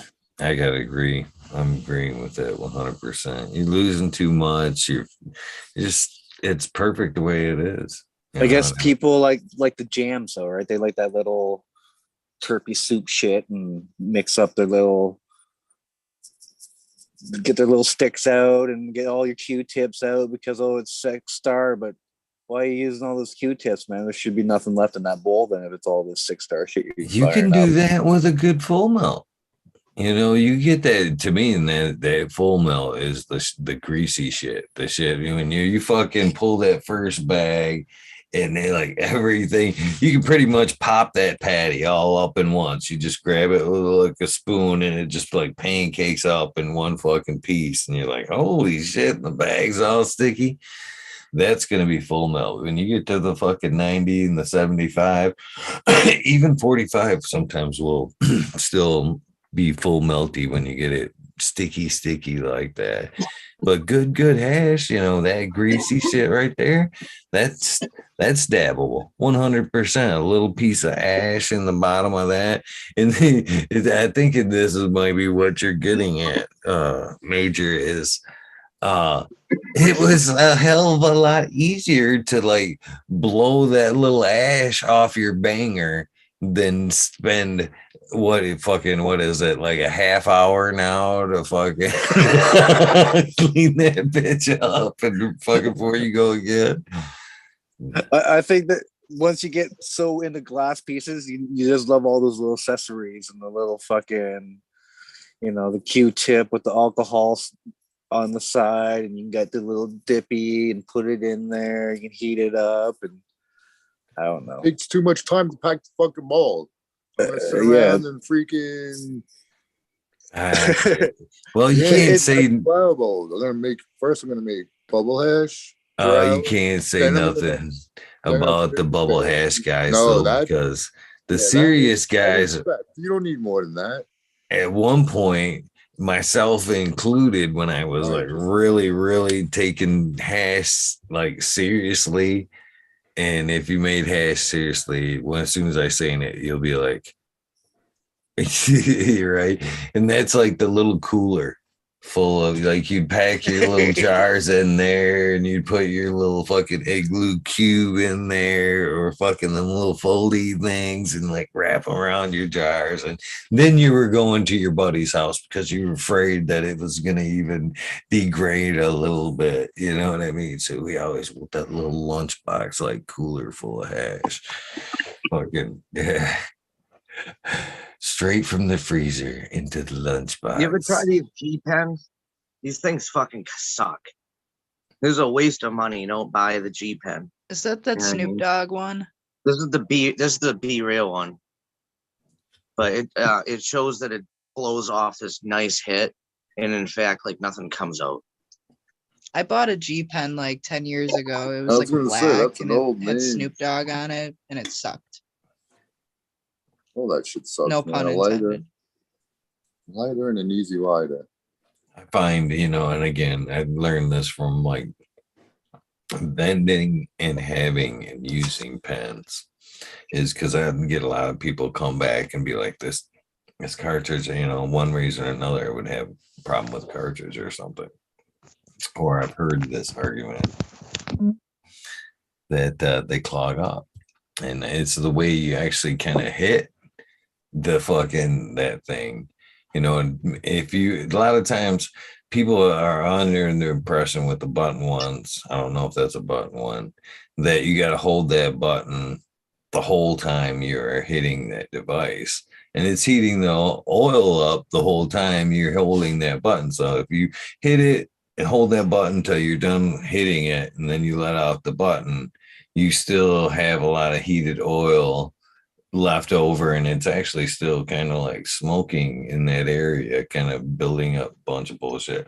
So kind of the best way to keep that from happening and clogging up and to the point where you can't use that cartridge or item like you're showing there is to let off that button a little bit sooner and kind of let the hit go dry a little bit, you know what I mean, versus having to get that last little bit out of it for the end, because that does a lot of times cause clogging in them devices. And here's a controversial question here.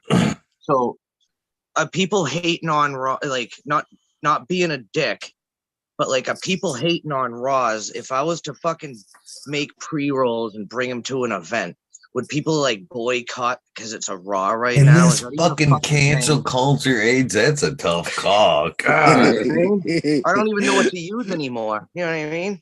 Maybe like 10% will actually care. Be like, oh fuck, I don't know, man. I guess saying that is just a pre-roll, I'll smoke it, but I don't think. Yeah, I think you're right on that. Give me that doobie. But the guy's an asshole. Don't support him. I guess. Yeah, sitting there smoking the joint. Man, can you believe he just passed this raw?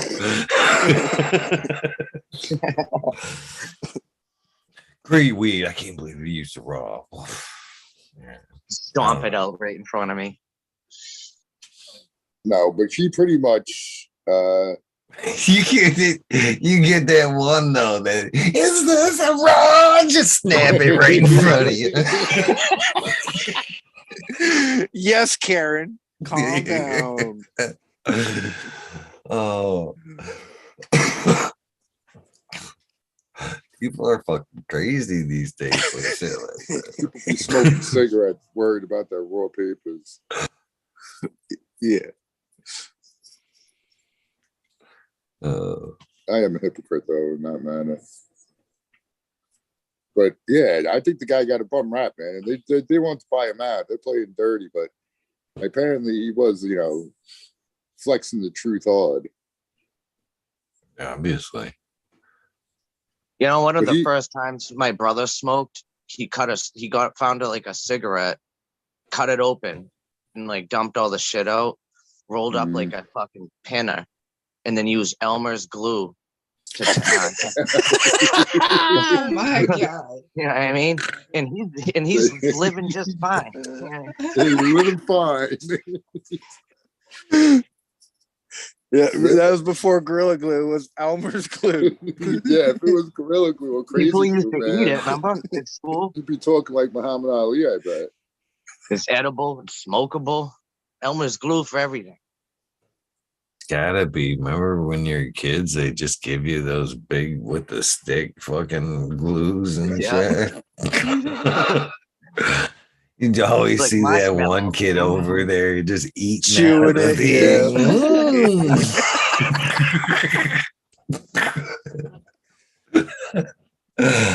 Damn, boy. We used to put that glue all over our hands and let it dry and then peel it off. Oh, yeah. Oh, I still use crazy glue to close cuts. I love glue. Yeah, glue's fun. Non-toxic, Chad's saying. Didn't it say non-toxic right on the? Yeah, Elmer's, right? Yeah. Is it non-toxic to smoke it though? Yeah, I was gonna say, I don't think they would think you were smoking the shit.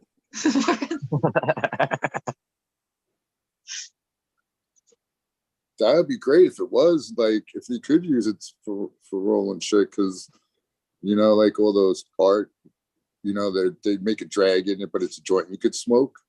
They could use that almost glue to do all crazy shit. Then they make I like a smoked out glue for It's that. 11/11.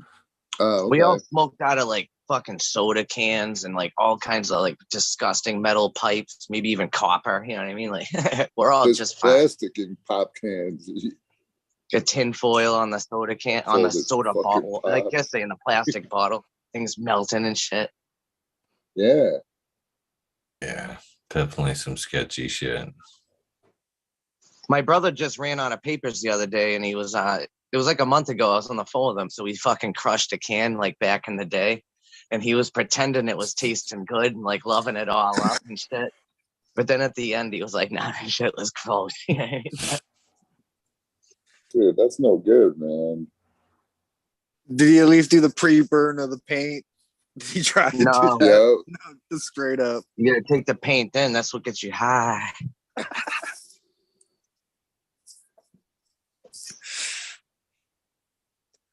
Hardcore onlys. Definitely. What about the old tinfoil pipe? Just making a little. That was the first way I ever smoked. Was a tinfoil pipe. I could still remember the way it tasted and smelled too. Fuck got so hot. Yeah, they do get fucking gravity bongs and lungs and all kinds of shit. We made all kinds of shit, hollowing out all kinds of fruits. There wasn't pipe shops like around, and there was no glass pieces. You know what I mean? And it was like plastic pieces. Bong shops were called water pipes, and if you walked in and called it a bong, you got the boot. You know what I mean? And those places were far and few between. So like we had to build our own shit to smoke. What's Burner's side guy there? I forget his name. Jigga. Is it? I think so. No, it's something. No, it's not Jigga. It's the tall guy. Oh no, I don't know. It's a short guy. Yeah. I forget what it's. Yeah, it's not Jigga though. But I seen him the other day, and they were selling them. He was like, straight up, all these are gone. First prototype fucking went. Like, as soon as it was basically like a fucking, almost like a leaf blower with a fucking bowl on it. He was walking up, just shoving it in the cars. Like, no fucking way. The shit still zeroes out, bro. You know what I mean? I got one of those too. Yeah. You never believed them unless they were hanging. Did you guys ever have gas masks? Hell yeah. I used to do those at 9 o'clock break at work, and we'd all go in and like fucking bleeding eyes and shit. Dude said at work. Oh my God. Or brutal, the face masks are brutal.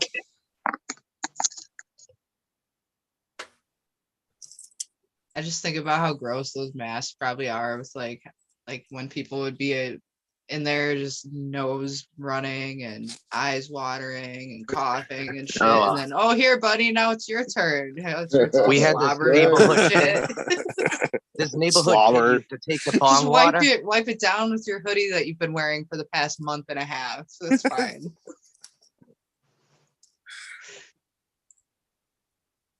I still think the stronger one was the steamroller. Flat out the steamroller. Fucking kick your ass. Yep. Straight up. Especially some of them were like fucking, 18 inches, bud, big boys. Not little. Like doing a small. dry bong hit, dude. That's what a steamroller is. Yeah. They were nice because you didn't get stuck with that stale ass smoke. You know what I mean? They should get lost in the pass, or if it didn't get necessarily emptied to where how many times you fucking pass you the bong and it's already half full of fucking stale smoke. Dude. I'll be like, yo, clear that shit out. You don't pass it to me like that, motherfucker. We used to get that bong water black with half drool and shit in it, and then this neighborhood kid would come and fucking down the water. And he'd sit there and burp for like 45 minutes, and we'd all be like, oh, that's so fucking gross. Just see the shit churning in the bowl. You didn't know no better back then. I thought when we were younger, we had this bright idea. This is on some like 90s fucking 3 type shit. And we couldn't really get a hold of High Times magazines because that was treated like porno magazines when we were little. You know what I mean? And so we thought like we could water the fucking plants with bong water because we thought it would give them some serious fucking THC fucking potency or some shit. All it did was turn the soil all moldy and gross. Did the plant survive? No, that was back in the day too. We had like tin foil fucking closet with no exhaust, just a straight oven. You know what I mean? There's like all kinds of. Those were during the experimental days, and also battling my mom that used to tell us to get rid of them and try to kill them on us. Yeah. That was the biggest thing, is finding a spot that no one else will find, which is not possible. Because when it's nice out, people go hiking in the woods and shit. Yeah, it's hard to. I was looking on the map, man. The place where I was, where someone found it, that's like the biggest patch of woods near me. You know what I'm saying? The other one, on and off ramps. Right there was a preserve, but there's another one. It's like I don't know, it's county park, I think. But this thing wasn't a park at all. But people would go hunting on the reserve. They could go bow hunting. But yeah, I had that place for a long time. And no one noticed it until someone did, and then that sucked.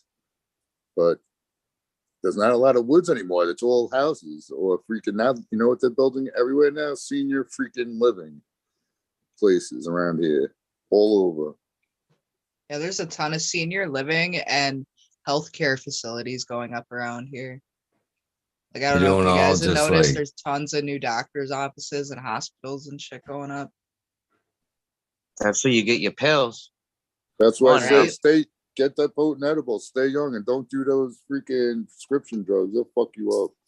They don't high rise the old folks anymore. It's like just like project old people. Right? That's what it looks like. Holy shit. Next month makes 10 years for me to be a cannabis medical patient from Massachusetts. So that's what I'm still currently one. That's what I'm all about. Try to get yourself off of the pills. Put yourself on your cannabis. Right on. Fucking my grandma was in one of them high rises like that. If you were too young, they would literally like stop you at the door and shit. Whoa, whoa, whoa, whoa. Where do you go? Where you going so quick? Oh, shit. Yeah. The best advice I give to people is never get old. If it were only that easy, eh? Get a cookie a day, man. Or the equivalent thereof. You know, when I got my nerves melted, they give you a paperwork, like you discharge papers from the hospital. And it tells you like fucking go home and take your medication. And then you look on the back and it tells you the list of medications and it's listed as fucking cannabis. So the fucking hospital doctor's orders told me to go home and smoke, which was pretty sick, right? Right on. Yeah, you don't hear that very often. I have it listed as a fucking medicine everywhere because it is my medicine. Every doctor I go to. And when I went to the hospital in my town, someone mentioned it. I didn't even mention it. It was just in like the waiting room, like when they were, for some reason I walk in, but they have to wheelchair you into the room. You know what I mean? So they make you sit in the wheelchair for a minute. And I heard someone say the word cannabis over by the nurse's station. Next thing you know, there was a bunch of ladies came over and they started talking about how they grow and shit. And I was like, the whole fucking room was talking about weed. I was fucking pretty sick. And then I go into the operating room and there's like hip hop on, everyone's dancing and shit, speakers up. I was like, damn, this is an ill hospital here. Hell yeah. I felt at home. It's probably why I'm going back. Everyone was all fucked up. And So would you I've heard this argument too, a lot of people like Elon Musk, Jordan Peterson, that, you know, kind of like, it's okay, but do you want your airline pilot, your lawyer, your doctor smoking weed? Airline pilot, yeah. Lawyer, yeah. What do you think about the doctor? You want him puffing before he goes in there? Maybe not. Maybe a team of doctors, sure. I think I do better when I smoke. I bet we could fucking do ill on that game Operation after smoking. You know what I mean? Yeah, but if the dude ain't a regular smoker, you want him after he's seasoned. That's what I'd say. If he's seasoned, we'll take him stoned. Fucking right in the zone, man. Fucking, Yeah, I want him almost like in. chiefed right before he goes in, so he's just like focused. Yeah, they probably all write each other pills, so I'd rather have him smoke. Yeah. Mm-hmm. Me too. I think he would be better off, and he may be a better job. He might just be in there like a video game, just. Yeah. Any is there any field that you'd say no, you can't use your cannabis? I can't think of any. Even sports, I think it would be an added. Either it would like zone them out, or it would be like comically worth it. I bet the reality is every single profession there was somebody performing their duties stoned off of weed. Definitely. Every single one. Definitely. The doctor was fucking smoked the joint right before he fucking washed his hands. I'm telling you. Come on, every foot doctor, he's probably every foot doctor, 9 out of 10 smoke weed. Every proctologist, 10 out of 10, they're smoking that shit. Yeah. Wow. No, but yeah, the world smokes weed, man. Okay. What would you think the highest percentages of smokers? What profession is that? Besides the obvious professional Marijuana cannabis. grower. Yeah, besides the obvious profession, right? Next one. Still got Second Medicrop, most. What do you mean? The field that smokes the most? Yeah. Carpenters. Trades, yeah. Trades. Yeah, one of them trades. Got to be high on the list. A lot of the suits they're too afraid to smell like it or get seen a lot, you know? Yeah. So, yeah. Mind you, more of them are into the vape pens now. The vape pens. And smoke on the pens. I don't know if I trust a pen smoker now. I don't You don't need the guy who's smoking the pen while it's cutting open. I don't know about the pen smoker before fucking surgery. Get this dab and before I get the scalpel. Yeah, go get the Entourage effect back. No.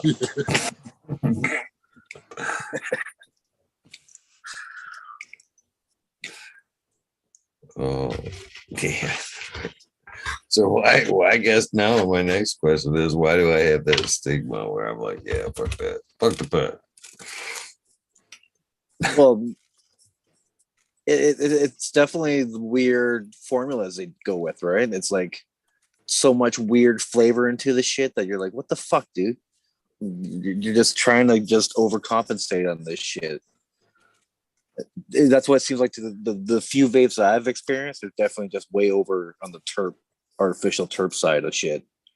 Just like, yeah, it's not natural. That's all. Yeah, they're just trying way too hard on that flavor. Like, like ice cream cake. Yeah, that tastes like ice cream cake extreme. Like, yeah, what the hell, dude?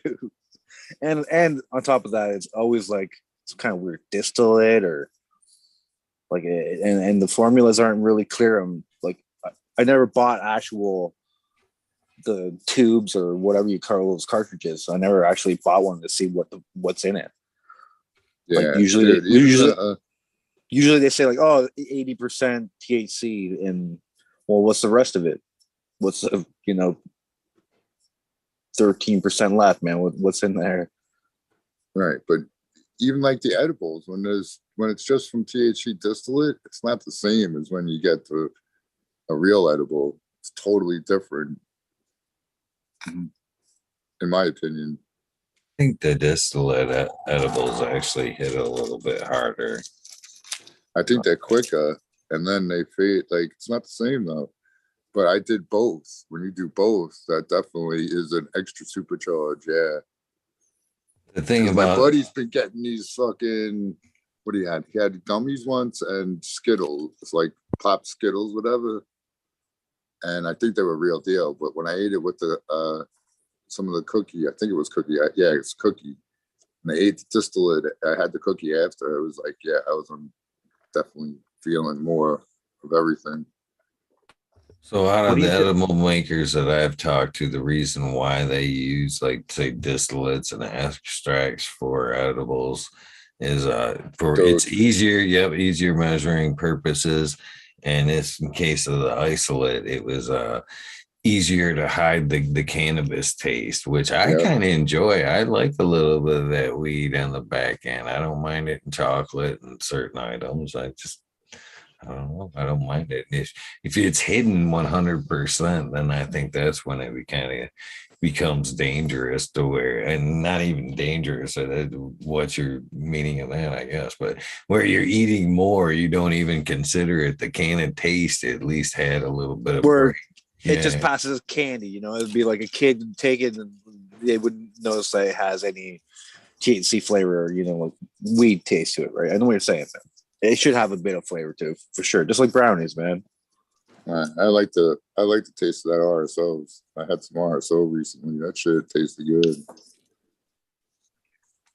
I like the taste of weed, but I like the smell of weed. And so what are you guys' thoughts on towing your weed smell into public stores and shit. Give no Oh, fucks. I used to do it all the time, dude, on purpose. We went We're to the probably supply. I was gonna say we're so immune to the smell. Like to us, we don't even smell like weed. Like my wife, every time she goes into town, she takes a cooler, which is downstairs. But every time she says that she goes to the car to put in the cold food in the cooler, she pops that bitch open and it smells like skunk. Every time she says like this smells like weed. Me and my brother-in-law got kicked out of a store before. The lady ran to the door, propped it open, was fucking bugging out and shit because we stunk the whole fucking store up.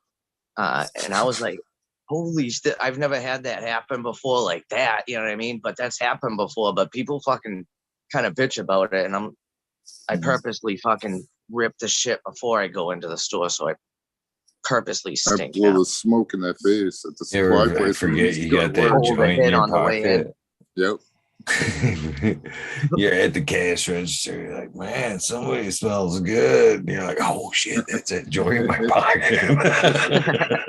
That was legit me the other day at the store. I had like half a joint in my fucking pocket and forgot. And I was looking around like, man, somebody fucking stinks. And then I realized it was me. Oh yeah, especially when it's hot burnt. yeah, it's burnt. Yeah, super strong. No only does it have that fresh, weed smell to it. Permeates everything when it's half done. It sure seems like it. Fuck yeah. No, I think up here, at least in Canada, most people don't give a shit about it, right? It's kind of cool to smell like weed and get those looks. If anything, people are like, "Oh, you smell great."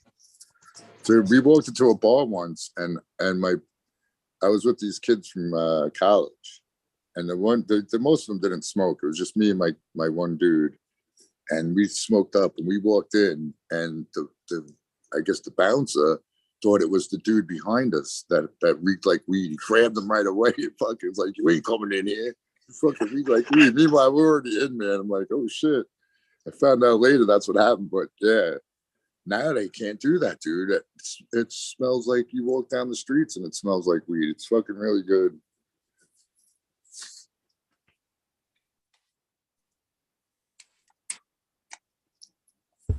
That's still illegal over here. We can't walk down the street and smoke legally. Us here either.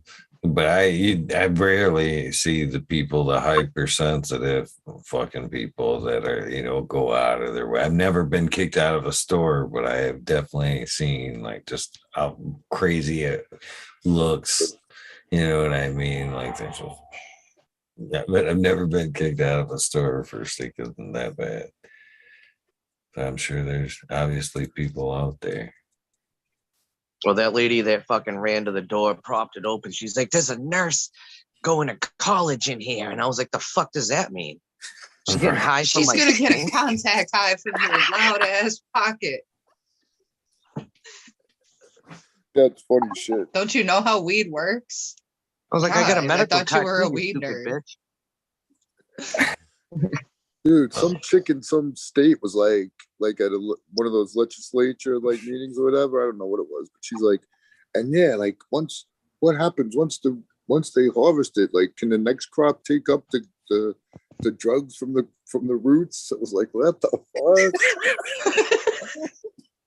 Shit, I was at Walmart the other day, as far as that goes, hotboxing my truck, waiting for the fucking online order to be ready and shit.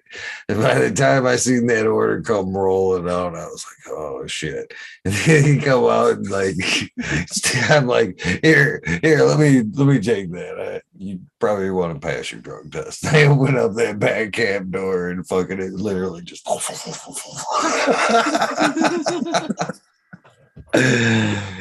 they just looked at me like, well, yeah. I smoke just about anywhere. I've told you guys many times about the pull forward thing. The local restaurants have completely made me fucking quit pulling forward anymore. Do you have like your CBN or your CBD flower just in case? Be like, yeah, I'm just no. These right here. Fucking Calm down, joints. officer. Look at these. CBD, calm down. If I were to go out in my truck right now and grab that ashtray, it is literally just like full. There's probably about 50 roaches in that ashtray. Easy. Yeah, no CBD, just straight up where. I had to put the window down when I got pulled over one time. Me and my 3 buddies, we had a full car. This is when I was younger, on a mean fishbowl too, and the cop was fucking pulled us all out. My buddy threw the roach under the driver's side seat, so the car was still filling. And it sucked. Shit. They had the canines come rip my car apart and shit. I got arrested. My buddies had to walk home. But yeah, that sucked. Imagine the dog just like accidentally licks up the roach, eats the evidence. You should have seen the police report. I pulled him over. His eyes were red, swollen, bloodshot eyes. Swollen. I asked him, "Sir, is your car on fire?" As it quickly was filling with smoke. It was like some like fucking action novel that he wrote. Like, what a fucking asshole. Inspiring novelist becomes policeman. Yeah, that's a side hustle. Online fucking sex books. Whatever you want to call it. He's like, I don't even have to write later tonight. I'm just going to take a picture of this, copy and paste. Boom.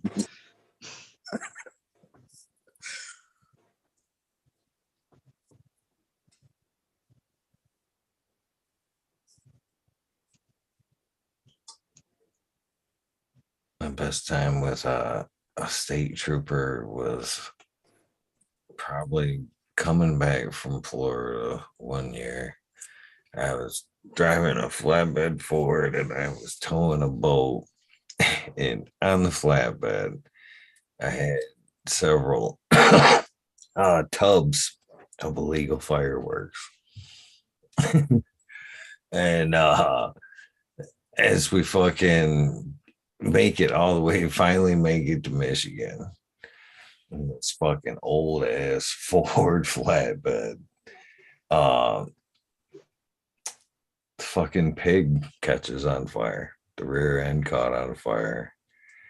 And so we're pulled over, and obviously the trooper had seen the smoke when he was northbound, because he came fucking pull us over. And we fucking, as he's behind us, we're like, what the fuck is he pulling us over for? And we kind of like can see the smoke now ourselves. And we both fucking get out of the truck and fucking, I jump in the boat and I'm looking for a fire extinguisher. And the guy with my dad, he's like, what's the matter? I'm like, the pig's fucking on fire. We're both kind of looking at these 2 tubs of fireworks that are sitting there and just trying to fucking literally get that fucking thing out before it catches the fireworks on fire, because we knew we were fucking fucked once we had, if that were to go off.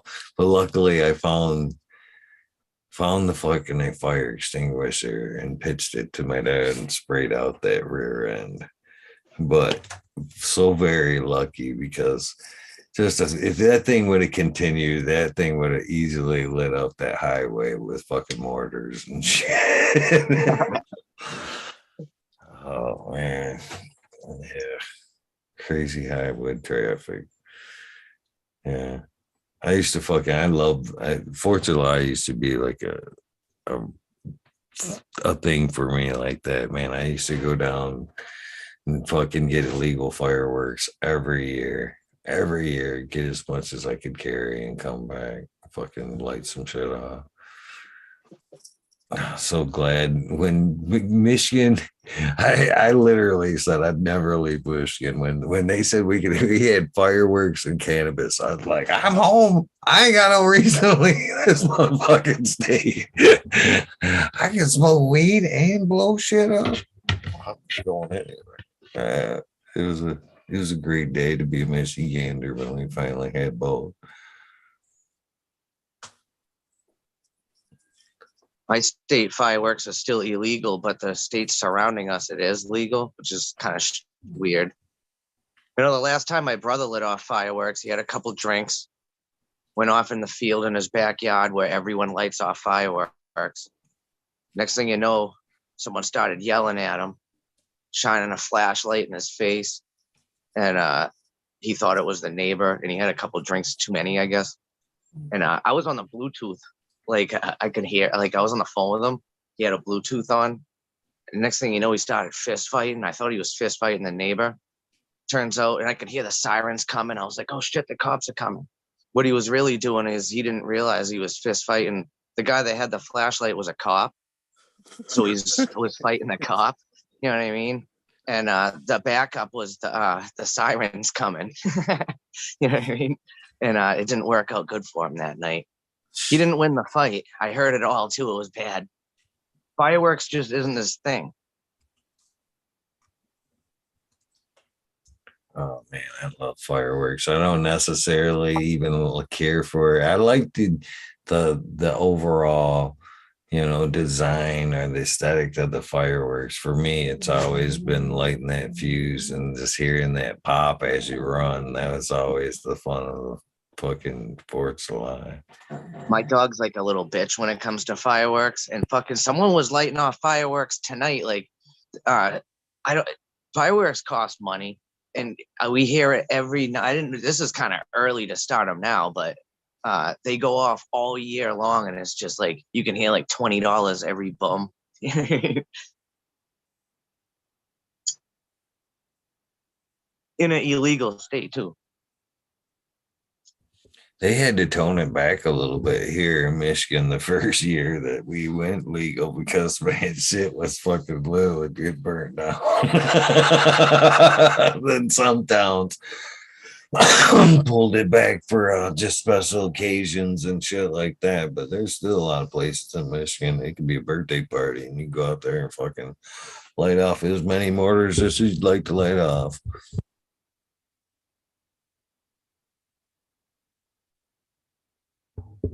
And a brother-in-law one year at fucking 4th of July. I think I know I've told this story before.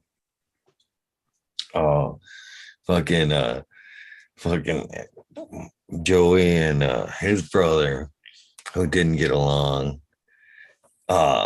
started fighting a little bit. And Joey, for one, me and him would always go in on fireworks, go downstate, come back. Joey was a character, man. That dude, literally, he was a rougher, and that cat slang everything. And he was very open about anything. You could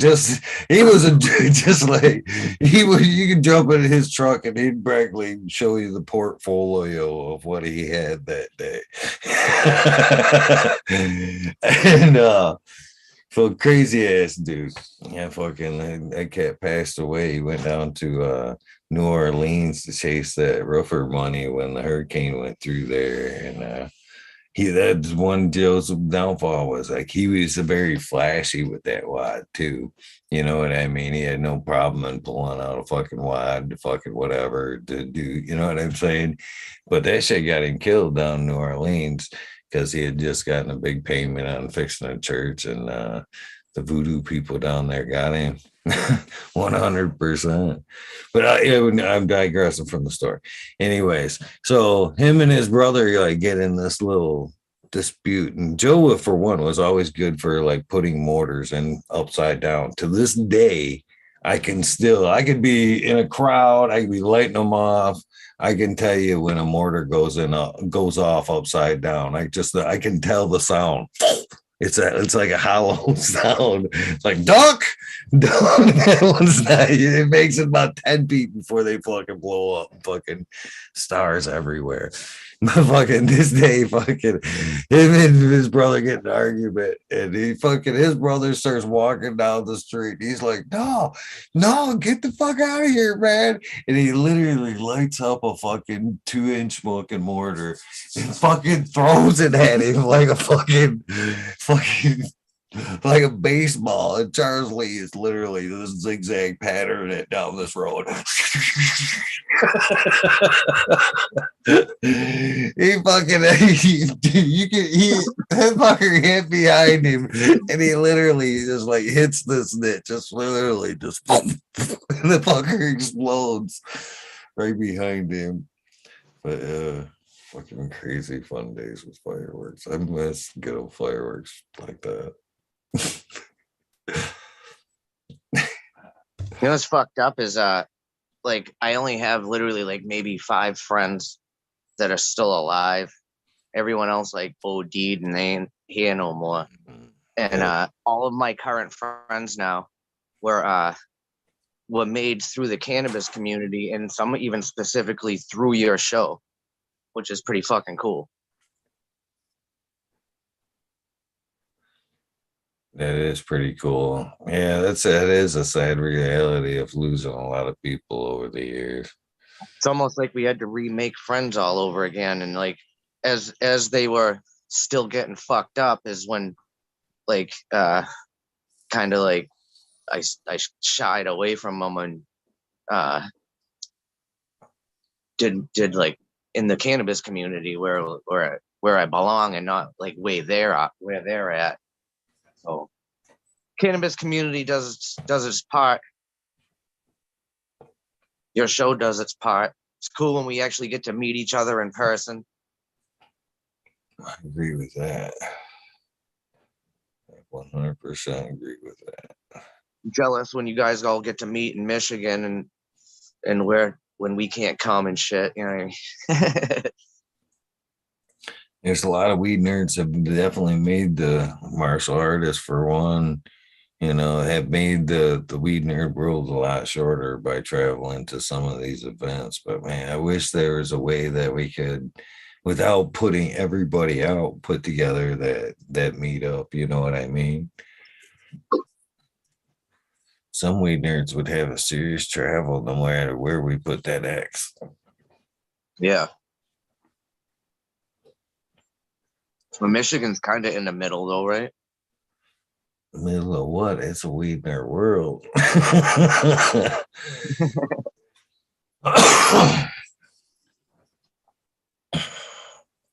It's true, though. I mean, seriously, consider like Neon Flower, Green 13, Iceni, Wally Wookie in South Africa, Captain 420, Thailand, Rasta Buck in Jamaica. Yes, they're everywhere.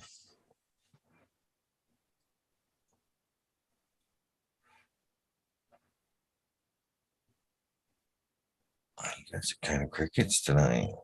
I'm trying to think of where would be the easiest place. It would still be America, right?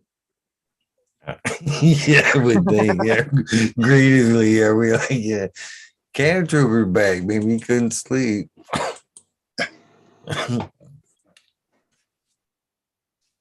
If we planned something way in advance, we should all be able to make it happen. 2 years out.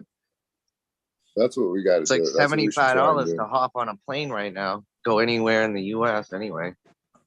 I was just looking at tickets earlier today from where I'm at. I can fly to Orlando for 2 people round trip, $116. That's insane. Yeah, it depends. The places where they have big airports, it's going to be cheaper too, in general. Florida might be a good spot, man. It's always warm. We won't have to worry about like snow. Well, and fucking smoke. Really. Oh yeah. Only medical there, isn't it? It's not super legal, right? People aren't gonna bug you. I used to live down there and stuff. And then, but then at the same time, the beaches, like if you happen to time it right, there could be a launch right there too. So you could see a launch and be smoking and do all that shit.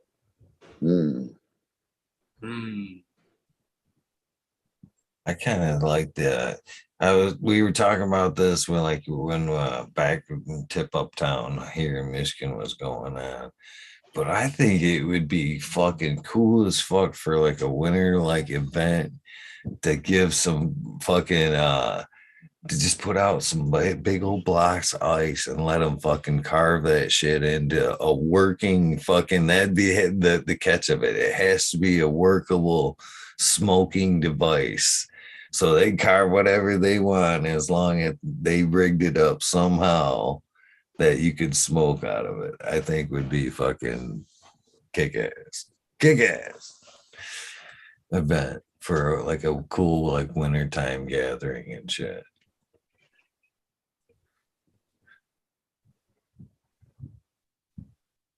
Or just like sculptures in general would be cool.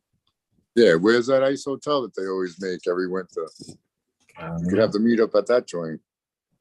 It's in like Iceland or Greenway or Norway or some shit. You know, Monday is the first day of spring. Oh, thank goodness. Damn, time's flying by, man. It's been like 30 degrees at night here and like 70 during the day. It hasn't came fast enough in my book. Although it has been a light winter, I'm not complaining, but I'm good with it. Yeah, we're not breaking 60s yet, not even 50 probably. Today was close, but only for like an hour. It almost hit 50. I went out, layered up, and as soon as the sun came up, I was peeling layers off. Mm-hmm. Your weather's pretty much the same as mine, Tao. We're like a 5-hour drive. Close. Yeah, it should still be close, you know. I bet you guys get more rain up there because of the way the wind blows. When the wind blows, you see my polos and Timbos.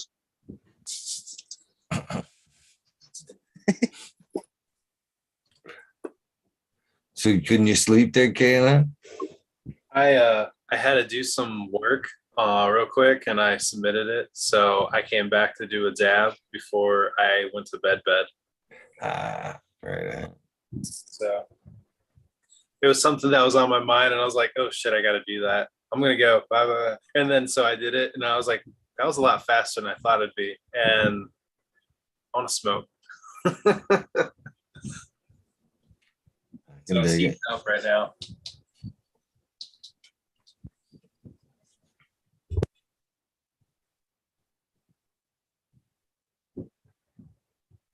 Yeah, I had to submit my timesheet and everything. I had to go through like all my projects from the week and everything I did and all the meetings I attended. Just like keep track of all your minutes and your hours and stuff. It's fun. I miss working. I've been working 13 years. Did you do it all by memory or did you have it pre-written? I write it down as I do it. Right. So it's like a list, but it's still kind of like a balancing act because you have to make sure like each project has enough budget and that you're not hurting the budget and all that type of stuff. And, you know, you want to leave some money in it as well. But then you're just kind of like, I did a lot of fucking work on that. I'm going to get paid this week from that project, you know, shit like that.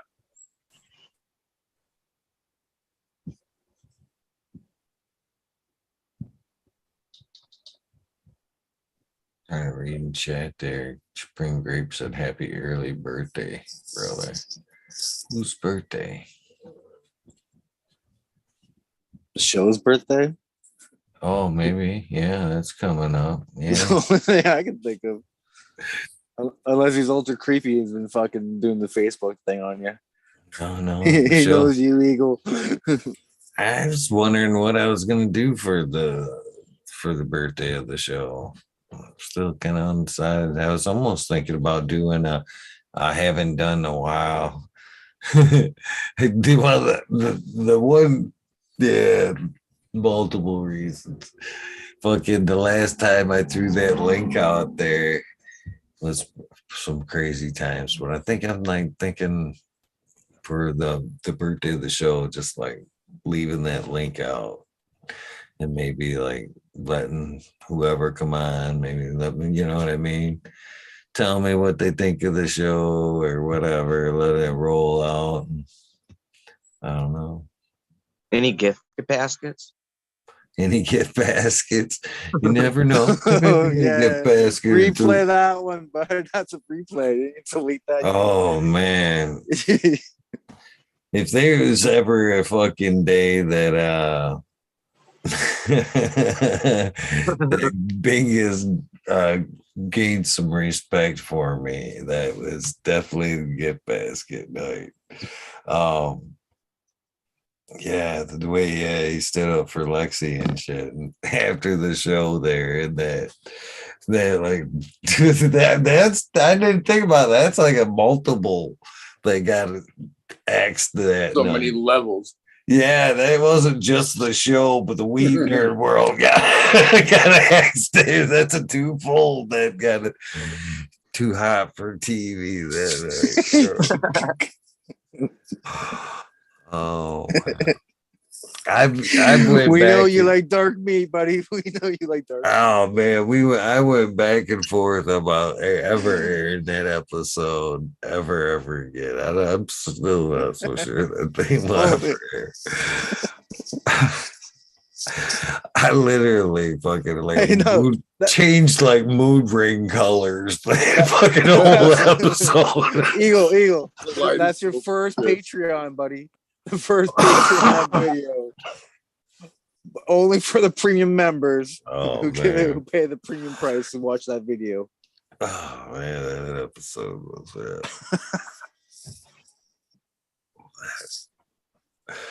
Look, he's blushing right now. I probably am, man. Oh yeah. Oh yeah, that was yeah. I don't know if that one ever aired. Why don't we all do a little smoke real quick and lighten the mood up? There you go. Killed the vibe on that one. My bad.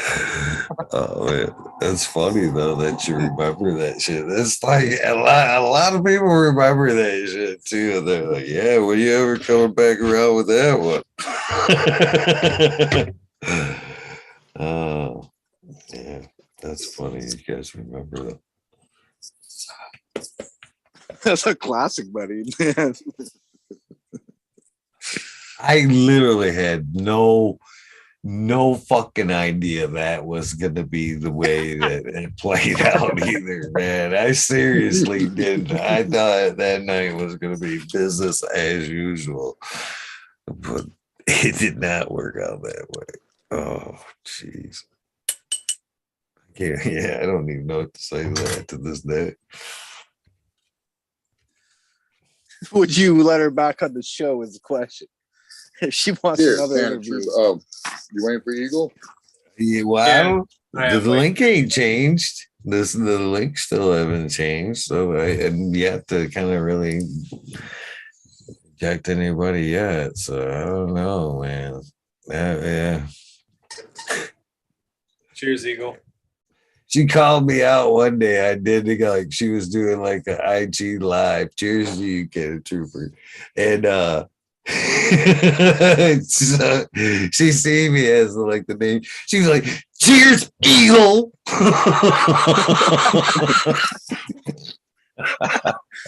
It wasn't his name. He says it was during the episode for sure. How you doing, Eagle? All me. She was kind of. It wasn't bad. It was not bad. And Marshall says episode 1000. You got to re-air that one with a little editing, maybe. I don't know. I've never edited anything yet, but oh man, that was a good one. How long you been doing the show for now? May 25th will be, well, I've always wondered that. It'd be the end of year 3, starting year 4. So, which is kind of fucking mind-numbing to think about. I'm just, You said May, Eagle. You mean March, right? March, yeah, you're right. My bad. Thank you. I think you should do a, what do they call that? A rematch with you and Canada Queen. A reroll. Yeah. What was that? Celebrity death match?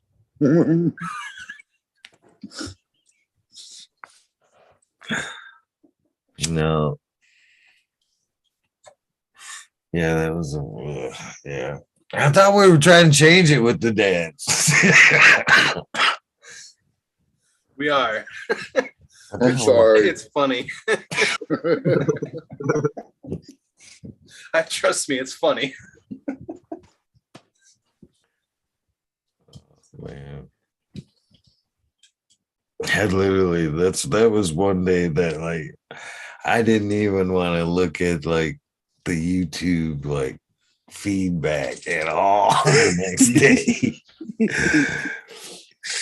Because Social media is so weird, man. People definitely wanted to know what happened to that episode and shit.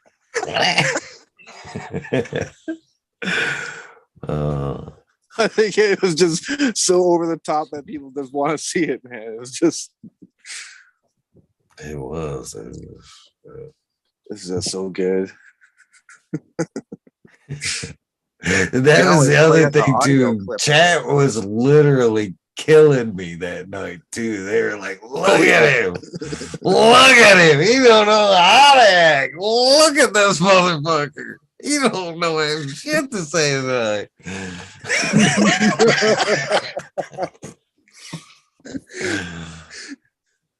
Oh man. It was just a train wreck. That was a 100% train wreck. I've never seen Eagle more uncomfortable ever. Oh yeah. All right, yeah, we can change this. All right, yeah. I just remember I remember the first time I came snakes. Go for it. And mashed potatoes, buddy. All right, snakes and mashed potatoes. Is it you who can't eat mashed potatoes? Yeah. Yeah, I can't eat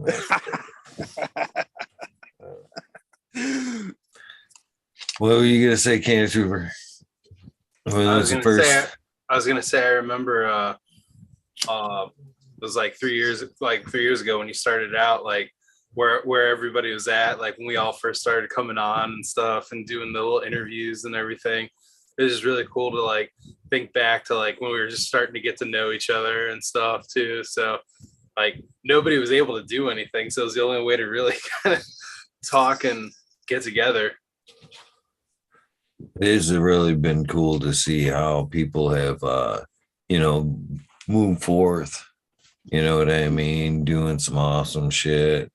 And that's one of them things too. It's like, I guess it's kind of the only thing I can compare that to is like going to school with somebody, either high school or college, and then they come out and make it big, and you're like, yeah, you know what I mean?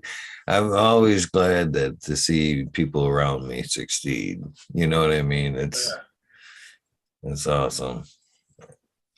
And there's I've seen a lot of great success stories around me, you know what I mean, since this has all transpired. And it's awesome to see. Contagious in a lot of ways.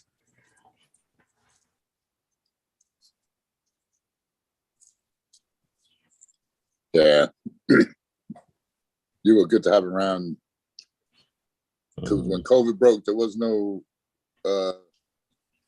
time didn't matter either. So like everybody could hang out no matter what time you came around. Right place, right time. I think that's all it was.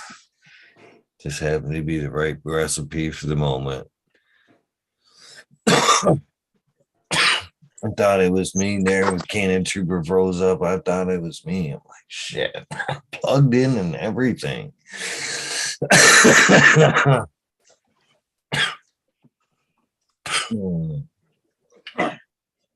That's a good bowl.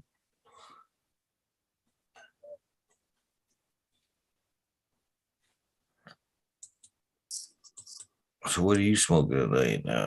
Major, have you told us yet? No, man. I think I'm smoking on some Gary seeded Gary Payton here, man. It's actually a Gary BX with a wedding cake. And it's called Gary Cake. I just call it the Gary. Pretty good. Not bad. Wouldn't grow it again though. And I bought 4 packs of that shit, man. 4 packs of it, man. Haven't found a winner yet. So kind of disappointing. But overall, not too bad. Give it like maybe a 7. It's not gonna make the cut. We got lots of seeds of it. Anyone wants some seeds? Seed giveaway. You know, fucking I still think there's a little bit of difference in seeded flower in that high versus the non-seeded flower. I think there's some, I still swear there's something a little bit more sedated in that seeded flower, and a little bit more heavy to it. Yeah, even more so. I was watching this thing fucking because we've all been heard Lebanese hash. It's always super good. You know, that's the best for multiple reasons. And then I watched this thing on Vice the other day where he's interviewing him and the guy's making hash, and then like he like shows, you know, the material he's using, and it's like there was tons of seed and shit in there. You know what I mean? And I thought, and I'm sure that's common. You know what I mean? So I've wondered if that was part of the equation of the success of the Lebanese hash, is that it was, you know, a seeded cannabis that they were utilizing for hash form. For sure. They always kept the best plant with the best seeds. That's for the next generation. They always had seeded bud. They didn't care about it. It was never flower form. It was always the trichome. And yeah, I bet you 90% of that was not Sensimilia. All that hash came from seeded bud for sure. All that legendary hash was fucking seeded. Guarantee, man. And yeah, from as far as I could tell, smoking all the seeded bud, it's just as good as anything versus non-seeded versus seeded. Yeah. It's just the hassle of flaying the beans is all, I think. I mean, even then, it's just, you get used to it. It's just one of those things, man. It's just, whatever. Takes 5 minutes to roll a joint. Fuck it. I've definitely picked my fair share of fucking seeds in the day. Remember, that'd be a lot of times like one of the fucking first things you do is like if you were buying eighth, a quarter, or whatever at that point, fucking it'd be you break her down and fucking clean her right up. So you had a lot of good smokable shit. If not, you just rolled it right up right then and there. Oh my God. that was the thing too. How many people did just that so you could be like, man, I only got fucking 7 joints out of that quarter, man. What the fuck? I only got fucking X out of that head. Shit. Yeah. It would be my judgment too of good quarter. How many joints I got about right off the bat. After I don't think I ever did that. I don't think I ever weighed it out or tried to measure it like that. I didn't give a shit too much about it. No. Yeah, dude. You get what you paid for. You're just happy to get it. You're like, fuck yeah, I got weed. Yeah, fuck yeah. Looks good. When you realize when you pay half the price, but you get half of the bag of seed, if you get the seedless shit, pay twice the price, you're getting the same amount of weed, but it's just a way better. I guess it depends on how seedy the weed is, though. But that's a long time ago, man. No, definitely. It was definitely less seeded. Seeded bud was never popular. That was just like that brick stuff was seeded all the time, but no one really liked smoking brick. I love smoking brick because that's all there was. And I remember when we were, I remember when we were younger, there was a rumor that if you just smoked the seed, it made you sterile. So we were like, hell yeah, you know what I mean? Because none of us wanted no kids, you know what I mean? Bowls of seed. That's funny shit right there. That sounds like a weed nerd challenge there, man. That sounds like a challenge. Smoke a bowl of seeds. Damn. That'd be a steamroller bowl too. Oh, doubled it up. Damn. Yeah, I've never heard of that one. That's funny. Yes.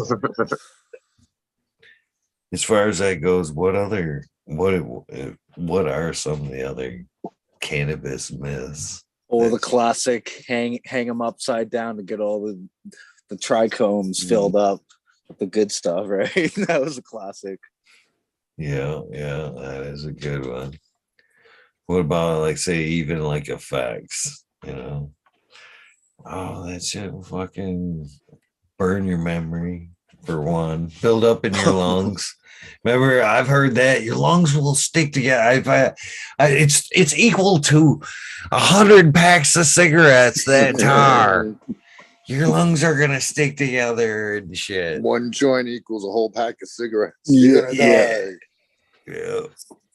You guys remember the Reefer Madness poster where the guy, the effect of smoking was a lady bent over on the bed, and the guy had some sort of like horned instrument that he was blowing in her asshole. What? Like, no one Dude, fucking does that's that when you smoke. I remember I'm sure some people have done that one. Is that right before the faster scene? Yes. Oh man. I think you misread that sign somehow. Blowing a horn up her ass. You guys, that is Reefer Madness. He's all trying to blow the bong up her ass. That is an early form of a bong right there. Oh, that's a shotgun gone wrong. But see, then they gotta fart it out into your face like a shotgun. Oh no. That is gone wrong. Trumpeting. What is trumpeting? No, that's not a thing. That is not a thing. It's a thing now. I don't even know if I want to Google that shit. I'm not Googling that shit is what's that. What? Never Google it. It's never a good idea. Oh. I'm blessed again. What? No, that can't be a thing. Now I want to watch Reefer Madness video just to see if where I've missed that scene all these years. Holy shit. I've always wanted to find some Reefer Madness weed though that would fucking. I seen that video and I'm like, I want to get that. I want to get some of that shit. Play the piano that fast and shit. It's like, play it faster, like he's on coke and shit. When it comes over just real quick, the guy trying to blow the horn up her ass. We're trying as fast as we can, sir. She keeps spinning about.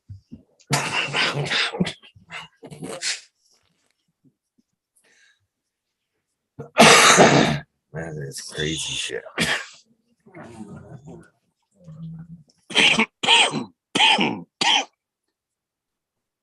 These boys are crazy.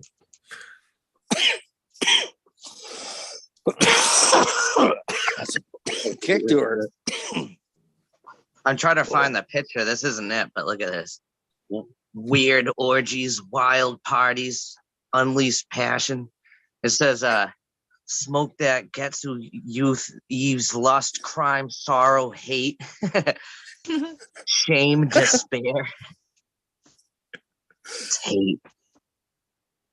I gotta find this trumpet picture though, so you guys can see it. Yeah, I definitely want to see it. The poster I have on my wall says, a puff, a party, a tragedy, marijuana with an H. They must have got a Michigan license. That's the way it was. It still Yeah, is. I've noticed that on the Michigan packages, it'll be spelled with an H on the little stickers. That's it. And they changed it recently, but fucking that's for the first few years it was spelled with an H like that. What the? I'll be damned. What the fuck is that? It's just this isn't normal. Is that a meme? Reefer cigarettes. Highlight that, Eagle. Show it on the big screen. Yeah. We will. I couldn't read it. Let's see that again. Yeah. Yeah, throw it back up there. You're smiling. I don't think that's from Reefer Madness. That's just from fucking. Beware of Reefer Madness. No, this isn't normal unless you're addicted to reefer cigarettes. Then it happens all the time. I've never ended it.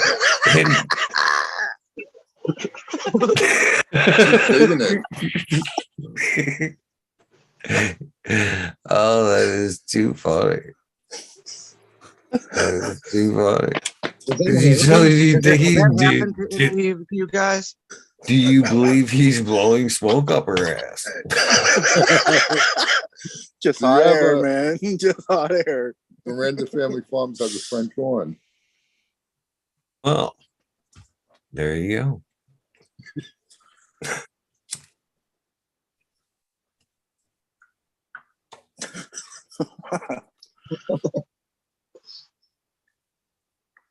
Well, I am a believer now. Yep. It is too You just funny. never know what happens with this. Some people, it affects you differently. Everyone's body's different.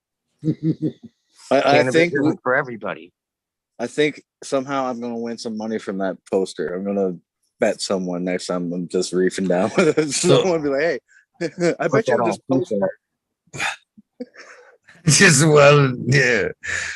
I can't even recreate that logically in my head where somebody would be like smoking a cigarette and be like a joint and be like, fucking, are you feeling it? Yeah, I don't know what to do. Get that fucking horn.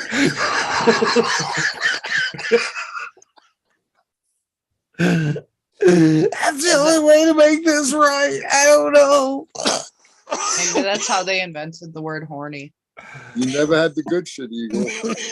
I'm guessing not. Holy shit. Uh-oh. What else you find? What you got? He does have a horn. Probably. Oh yeah, that's fucking hilarious. Too funny. Miranda pulls out his horn and Ryan pops up. Sniffing some paid fumes again. Growing an auto. Smoking the Elmer.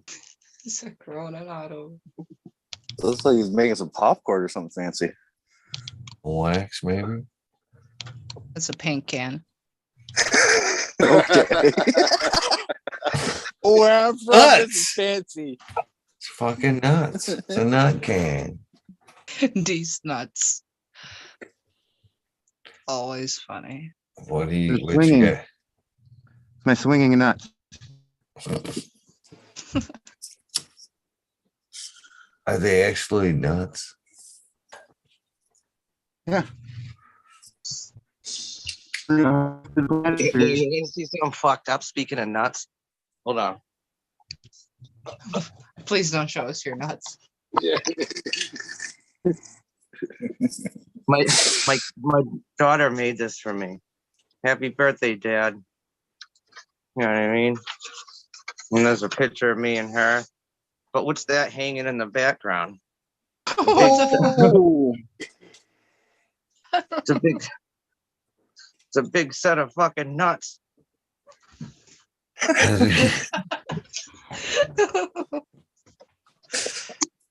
That's awesome. I ended up bringing that set of nuts into work, so every time the machine went up, the fucking nuts went up and down. And then eventually this dude brought in like a fucking 3-foot Rick James like thing that you push a button and it like dances and makes music and shit. So the nut somehow went around him. And then eventually fucking it's the fucking lady came down from the like the people that are in charge of like sexual harassment and shit. And she, because all of a sudden there was a fucking dick on it, you know what I mean? And and she's like, she asked the only girl there, she's like, does this offend you? And she's like, I'm the one who put the dick on it. Like, when you put the dick on. Yeah, that ruined it. No more balls at the workplace. I want a 3-foot Rick James though. Where did you get? I mean, I don't know. That thing was pretty cool. I liked it. It must have been. It used to be sick too, because I'd go out at every break, just fishbowl in the car, go back. We'd go to meetings and shit, and I'd be like sitting in the owner's desk eating candy out of his bowl. The whole room would reek of weed. I mean, we'd be on like video conference calls, all the big wigs, and I'm sitting there stinking the whole place out. Cause fuck it. Fuck it. Fuck it.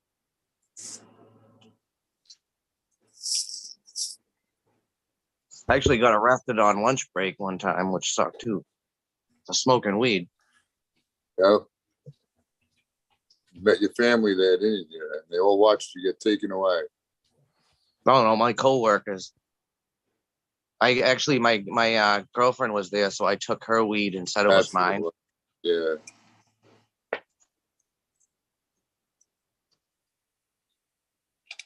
Did you end up marrying that one? No, we were together for 7 years, and it was the worst 7 years of my life. Should have told the cops it was hers, kid. I had one of those. I fucked up.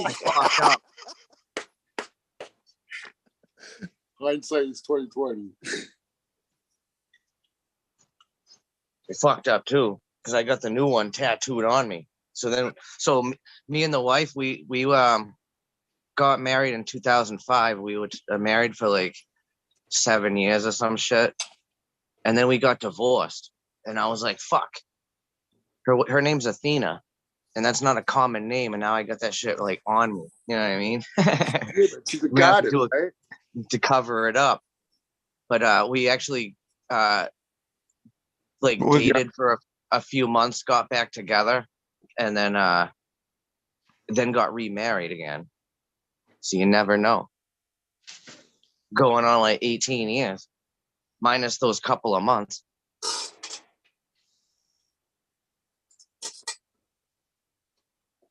So otherwise, you just got to find another girl named Athena? Yeah, it's hard though, because it seems like a lot of them work at like strip joints, and you don't really want to date those types. You got like the goddess of love? I already dated a stripper before, and it was horrible. You know how embarrassing I would have been, and I got pulled over with a duffel bag full of fucking high heels and thongs and shit. You know what I mean? Is Athena the goddess of love? I think it's like wisdom and war. Wisdom?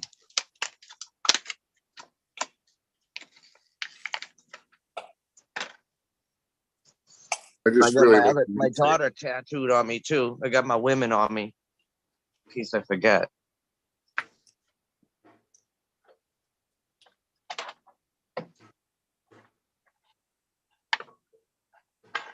Those are your only tattoos? Yeah. Yep. I don't know. After showing you guys my fucking soil, I should probably get the subcool fungus now on.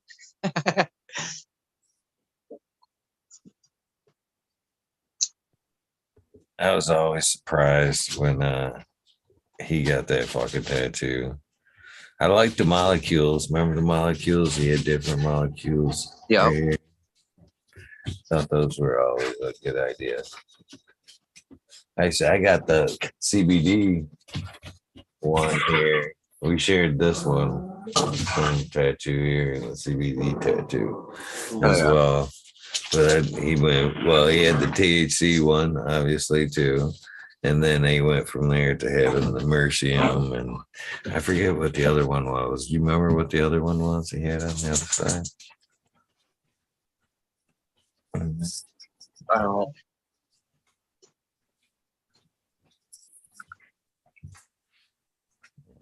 Anyway, been a little bit on my mind lately, Subby. yeah, I was just gonna say I still watch old shows. I was actually just reading through I was bummed out because well, I still keep an iPhone from I still keep an iPhone that has a lot of our conversations on it. I still have But his numbers on my phone. And I don't really know why. I was telling somebody the other day that he's still in my top 5 on my phone. You know, it's you have your it knows even then it even actually transferred over to this phone. I fucking it's a keypad, hidden number, or how should it bring up my top 5? All contacts, maybe. Oh, yeah. He had a couple of phones Right there. but I don't I think people protect the realize that. innocent there. Let's see there. Who's right there in the my 2 girls, and then still in the favorites. Subcool. Yeah. And what I thought, and I think was like wild was I thought I had lost some messages over the year from that phone break and the last phone break. And what is weird is Google backed it up on the new phone. All of our messages all the way to is the which is I mean really, I mean right here, man. Hope you're okay, brother. Decided where's next. For now, a quiet RV place. Right on. Hearts, always sending hearts and prayers, brother. Till the next case, till the case develops more. We'll see where you fixed it up a bit, trying to make it as comfy as possible. And then my next message is, I miss you, fucker. But it goes back for, I mean, as long as my messages go back with him on this line, which is kind of sad that last year. I mean, right up to right here at Christmas. He tells me, "Time Merry Christmas, December 2019. Merry Christmas. You too, buddy. How are you? Hey, if you can figure it out to pull out somebody on the panel that can be DM hard, because I figured out Weed Nerd might now." What is this lie? Oh, I think he says, "I'd like to have you as a guest on." Oh, so he's asking me, he's thinking about doing a live and having me on as a guest.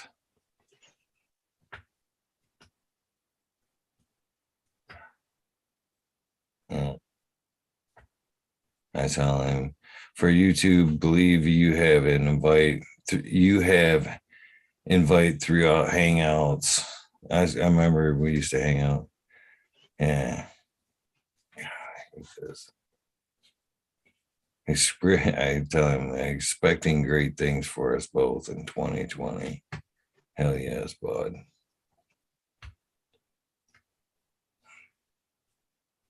I remember towards the end, he started getting too paranoid and wanted to talk on an encrypted phone. Remember? Oh, I got shit right here about who.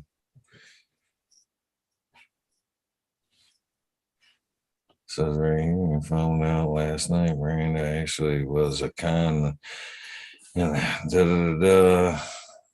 hooked up with the old partner in Oklahoma. She's running out with Will and Vicky. Da, da, da, da.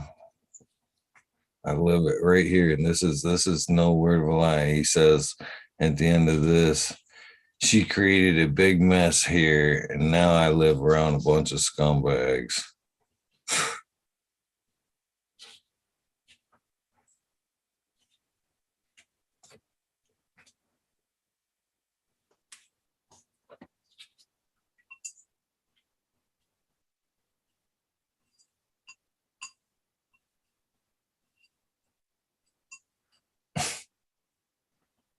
Yeah, I got sad and twisted real quick, didn't I? I shouldn't have.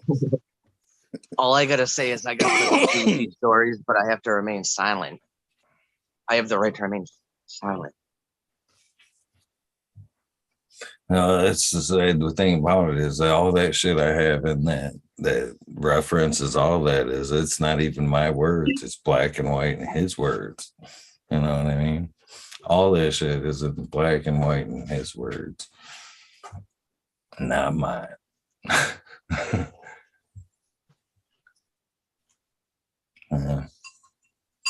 miss that dude. I really do.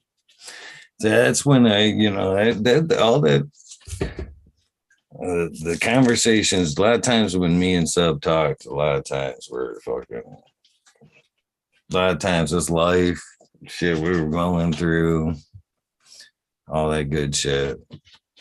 Cannabis business, occasionally, but I'm good friends more than fucking anything. I do miss that dude, man. Growing tips and just live knowledge, life advice. Our lives off camera bared a lot of similarities. And that he was one of the best air drummers, and he wore the sweetest set of fucking Daisy Dukes. You know what I mean?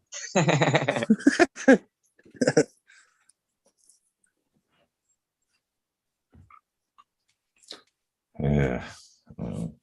Cheers, Jack Beanstalk. Sorry. I don't know if you remember me challenging you to wear a sub cool set of shorts. This is a couple of years ago, Eagle. You were like, hell no. Yeah. I don't remember that. Oh shit. Was it? Did he even have shorts? I don't know. Sub Cool used to cut his jean shorts off a little too short. You know what I mean? Oh, my yeah. liking. Hey, Eagle, did Subby ever spend a night in the RV? He was living in an RV park, or? Yeah. He was in the RV 3 days before he died. 3 days only. There you go. He passed away in the RV. Yeah.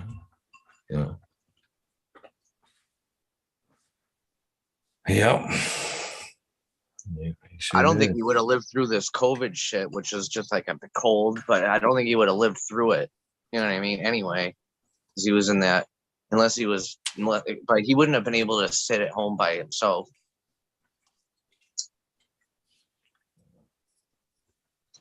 That was seriously. They back a little bit further back. We talk about the dogs and what was going to happen with the dogs. Jill was going to get Toke, and who ended up getting Debbie.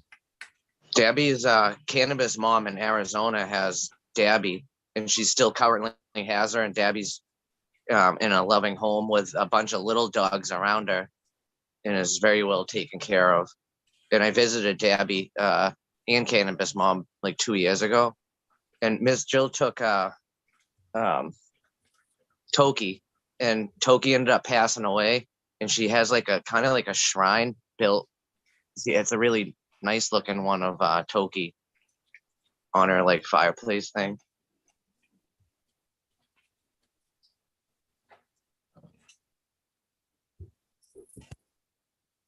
It's kind of sad when you see some of your mentors or some people you respect kind of slowly fall from grace or pass on like that.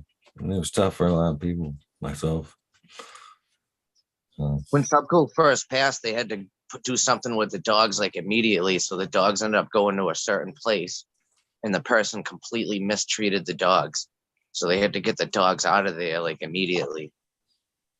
The thing I really appreciated about Sub was He was all in on cannabis.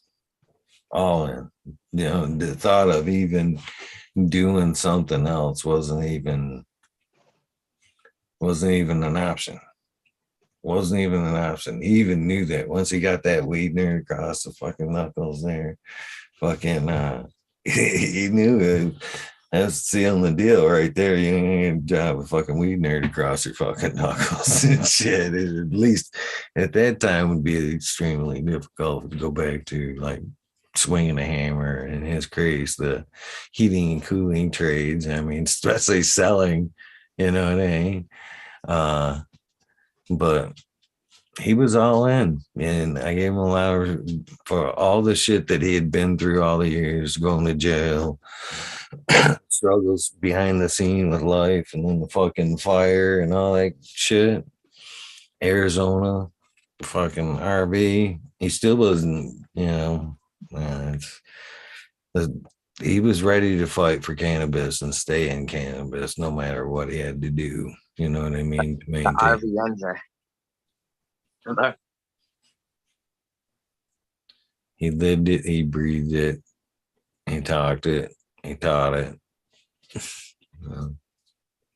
Huge respect for Phil. Yeah. Cheers, everybody. Cheers to that. I'm gonna pay a bowl real quick.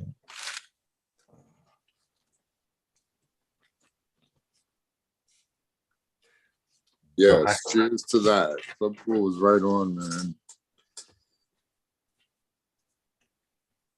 Wasn't he just starting to sell that soil again too? Wasn't he like selling bags of soil across the country and shit? Recharge packs. He was working with green bicycles. And I think maybe he did start trying to put the TGA or the super soil in bags, but I don't think that ever worked out. That was something that was going to come about again with green bicycles involved. And I don't know. It just went sour. I think it was too much work. The branding, the thing about all that is like the labeling. You can't claim certain shit in different states. So one label doesn't fit everything, and there's a lot of process for multi-state bullshit. So he ended up kind of like the recharge packs, and yeah, that just fizzled out. I think actually Green Bicycles addresses that during his episode, if I remember right, what kind of happened with all that. God's pussy. Yeah. Yeah. Good dude, man. I've used his teas and stuff. That stuff works really good. Green Bicycles teas. The Ocean Bounty. Still got some. Yeah. Dude, on I got his the, last episode, he might close down his operations How come? That's sad. because there's not enough. He's not getting enough orders. Like he's like at this time last year or whatever, he had so much. That's disheartening because I was like, I don't frequent his show as much as I should. A lot of these cannabis shows, and I have different reasons for all that. But I popped That was in cool. on You his. popped in earlier. I seen that. I popped in on one of his shows it was not so long ago, and he was kind of hinting to, man, I love cannabis and it's always been an amazing thing, but somehow I'm lacking sales or a salesman or an advertisement. And I thought, man, that kind of sucks because it's such a good product too. I don't know. And he's fucking shipped it to fucking tons of people. You know what I mean? He sent me some, and it is a good product. I hope that is the case, to be honest. I got the happy endings tea.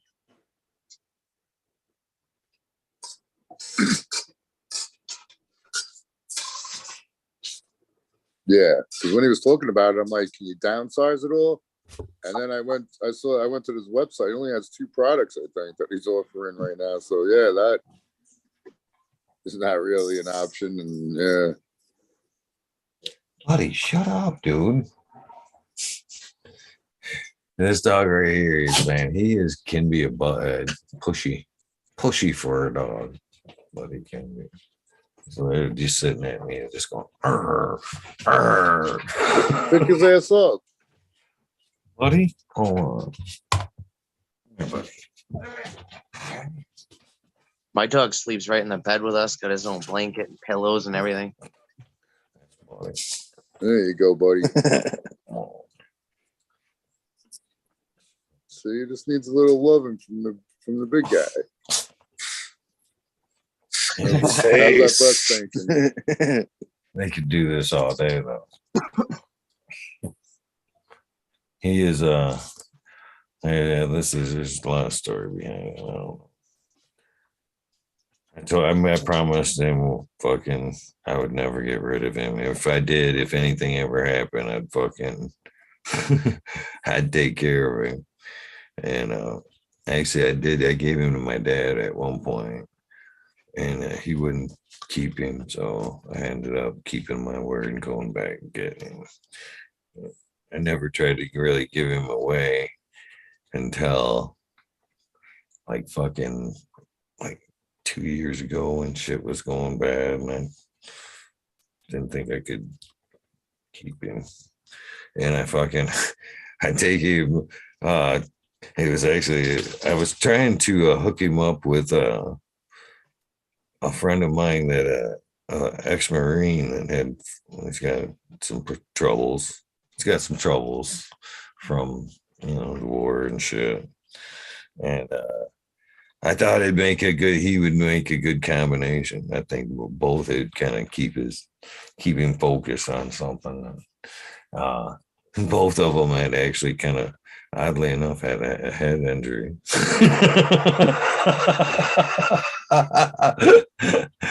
And so I take him up to show him to my one buddy.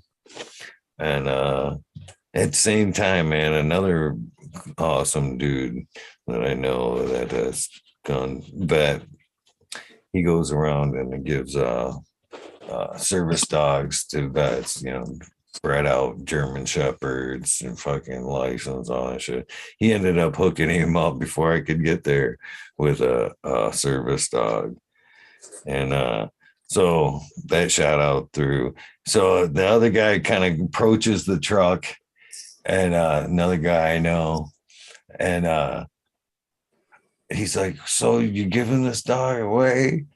And literally, Buddy just goes ape shit. He barks at him a little bit, and then he looks at me, and I swear to you, I heard, "You promised me." I swear he barked it out in words I could understand as clear as day. And I thought, fucker, you remember this shit, dude. But yeah, it's been pretty obvious. I couldn't give this fucker away if I wanted to. When I drive, when I actually have my arm up on the wheel when I'm driving, he sits on the console and will put his head in the crotch of my arm and just like, "Where we going, dude? Stop it. All right, you're getting done with all them kisses." Now the other boys are like, "What? You got that extra attention? What the fuck?" I get jealous. And didn't he run away, Eagle? And then you found him in the middle of like fucking Michigan, like just kilometers away, like out of the blue. No, that's a little buddy. Come here, little buddy. Little buddy, not buddy, little buddy. Yeah, I didn't name him. My kids did. This is actually little buddy. If you could even tell the difference, well, I can't. That's little buddy. So this is little buddy, and yeah, I did again give this one away, and he busted out of where he was and found me, and he looked me up miles away. He found me. I was like, "Yeah, you're not getting rid of me." And I was like, "Yeah." After that, I'm like, "How am I supposed to get rid of him?" Fucking, I'm a sucker. That's how we ended up with so many dogs to begin with. Is we were a sucker about the runts, keeping the runts. out here. So yeah, I didn't name the dogs either. So the girls named the dogs, and obviously because one looked like the other, and they thought they were. That was the other thing too. They're still a Daisy and a little Daisy, which is funny. Knock it off. In both instances, little Buddy's bigger than Buddy, and little Daisy's bigger than Daisy. So it's kind of funny on itself, but they look a lot alike. Girls named them thinking that they would be going. You know what I mean? That was just our reference to that one looks like Buddy. That one looks like Daisy. And it's a little, you know what I mean? And then they ended up staying, and now we've got, double each. So yeah.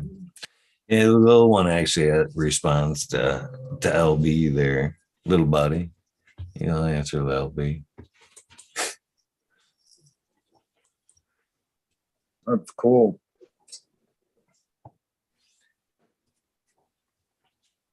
What's up, Jack? Thank you for saving me from talking about my dogs. Went from the saddest to most wholesome in like 30 seconds when Tao said, pick up Buddy. We're just trying to cheer him up, man. Now we're going to talk about rainbows just to wrap it all up. I was jumping from YouTube into the Zoom and I missed like the last 30 seconds or whatever. But it's good to be here with you all. Happy to see everybody. How's everyone doing? What up, Jack? Cheers, Miranda. Family Farms, the Major.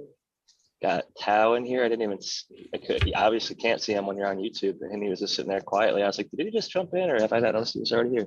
Cheers, Dude, Tao. I forget Tao's here sometimes, even though his marker's here. I'll hear him talking. I'll be like, oh shit, Tao is still here. Yeah, I put that tent up earlier, so I was distracted, and yeah, I'm pretty fucking stoned. That auto did pretty good. Shout out to Marcus Greenthumb. I don't know which one it was. I think he said it was a gassy auto. Again, yeah, I think he said it was. I'm not 100% sure. He sent me some. They all got smashed in the mail. That was the jaw telling me, hey, don't grow autos. Destiny. I have 3 myself. I need to drop. And I believe he even called, if I remember right, he even called out the Major. He was like, let's prove him wrong. Let's show what the autos are like. And sent me 3 beans. Yeah, I should be growing those real soon myself. Just to grow them and give Major to talk about. Oh, I'm eyeing up some autos myself just to fucking waste some money. Ethos has some. I guess he's claiming it would win a cup. It's like a pineapple runts crossed with peanut auto. It's supposed to be like a starburst, fruity, awesome thing. Win a cup. That's the claim. Jesus. And marketing has gone to the shit these days. I don't mind Ethos stuff, so I'll take his word for his bullshit and try an auto. I love that he's sold you enough that you, of all people, are willing to try it. All right. Says a little bit. It's not set in stone yet. 420 is a long time away, and usually I'll wait for that 420 sale. If they're not on sale, I won't get them. But if they are, say 50%, I'll get them. Are they regular or no? No, I think they're femmes. Wow, one-time shot, you're gonna get them. That's it, man. That is it. See, that's what irks me about them because of that fact alone. Well, I guess you could cross it with a regular, right? And get some kind of they call it fast flowering now. They call that. That's just like, I don't want to dirty up my, you know what I mean? So do you think you'll flip flop? Do you ever think you fanboy autos and shit? Oh god, yep. Right now in the future, I'll be beating myself up. You motherfucker, you love autos, don't you? You always did. That's funny. That is funny. Like Tao said, it's a one hit and that's done, right? I guess you could technically get some fem spray and STS that bitch up and make some more seeds. There you go. Now you're talking. Maybe that's the only way to fuck justify fems. the price. RIP sub. Fuck Hey, fems are fine. Fucking, I've grown some. They're actually legit. If you get them from a good breeder, that's the real thing. You got to actually do some research. Take more than like 10 minutes out of your fucking day, and don't go buy them from some fly by night or knockoff artist. But even if you do, have fun and enjoy. Has anyone ever seen more herm videos come up again? No, people that the whole freaking all the plants that they had from somebody had all flowers in all of them. I don't mean to throw anyone under the bus, but this is something I never said publicly. And I want to say it. I'll tell them in offline. But I know somebody who claims that their gear has never hermed before, and I found a herm in their gear. So I'll just put that out there. And Seed Person got some late herms and Amy Aces, but like they were, like late nanners. I don't think they made pollen. But yeah, I told everyone when he showed him, like he was like, "Yeah, well, they're gonna show him." Like, "Yeah, show him. Let's see the shit again." Dude, if you send them to enough people, you will find herms. I promise you. Find me a single strain that doesn't. Or you can make it too, right? Well, I'm just saying, how many people do breeders send their stuff out to be tested by? Because I stress test my shit so brutally in house, and it never herms. And I've done everything I could. All the stuff Kyle Breeder told me that he made 80 to 90% of stuff on the market herm. Tried it. Brutalized the plants. Didn't herm. But I send them out to 100 different growers, and 4 of them find herms. So has anyone ever tried grafting like a male plant or like a male cut, grafting it onto a female plant of a different species to cross it that way and just kind of leave it to be by itself? And the scion that you transfer onto it is just going to continue to grow based on the health of the rootstock. So the reason that you see grafting in like apples, because crab apple stock has good roots, grows well, it's resistant, and it doesn't take as long. And then they transfer like Granny Smith onto a crab apple stock. So if you transferred a male onto the rootstock, as long as that rootstock is healthy, it's just going to keep being a male, keep growing, keep throwing pollen. I don't think it's going to turn into a female personally, but I've never actually tried it firsthand. That's not what I was saying. I was saying it stays a male and it pollinates the female it's on. Would that kind of be like fucking its cousin or something, fucking your sister? It would still get the genetics from the male. It would be no different than if you said it. I see what you're saying.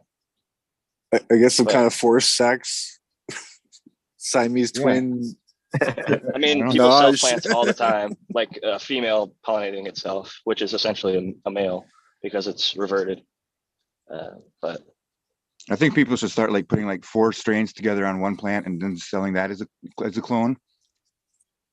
Like a mixed bouquet. There are people that do all sorts of crazy things. I saw a guy breeding with 5 different males. Just like mystery seed. You don't know which one it came from. Masonic would call that natural selections, natural selection line. Yeah, I'd say the first male that popped open pollinated everything, man. You know what I'm saying? That dude hit up everything. I'm talking about got to drop. They could collect 5 pollens separately and let's throw them all into a room at a bunch of females. There you go. Now you can do that. No, like I know people that are doing that. I wouldn't suggest it, but I know people that are doing that. I wouldn't waste my valuable effort and time doing that. Here's the thing, cannabis, personally, I'll stand on a soapbox for a second. A lot of us agree with this. It's a fucking medicine. So if it's a medicine, the patient who's going to use that medicine would like to know what produced it. The parent, mother and father, ideally. So then they can look up those genetics and then see if they can find similar things that also work for them. So I think it's a little bit of a slap in the face to the patients to just be like, hey, we're not going to let, like if it's like RB proprietary and Tao doesn't know what that clone is, that's one thing.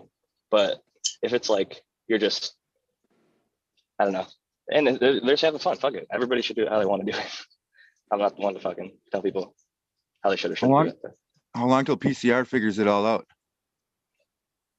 Or like, was Ethos kind of working on it and then that just doesn't happen? Or I don't even know what the details are about that shit. Some What do you people mean? always talk shit about them. Like a genetic He's PCR? working database. with Phylos. No.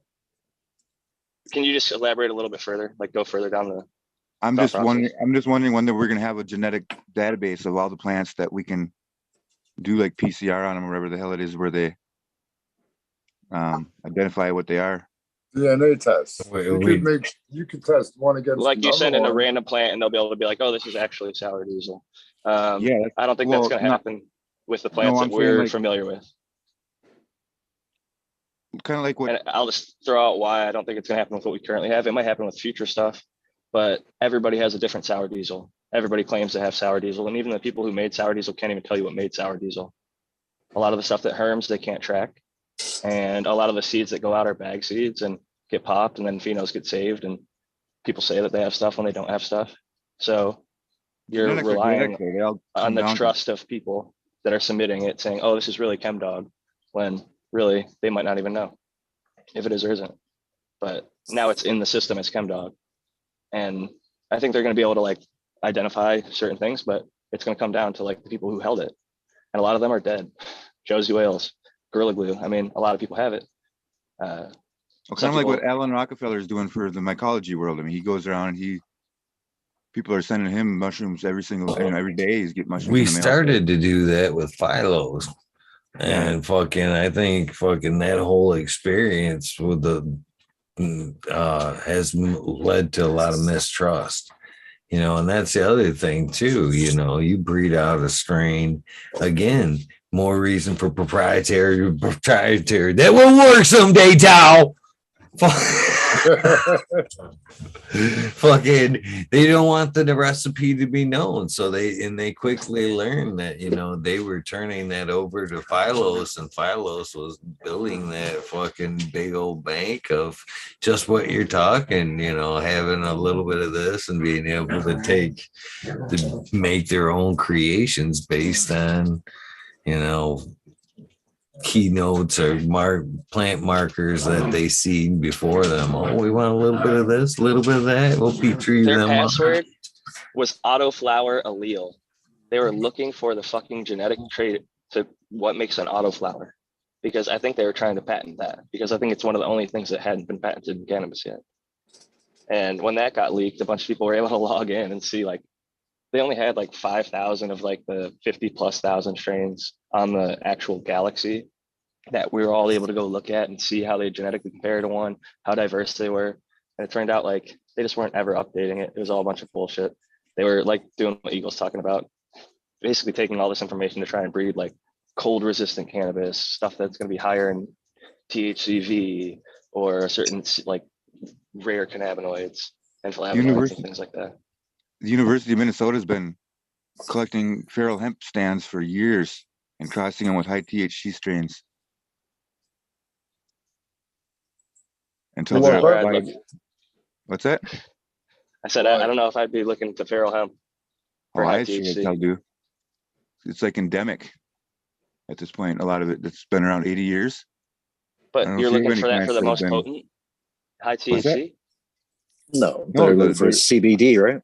CBN, whatever. No, you're looking for plants that can live out in the outdoors where you live. That's what. Oh yeah, I agree with you on that for resistance. But I thought you were saying for high THC. I was like, no, I mean, statistically, one of them might be that, but CBD is a more dominant trait in the wild. So, well, and THC in particular is the one thing that we as humans, once we got lab testing, we bred that shit way up. Kevin Jodry just made a post recently about how he likes stuff from like the early 90s or 2000s, I think. The more old school stuff that THC wasn't quite as high yet. There's still a lot of other complexity. And he said he felt like nowadays it's not that stuff doesn't get you high. It's just more of a narrow band. And I tend to agree with it. I think the higher we push up THC, we start to lose terpenes, other flavonoids, and minor cannabinoids. And it does alter the high. Like I think a lot of the, not to knock on it because I do like it, cookies, a lot of the cakes and gelatos are very similar in their medical effects and types of high. But you We're not put really- those out in the wild for 80 years, and they'll be like different strains basically. I mean, like there's hemp stands that it's crazy how much variety That shit there's would in not that. survive in the wild, I don't think. Oh, I think it would regress Well, some of it would. in a heartbeat. cookies? It would Right. THC. It wouldn't go further up. I Oh, think yeah. it would go backwards in a drop. heartbeat. Yeah. 100%. As Yeah, soon as yeah, we it stop does. selecting for it, it does. And I We've think seen it there's still statistically. restrictions on, like in Florida, like I believe you can only have a CBD product that can only, like the plant itself can be only 15% and 0.3% THC. So there's still a control, even though it's hemp. Yeah. Everything for hemp has to be below 0.3 THC, and that's why seeds are legal, because they have 0.0 THC. So And a all lot of seed people sales still in the spend US are money legal. on that, right? Well, I say What's the that? average person spends like between $20 and $60 on CBN, like that, some bullshit, a month or something like that.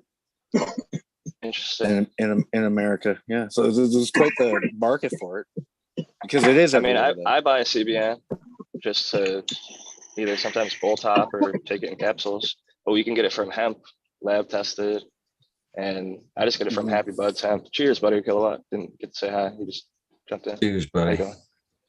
buddy. Hi, everyone. I'll wait to do what's happening. How you doing tonight? Well, it was a great first night of Cincinnati for Billy Strings. And then I was going to come on, and then I figured I'd do my work, and I just finished doing that. And Major would think this is good. I'm right now getting ready to pop 500 seeds. Oh, yes. All in one Your pot. stuff. Well, 100 of them is one thing, and then we have like a lot of choices of 50 of each. Solid. 100 still a nice pheno hunt. 500. Well, you said 500, but of 100 of Oh yeah. one. Well, of one kind, the Wilson F2, because we have some of it. We don't have that many. We only have like 4 or 5 packs of certain things. But yeah. Still an awesome adventure, 100%. 500's a lot. Yeah. Well, I don't usually do those kind of numbers myself. Like keeping track of that many is an ordeal, but all right. What about your pot size now? What about the pot size? 1 gallons? Probably at the beginning, and start trying to narrow it down and up pot them and back them up. I don't know. Nah, not with that many, man. That's, I guess you have workers, Well, so yeah, you can make the workers work, or you can and- just try to do yeah, the and research. and not everything in that is like what we're like. Oh, there's a few things mixed in there that are the real searches or happen in those ones. Yeah, and then some of them are just, oh well, if they do great, and then we have more of them or whatever, can get whatever. No, I took many months to contemplate, but they're already germinated because I did them last week. But I did. What are you looking for in And the I- Wilson I F2s? had- I gotta ask, because you're popping 100 of them, and it's F2s. So is there something special in there? Washers. Wash. So you're gonna have to literally run them all the way until they're done, then, because some of the best Yeah. washers are ugly as fuck. Yeah. Wow. That's gonna be a fun process. But you know, and a lot of washing. Yeah. A lot of test Yeah. washing. Well, that's not my trip, but all right. I like You don't smoking actually- it though. Man. No, I don't. I'm not a washer. Hey, I've been in the. I myself, not enough jackets make me comfortable in a cold room for like hours at a time. My bones start to ache. I'm the same way. That's why I started dry sifting and as cold as I can handle it. Yeah. But Even I that. was going to say, so on my own littler thing, I took months to decide, but I had like 5 things from Kaya, some from Mean Gene, of course, all the Masonic and James Loud and so many people's stuff. But there's this one called, it's from Kaya, Northwest, Kaya. It's the watermelon sour, not sour watermelon. It's called watermelon sour, which I guess might mean something. Crossed into coffee like F8 or something. So His work's awesome. Yeah, his work's awesome. And then there's this like contest that James Loud invited me in. I probably blew it because of the time I wasted. I didn't really read the email that the finished flowers supposed to be entered June 1st. And they just germinated last week. So, oops. I'm hoping maybe I'm not the only one that's behind and they extend the entry thing, because it's like 20 grand, 10 of it goes to charity, 10 for yourself. So I figured, well, I'll take a shot at it. And that's like a cereal milk crossed into a Skittle back cross. Just send it in the pancakes. Just send them in the pancakes. Wow. That sounds fire. The one thing I wanted to follow up though with the Wilson F2s, because I've never actually tried it. And you said washer, but like everybody wants a high percentage. Is there like a flavor that's associated with it that you're looking for? Or Well, what's it known? It's trop. It's got the trop thing going on. Yeah.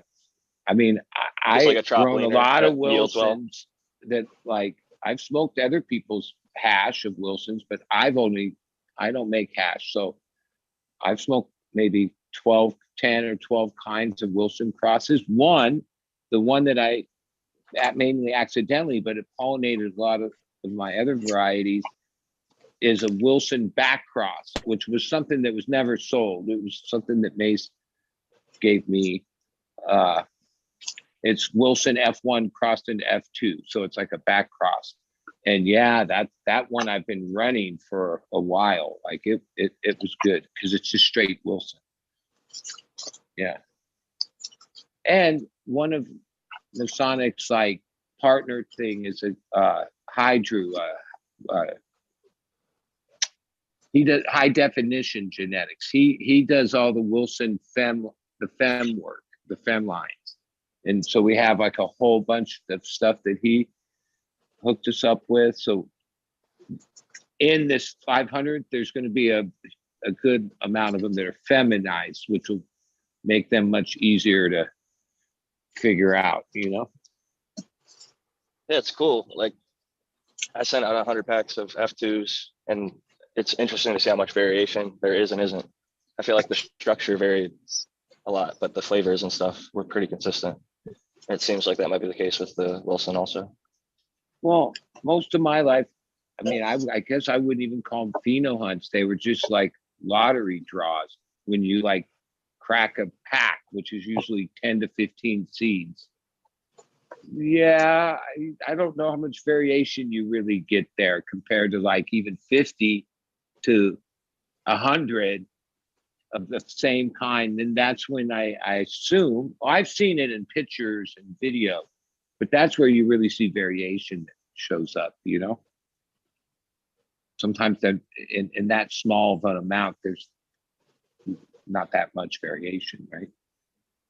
Yeah, the one unique thing of like the 52 people that flowered the Velvet Punch F2, Tao actually pulled out some watermelon that I started seeing in the F3, but nobody else reported that. And it's so distinct that it's like, it's not that they didn't have it. They just didn't get the pheno that he had or grow it how he grew it, because it was, you could taste it and smell it, and it was unmistakable. So, and there's definitely, that shows up in the F3s, but very rarely in F2. Because I sent out a lot of fucking seeds and a lot of people. I mean, 52 grew them, and most of them popped 5 at minimum. Everybody popped at least 5, and most people popped all 10. So. Yeah, dude, that one tasted really good, dude. That one had like had really good taste. Smarties flavor. It's funny when I stress test smell. Yeah, when I stress test the F3s, my first run was a stress test, and I actually found some watermelon in it. Those the stress test runs. But the second run, it's more of its typical self, I would say. It's like grapey, gassy, a little bit floral, I would say like lavender, but it's definitely a super fucking dang. I'm loving it. Buddy, we'll have to link up because I actually did the proper run this time. And like to hand you off some nugs of it. And maybe get some Wilson. Because I've never, literally, you said you've tried 12 and nobody I know has grown it ever. So I've like never seen the Wilson. I hear it talked about a lot. I see it online.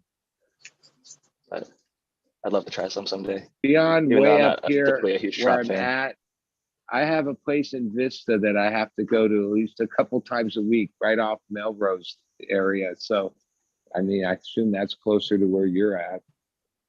I charge over in Vista a couple times a week. Yeah. We could link up over there. And I'm gonna have to head out to Dr. I'm at MJ's. the coast, He's out by you. when I go anywhere down on the coast, I'm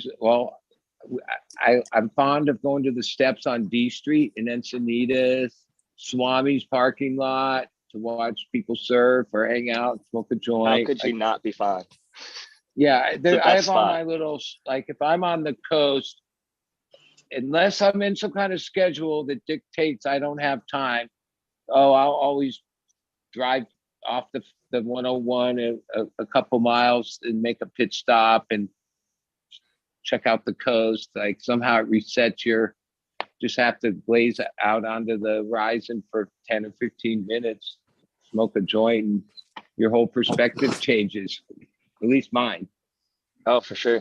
I just got back in the water for the first time in a while. I had a client who wanted to go body surfing and we went out and it was probably like 5-6 footers, pretty nice, at this really uncrowded beach because it's like down the side of a fucking cliff. But this person likes to film some of the surfers and we were in the perfect fucking spot, man. It was a lot of fun. I'm into following the world pro surfers. And so this thing, there's this girl named Katie Simmers. She just turned 17 and she's like the rookie on tour, but she's like a charger and just won super turbos in Portugal, took out like a 12-year vet, but she's 17-year-old little kid, but she's from Oceanside. And like, even when she won, she said, yeah, I want to thank all my homies in Oceanside, because she's just a kid. But a lot of times when the surfers from this area make it, they're either from San Clemente, Encinitas, like no one claims Oceanside. You know what I mean? Oceanside? This one girl that's taken the pro surfing ranks by storm. Well, Katie Simmer. Yeah, she's OC. Yeah. Dude, there's one of my families I work with. They're like good friends with the Olympic skateboarder, the young woman who's also local. And like, I'll be over at the house. And I'm like, it's interesting to be in the presence of I think she was a gold medalist for some of her events. So it's crazy. Well, when you follow like the top surfers, even though they can pretty much live anywhere, the North Shore, or any of these, like some of the ones from Brazil, some of the ones from Hawaii, yeah, they choose San Clemente and Encinitas. It's like that's where they buy their home, raise their kids, and one of the reasons we have good schools around in this area, like consistently in the top of the. But we're turning this nation. into the California Grow Show or something. I don't want to bore the rest of the people who don't care too much about our local fucking. Yeah, but I do totally agree with you. It's beautiful here, man. Yeah, well, every area has their places that have better schools than other areas. Yeah. The surfing up here in Canada, man. People do it during the fucking winter, though. Dude, Lake Erie, we had 12 footers like a few years ago.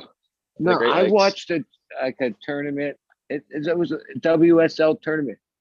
It was on the Great Lakes. I was like, it was so intriguing when I saw it in my algorithm. I was like, I got it now. Hey, they were riding like 2 footers and it was like pretty pathetic, but it was on a lake. There you go. And they were wind waves. They weren't even waves. Like they were. Yeah, it's a different. They're created by the wind. And on a really stormy day, like I was saying, like I saw a few years ago, they got 12 footers, and it gets pretty crazy. There's only you a get few. 4 meter waves is odd time during 30 knot winds and shit for sure. Built up over a Well, couple days. I remember watching this reality show. It was like a offshoot of the what's that island, Oak Island. It was those same guys, but they were on something that this train full of gold fell off into one of the Great Lakes. It's a story, and yeah, they were out there like in the middle of the lake, and like all of a sudden it became like the worst storm ever, and like life-threatening squalls and stuff right in the middle of that lake, which I remember watching that going, holy shit, the Great Lakes ain't no joke. Dude, my dad had to tie himself to the fucking bow of the boat. This shit got flipped over. Yeah, it gets rough out there at certain weather events. Yeah, it's crazy. He said a bunch of people were coming back in and they decided to go out despite it. And they got caught in the middle of a fucking storm out on the open lake. And it's crazy, man. I've sat and like watched it from the shore, from inside a home, like watching like fucking lightning and shit out there, and it gets wild. Nature can definitely. I actually know 2 Navy SEALs drowned doing training exercises in Lake Erie. The undertow was so bad. Damn. I saw this video a few days ago. It was from last year, like less than 6 months ago, outside of looked like a decent sized place in Cuba. But it was like a water spout, like happening in real time. I was like, at first I thought, oh, this is like a Photoshop. I'd never seen anything as crazy as that. Like it wasn't even that far. It was like in perfect focus, but just massive tunnel of water going straight up. I was like, holy shit, that's crazy. Yep, it happens. Yeah, water spouts. Dude, even wind. Like we got a wind shear that tore probably 80-foot tall tree out of the ground, and the roots were 20 feet wide. It ripped up 10 feet of asphalt driveway and crushed my neighbor's truck. Fucking crazy. Thankfully, it didn't hit the house, or no one was in the car. Big giant sequoia or something crazy like that, or redwood. I'm not even sure, to be honest. I really don't know. I have photos and shit of the driveway all ripped up. We had to get the driveway redone. Diane Sawyer said my name on the news because I fucking back like, God, it was like maybe 10, at least 10 years ago, maybe like 12 or something like that. My hometown had an F4 tornado, and my next door neighbor was a first responder, but he was drunk, and so but he was listening to the scanner, and because we could hear this tornado go through town, you could like see just the wall of rain and shit, and you just heard like it was like a locomotive on the other side of it, and then as soon as it passed though, like within like half an hour, it was just blue sky and birds chirping and shit. But like my neighbor told us where the epicenter was, where they were calling all the first responders to go to. So me and my brother hopped in the car and drove right to the center of where it was at. And that, like the second that we got there is the same time that the National Guard finally arrived and started to vacate everything, and kick everyone out. So I had like maybe half battery life on my new digital camera back then, and I clicked off like 100 pictures and fucking. But I guess I was there before any of the newspaper people were, apparently, or before any of the news outlets from out of town, because the National Guard didn't let them in. So like, yeah, my Facebook blew up for like crazy for like a week. I got a bunch of pictures of all that shit. You live in an area prone to that kind of weather, like super. Yeah. Like, it's not Tornado Alley, but it's still. I've traveled, and I've never been in like a hurricane, but I've been in like Midwest severe wind a few times in my life. But like, yeah, I'm not afraid of earthquakes, fires, the things we have out here. But like, I can't imagine. Like, I'm definitely afraid of like a hurricane or tornado. That just seems. Well, tornadoes you can kind of get out of the way. Hurricane is similar too. Like you have a little bit of time if you actually listen. The thing is, in places like Florida, they get so many that so often it's not a big deal that people are just like, fuck it, it's gonna be like another one. But sometimes it's a lot worse. Same, especially like New Orleans, where they're even though what was in my house, we used to go to St. John Virgin Island like once a year for bunch of years. We always stayed in the same house. And I guess it was 4 or 5 years ago when the hurricane hit the Virgin Islands. Yeah, I saw pictures, like the whole place was just gone. I was like, what? The pool was still there, but that was it. They rebuilt it. They send me emails like thinking I'm going to come back there. But I was like, I used to think when we went there that was a place I might want to retire to. Right. I met people that did that. But then after that hurricane wiped it all out, I thought, yeah, could you imagine you're like in retirement, you got your little spot. Like, how do you recover after something like that? A lot of people don't, man. It's fucking rough. Some people literally lose their life trying to stay and defend. Well, it's been a lot of years. I sometimes hear stories of like Puerto Rico and like, yeah, they've never really recovered from the storm that happened there. The thing is, it'll never be the same, but they can try their best to rebuild and make a new life. You do lose some people, and the time is going to be different. And well, I guess if you live in Tornado Alley, you should probably have like a, a mad smaller structure, maybe lower into the ground. The modern house isn't designed for, will never be designed to withstand that shit, right? It's just. We built a lot of, I forget what we used to call them, like a follow shelters, bunker, something like that. Yeah. Where it would, like, because we did a lot of slab on grade construction homes, and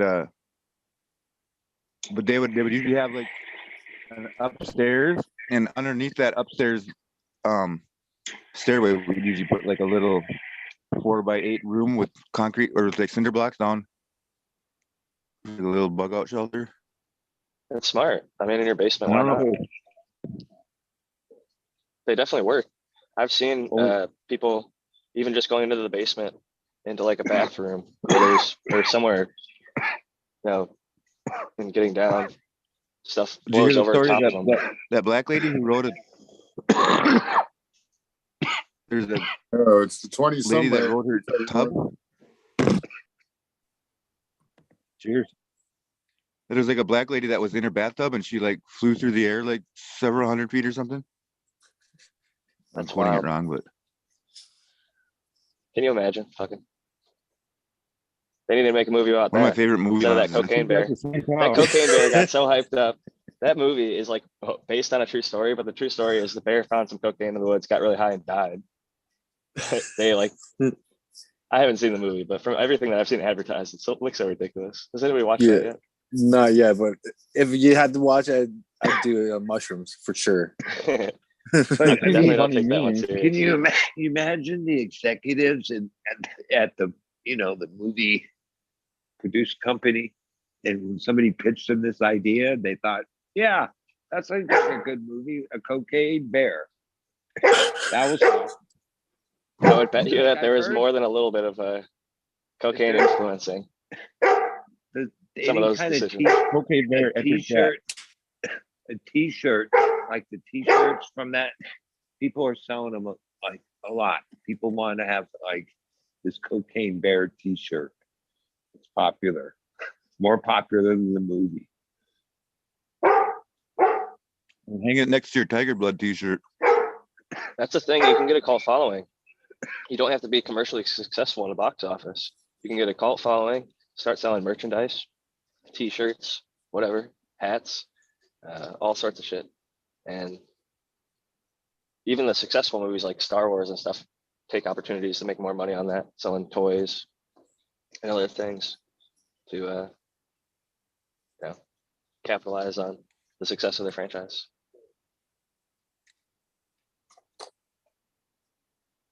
Cocaine bear, though, I did not expect. I took a picture of it. I was at a movie theater the other day, outside of it, just like walking through a mall, and I had to take a picture. When you see something like that on the grandstand, it was like only that and like one other movie. So I just thought it was too funny not to take a picture. Is it like rated PG-13 or it must Probably be up there? I'm guessing so. Probably rated R, actually. I would guess. Who knows though? As long as they only say fuck like one time. then it's PG-13. I guess But if they cocaine's say all that right. twice, I think it's rated R. the main That's how it title's used to be. okay. The main title's okay. I guess it's it's just a drug, no big deal. They teach kids about it in like Dare and stuff, so they're telling like 3rd and 4th graders and shit like, yeah, cocaine. I don't know how early they start there. I think it's about the same. Yeah, they got the same programs. Yeah. Thank you, Dare, for teaching me marijuana was. That's how, like Tao says, I started learning that it was propaganda at an early age, because when you learn what cannabis was and what they kind of pretended it was, it gets real obvious real quick. They ain't Not telling me. the truth about that. I thought it was You gotta cool as start- hell. Look, I was like, oh, look at that suitcase full of drugs. That's awesome. Look at all that stuff. Exactly. Wow. And then trying to we guess. had a guy come in and tell us about. Go ahead. I was just asking if you had drunk. We had a guy that goggles. was. Yeah, There. that. Yeah, and they bring in dogs too, and they were brave enough. They're like, okay, this dog has an attack word. You kids want to guess it? Go ahead. Yeah, like 100 kids just blurting out words. You're like, somewhere along the line, there has to be some kid who gets the right word and just gets attacked. It's probably a German command. I doubt that anybody, unless That's what I was gonna you all say. have German speakers. Maybe it's probably an obscure word for sure. If that's even true, maybe it's not even like maybe it's just a kid No, thing it's they for do. sure true. At least I'm pretty familiar with some people that work with really high trained dogs like that, Malamutes and German Shepherds, even working labs. And I've trained some dogs professionally myself, and it's impressive how My grandpa they used can to raise respond. white German shepherds. Gesundheit. I love dogs, man. They're fucking. I could talk about dogs all day, but I don't want to. We had a guy come into our We were dare talking about that program, earlier, though. and we had a guy come into our dare program, and he was supposed to scare us straight. And it was like this long-haired hippie dude that told us a story about an acid trip that he had in a mail telephone booth, and how he saw the floor started to suck, he started falling down into the floor of the phone booth. And I just thought that's pretty damn cool. I want to try that. That sounds a lot better than I think the Mothers Against Drunk Driving did do a little bit of a good job when they started bringing around like crashed up cars, being like, this could be you if you fucking drink and drive. Like, fucking have a designated driver. I'm not saying don't party. They were against drinking generally all the time, but that was a more effective propaganda, I would say. Actually, like in line with Take what a they're bite out of fucking crime. fighting against. Is McGruff But- still a thing? I think that's a Canadian thing, maybe. I don't know. No, I was in America somewhere. I think Blind McGraw dog. thing. But when they started putting the crashed up cars on the high school fields, right? I mean, the front of the high schools. Yeah. Don't drink and drive. Yeah. You know what, though? I'm feeding fast, boys. I'm going to drop out. Peace Jack, out, Tom. always good to see you. Ryan, Likewise. Buddy Kilowatt, and of course the Major General. Yeah, the Major. This sample he gave me is actually pretty damn good. Shout out to Marcus Greenthumb on sample of Nug and the autoflower. And peace everyone in chat, Eagle. It's always fucking awesome, fucking talking shit with Eagle. Appreciate you, Tal. I'm glad you popped in. So am I, and yeah. I'm gonna second that. Shout out to Marcus Greenthumb. It's- That's just a great dude. It's funny watching you turn that red, bro. But we'll talk about that some other day. Peace out. Hey. Purple, I think I borderline. All right. That's good. What's got you all choked up, Benny? Full melt. The first one was Banana Punch Rosin, which was really good, but second one is Armarilla Full Melt or whatever, just heads or whatever. I found I've gotten more into rosin in the last few months, or hash basically. Even though melts a little different.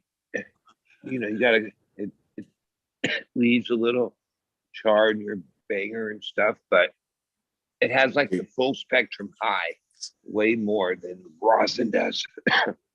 That's what I think. Yeah, I think there is technically. You're right. It is still there is a line between rosin and hash. Well, but I mean, they still use this ain't dry sieve melt. It's you know fresh frozen water, but somehow whatever dehydrating I'm not even sure. I don't know enough about it. I know that it's a different consistency. It's different. I'd say it's like the high. Like a few times I've like hit really good melt, I realized, oh, that's like the full spectrum. Where rosin and BHO's like, oh, it's a high, all right, but it's not the full spectrum. That's why, like, I still like to smoke weed. But like the full melt's like closer to like the full spectrum of like smoking weed. I agree, and that's like with Eagle. He says he doesn't press it because I think the further you get away from the flower, like the full melt that you can get from just a good wash,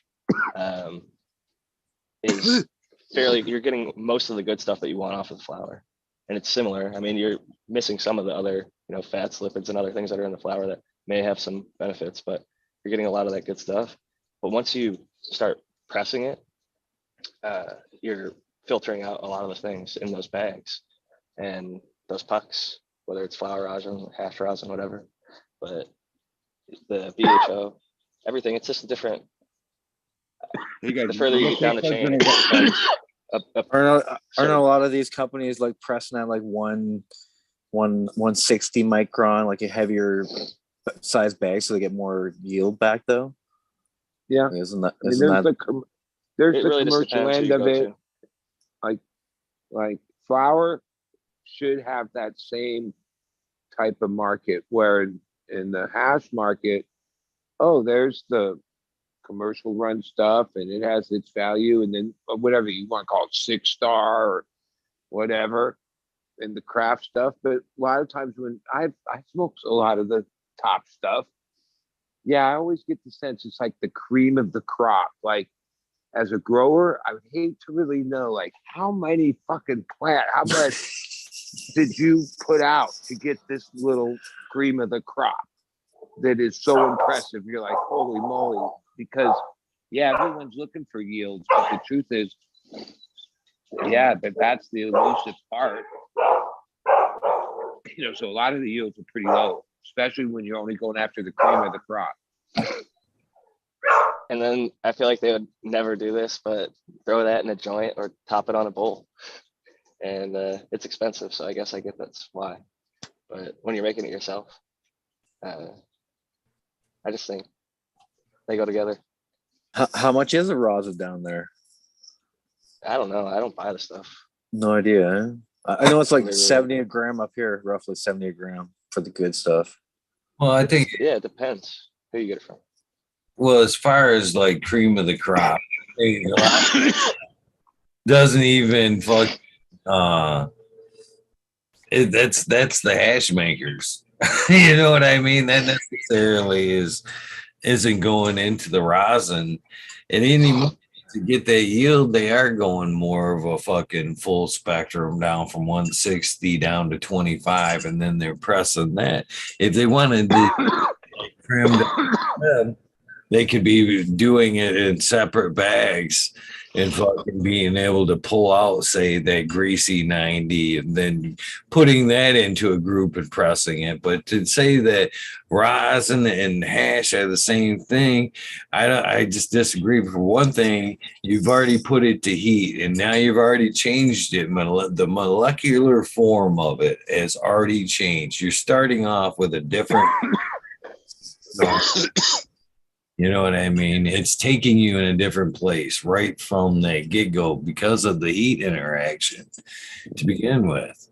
So, and you're not I selling. totally agree, because you can see when you do the Frenchie style, you take your own hash before you roll it out with the glass thing, and you can smoke before and after, like your own Temple Ball versus the unpressed stuff, and it's just a different high.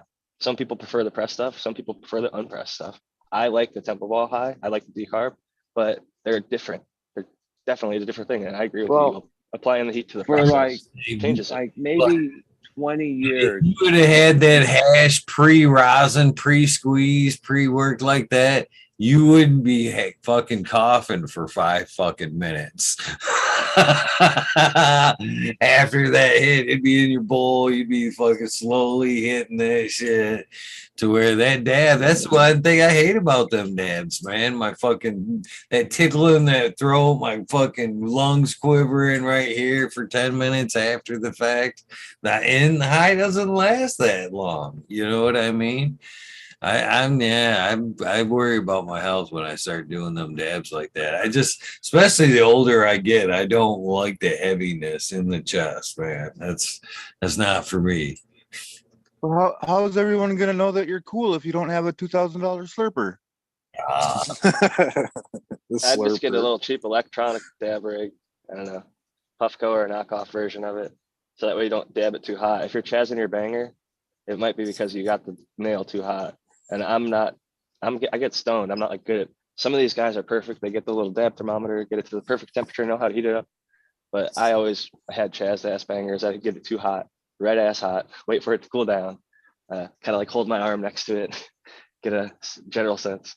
But yeah, man, dabbing with the nail. Come up with that consistency where I wasn't carrying that lingering cough. You know what I mean? I don't think temperature I could ever dial that in. It still was just present. Well, I'm with you, Eagle. I smoke flower fucking more than anything. And we get gifted grams and grams of rosin, BHO, diamonds in sauce, all sorts of different consistencies of all sorts of different shit. And it's tasty and it's fun to, poke on here and there. But for day to day, I'm smoking flower. And if I want to get hash in there, I'll mix it in, do a bowl or a joint. But I don't know, everybody's got their own preferences, and I feel like people go through phases. Poof it.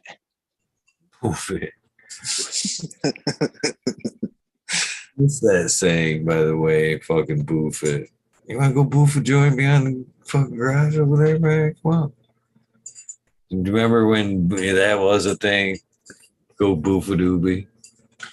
Well, you know that in LA, there's a strain that's hyped up called Super Boof. It's SI. Yeah, I haven't. I don't think I've actually had it, but yeah, I've smoked it a couple times. Called Super Boof. It's actually decent, man. Some people grow it well enough, and I think it's Super Boof, like as a being self-deprecating. Some breeder. Well, no, I mean, out of all the names and to try to get a laugh or some kind of comedy out of it, that was a pretty good one. Oh, it killed it, and it's pretty fucking popular, and I like it, man. I've tried it a couple times. It's been decent. It does. A lot of people buy it because it tests high, so a lot of people are growing it. And we get. I almost fell on the floor. I almost fell on the floor laughing when I heard Divorce Cake for the first time. That was pretty funny. I think that's My Name Is Earl Genetics. That's funny as fuck. It's like a wedding cake across to something. Did you say My Name Is Earl Genetics? I think so. Not right on. That's kind of fun. I think it's like ERRL, something like that. Brandon Rusk wrote some of his stuff. Earl Tractors was my childhood. I'm smoking some High Society, which is a jet fuel gelato across to Biscotti, I think. Could be wrong about that. But I'm smoking some Bubba Kush. Some Bubba Kush, and then some X or Jealous X, and locals only. All in one in a salad. I'm kind of like a potpourri. I'm taking a little bit of each one. Still don't know which one I like the most, but I like to taste the Bubba the most. But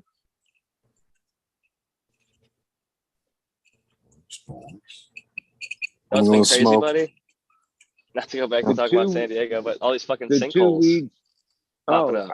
We've had so much rain. We're having sinkholes. Like our highways are fucking falling into the ground because our ground can't hold so much rain. It's been raining way more than it has for a long ass time. It's like an El Nino or some shit like that. Atmospheric rivers, all sorts of shit. We've been hitting rain after rain after rain. And now it's finally like the soil can't handle it. And so structures are starting to collapse, like multiple sinkholes on my way to work. I've been here like 25 years, and like this ain't the worst one, but there's only been like 3 years comparable, 3 seasons comparable to this one in 25 years.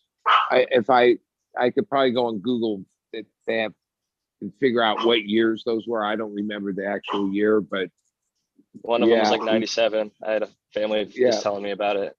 And yeah, we've had it happen.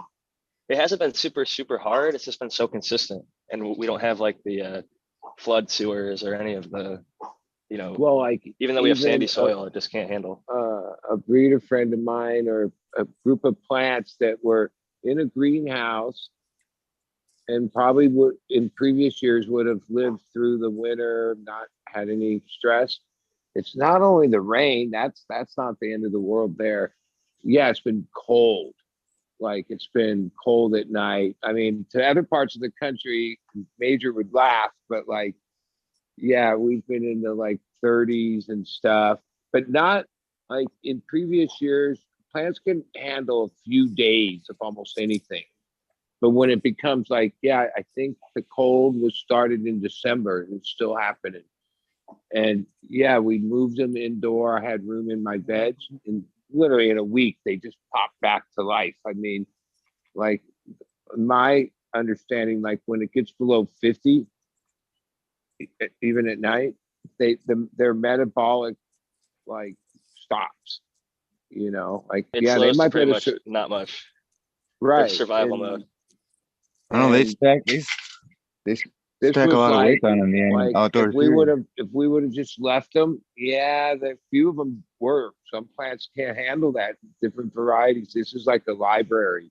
Dude, the plants are amazing though. I know some people in Arizona in the desert that are growing it outdoor, and it is still, they pull it off, and it gets cold as fuck at night, and it gets really hot during the day. And I was amazed by how good some of this shit turned out. Couldn't believe it. But the plant well, is, hey, these plants weren't that happy. They were like, they're not like something that you would show off on your Instagram as far as like your biggest yield ever.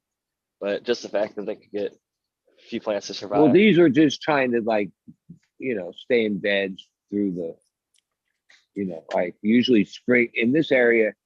I can remember in Januaries and Februaries where it was already like in the high 80s and stuff and sunny. And it was like, we didn't even have a winter. It was kind of like a joke, but this year, oh no, we had a real winter.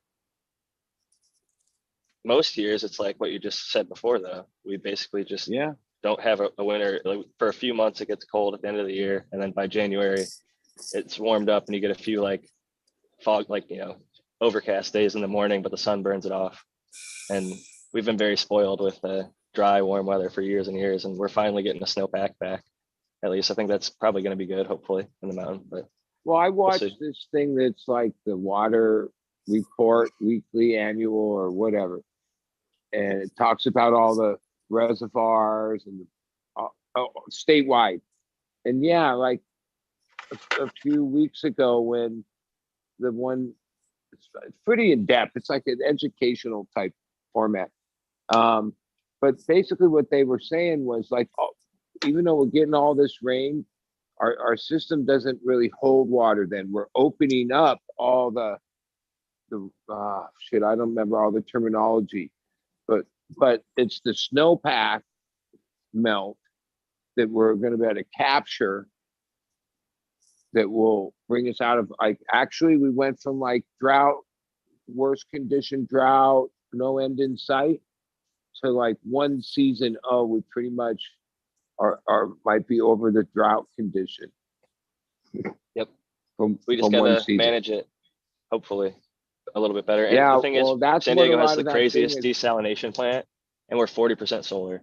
So even though it's expensive energy to desalinate water, we have a bunch of fucking access to good clean water here. The sun's always shining for the most part, and the solar's got good battery backup. So that system is pretty locked in. So we have Well, pretty decent access to water, but this snowpack definitely helps. And I agree. It's awesome that the drought is kind of ending, and this might get us out of it for a few years at least. So I'm gonna cheers to that. And, a lot of thankful. like this water plan thing that I watch is really about where all this money that the state spends to like improve, like over, these aren't like 1 year projects to build these waterways and this.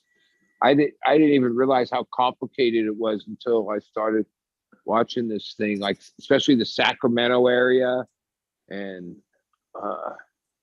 all the man-made stuff and basically a lot of that's to keep the flooding, like even in Northern California, like the Monterey Peninsula, Santa Cruz is basically evacuated because it's flooded. I'll say this, no, it makes me not have any confidence at all in California. A lot of people from outside California will laugh at this, and I think people outside California like to make fun of us, and this gives them a lot of good reason. Look at the cost of our high-speed rail project, and when it began, what they said it was going to cost, what it's actually cost, and when they say it's going to finish.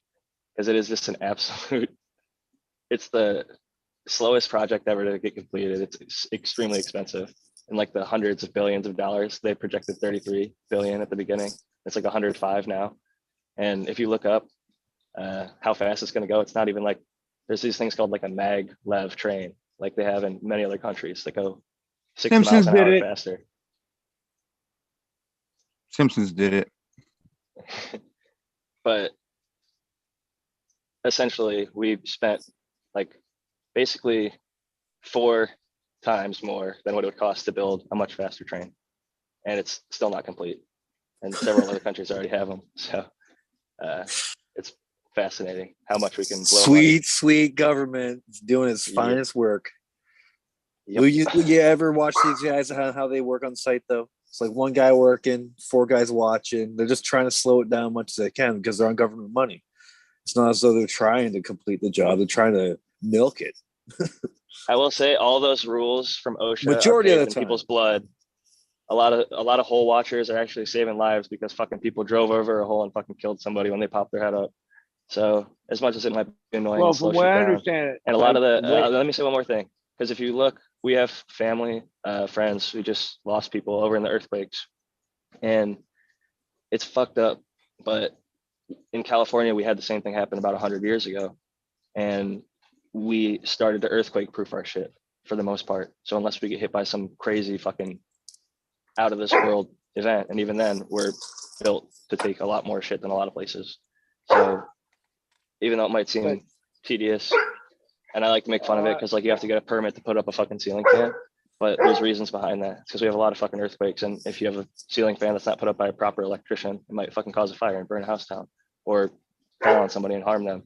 So there's like a lot of the shit, as annoying as it is, these fucking regulations do come back to beneficial. This would be a cool story, The thing you know. on like why like those big jobs, highway jobs and trade, the way that the pay structures work is they only get paid so much, and then once they meet that the next level, then they get the next money, and part of that is it's like allocated, and even if the contractor got it all done, no, they can't pay him the money till the next quarter.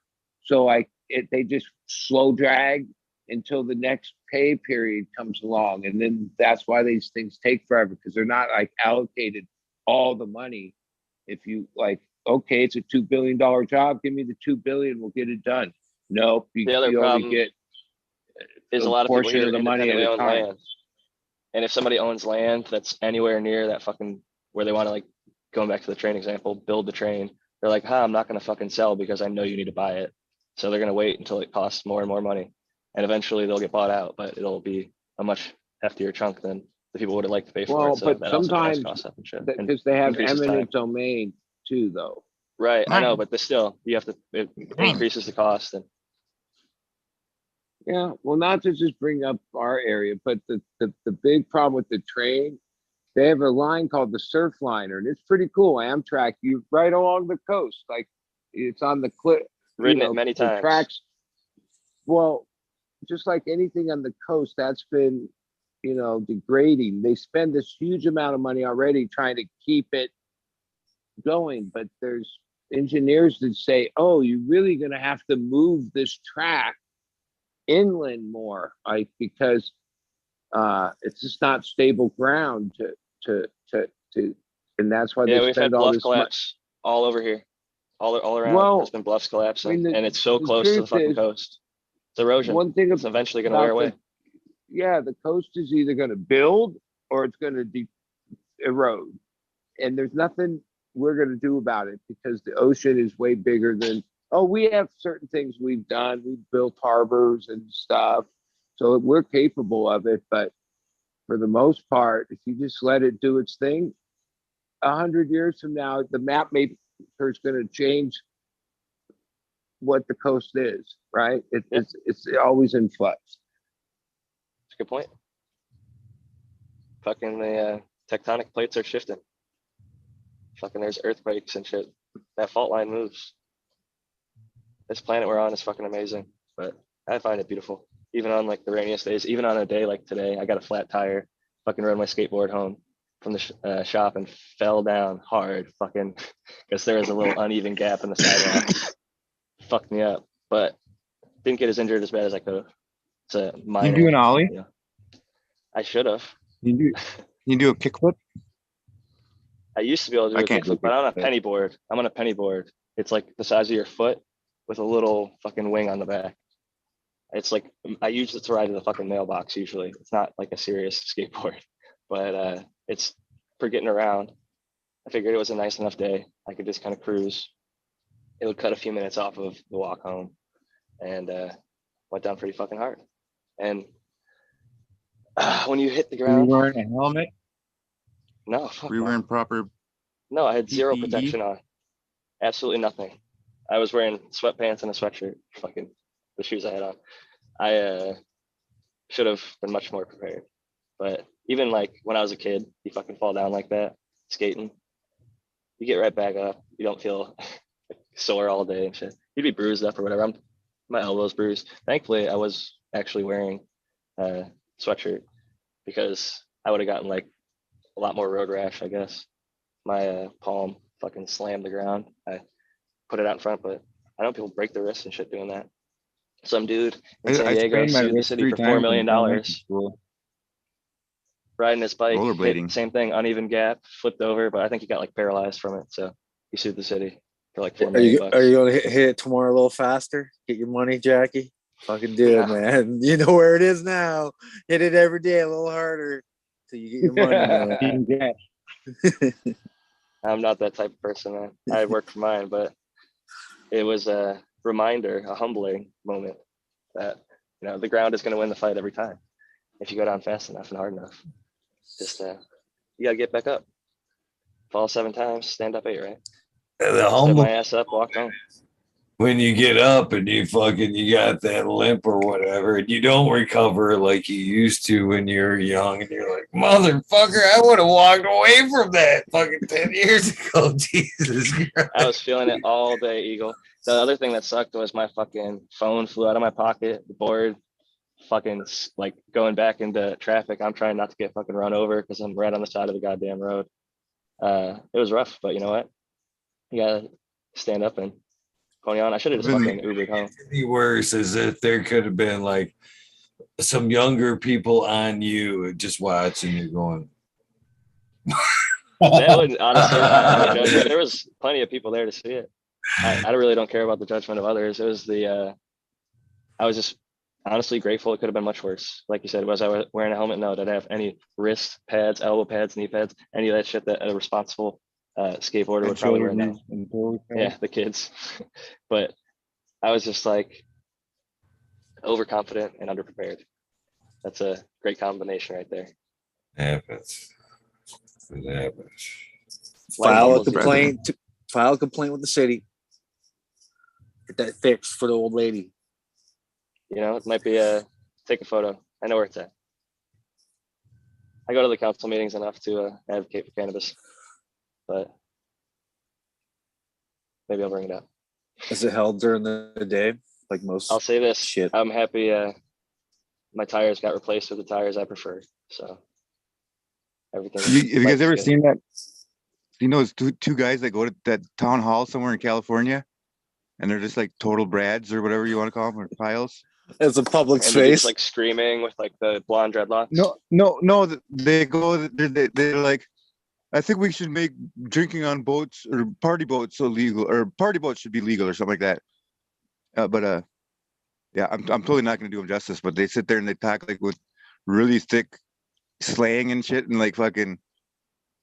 It's just a total joke. But I mean, they're like they go and they just waste the council's time every session. Well, God, I got to look up who they are. If that's what people want to do with their time, you only get a few minutes or whatever. But there's a lot of people there that Well, are they actually usually trying get to advocate for good. Shut them up. Hank, I mean, Hank got it depends on where you're at. two flush You toilets do to go have away. the right. If you live in the city and you could prove like I live in the city, you just sign up and you get a few minutes to speak. And I've personally seen that make a difference. I saw a council go from 5 to 1 against cannabis to being 3-2 or 4-2 or something like that. But it was interesting to watch how and why. And I'm happy that it happened because it just gives access to more people that need what I believe is important medicine. So it is worth the time and effort that the people put in. My wife and many others, myself, you know, just I think as much as we can, we all enjoy the plant, but actually getting out there and advocating for it. And maybe not everybody's into that, you know, political process or whatever. But I think more often Shout than out not, to Spartan. yeah. I mean, your voices are heard, and enough people, they'll be like, "Oh shit, these are pretty big numbers, and they're consistent." Especially out here, the people vote and they see the vote. Like the city that I'm in had one of the highest voted votes yes for cannabis, but the council is like, "We're going to wait and see," and they've missed out on millions and millions of dollars of basically tax revenue that would have benefited Now, the city. isn't other states take that approach? Like, okay, so we're talking about a huge county, except that the way it works around here is each little city, which there's a lot of them, end up being able to decide basically for themselves, right? So that's where it's like there's places that obviously should have their own stores and all that because of the people that live in that area have access. But yeah, it's like a slow process, like where the rest of If the you want to state, walk into a dispo, you have to leave a lot of cities, like because you have to travel outside your area to go. I always wondered why wouldn't it just be like, okay, the whole county? Like why is it like, is it everywhere that like, oh, it's a county, but then each little municipality? It's funny because they still have like the gray market ones too that kind of pop up here and there and hang around for quite a while. But I think a lot of places, they don't want it. It's like not kid friendly. They don't want to have a pot shop by their school or by their church or whatever it is. So a lot of like I know in the city of Fallbrook, even though there's this other side of Fallbrook, like there's this whole row where every church in the world has the most giant building, right? That's who really controls Fallbrook, the church row up there, right? And it's about, like you said, the kids, right? So yeah, there's been a couple there, and when they shut them down, let me tell you this. Then somebody else opens up. A lot of times lately, it's these tattoo shops that look like a tattoo shop, but it's also a weed shop. Let me hand you a key. They shut all the weed shops down. For you and anybody out there, because a lot of places still don't have legal cannabis.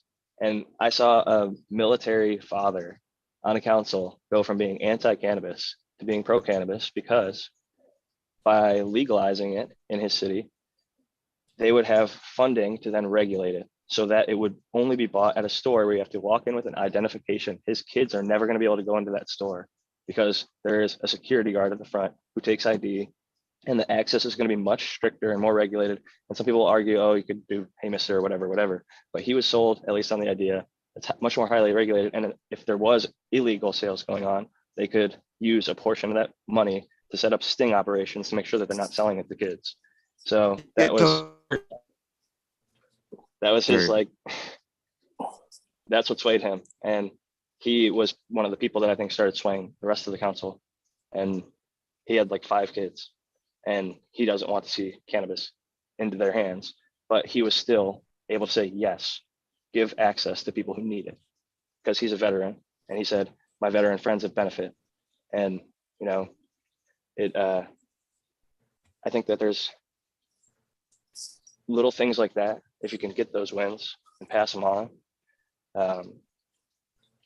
it's just making it so less people have to live under fear of having their fucking doors kicked in or getting arrested with a little bit on them and all that shit. We should be able to possess it, have it, enjoy it, as long as we're not being super irresponsible in public. You know, have fun, fucking don't hurt anybody. But I think Chad and JT go deep. That's what I was trying to think of earlier. Oh, guys, Well, do this, but we have reached that point. I got a bunch of earlies tomorrow, early show, early day, and 6 hours is good for me. I like it, man. Early show. I was watching Here's earlier, everyone. hanging out in chat. I'm glad I got to jump on at the end. Thanks, Eagle. Peace and love, everybody. Have a good one, Jack. Thanks for popping in. Later, bud. All Later. right. Later, everyone. Thanks, Later, Major. Eagle. Oh, See you, shit. Major, Ryan.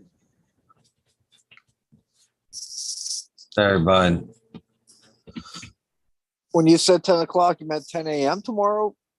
Or you meant 10 p.m. tomorrow? When was the show, man? PM. PM. All right. 7 Pacific Standard Time on the West Coast. 7 on the West Coast, 10 o'clock on this side.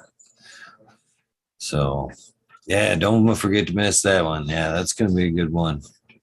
I don't think you can get the seats up here in Canada, man. No? No. I think it's hard to get the North Star shit, man. Even through the breeders overstock. I'll have to check into it. That's where you find like a lot of treasures on that breeders overstock. All right, boys. Remember, kill an auto. Later, man. Grow 3 autos later. I used to just for that. Cheers. Oh, with that being said, thank you guys very much for hanging out with me this fine, fun Thursday evening. Let's see if I can get everybody here. Can Trooper Smiley, always a pleasure to hang out with Mr. Smiley's Gardens, as well as everybody else. But I do a little partial. Dig hanging out with Smiley. He's been a good friend. Ganja Ghost, Weed Nerd DWC, or as I refer to as Crack Babies, the American one, Canna Queen. Pleasure to see the Queen in the house, Mother Nature. Again, pleasure to see you as well. The American one, I already said the American one. Major General 428 Army, Miranda Family Farms, Johnny Cannaseed. Hopefully you get a speedy recovery, and a lot of respect for Mr. Johnny Cannaseed. I do appreciate you, Mr. Weed Nerd. You are a Weed Nerd, 100%. Ryan Kowalski, Jack Greenstock, and of course, Bud E. Kilowatts. Thank you guys all for coming on and participating in this fun episode. If this is the end of your day, your journey, please get some rest. If this is the beginning of your day, your journey, well, please take time out for a little bit of self-love, a little bit of meditation along the lines. Whatever I am hoping is an amazing Friday, kicking off just a fucking incredible weekend for you. Take time out to do something nice for somebody. I was just shorted. You'll be Ryan K before I get it right. Krabowski. apple Krbonski. See, it just makes it worse. Just makes it worse. Oh my God, I don't mean to disrespect you, my friend. Yeah, please do something nice for somebody. Random acts of kindness do save lives. With that being said, I will see you tonight at 10 o'clock Eastern Standard Time, 7 Pacific, with Chef Joel and Miss Jen from North Star Genetics. Should be a really good one. You guys have a great day. I am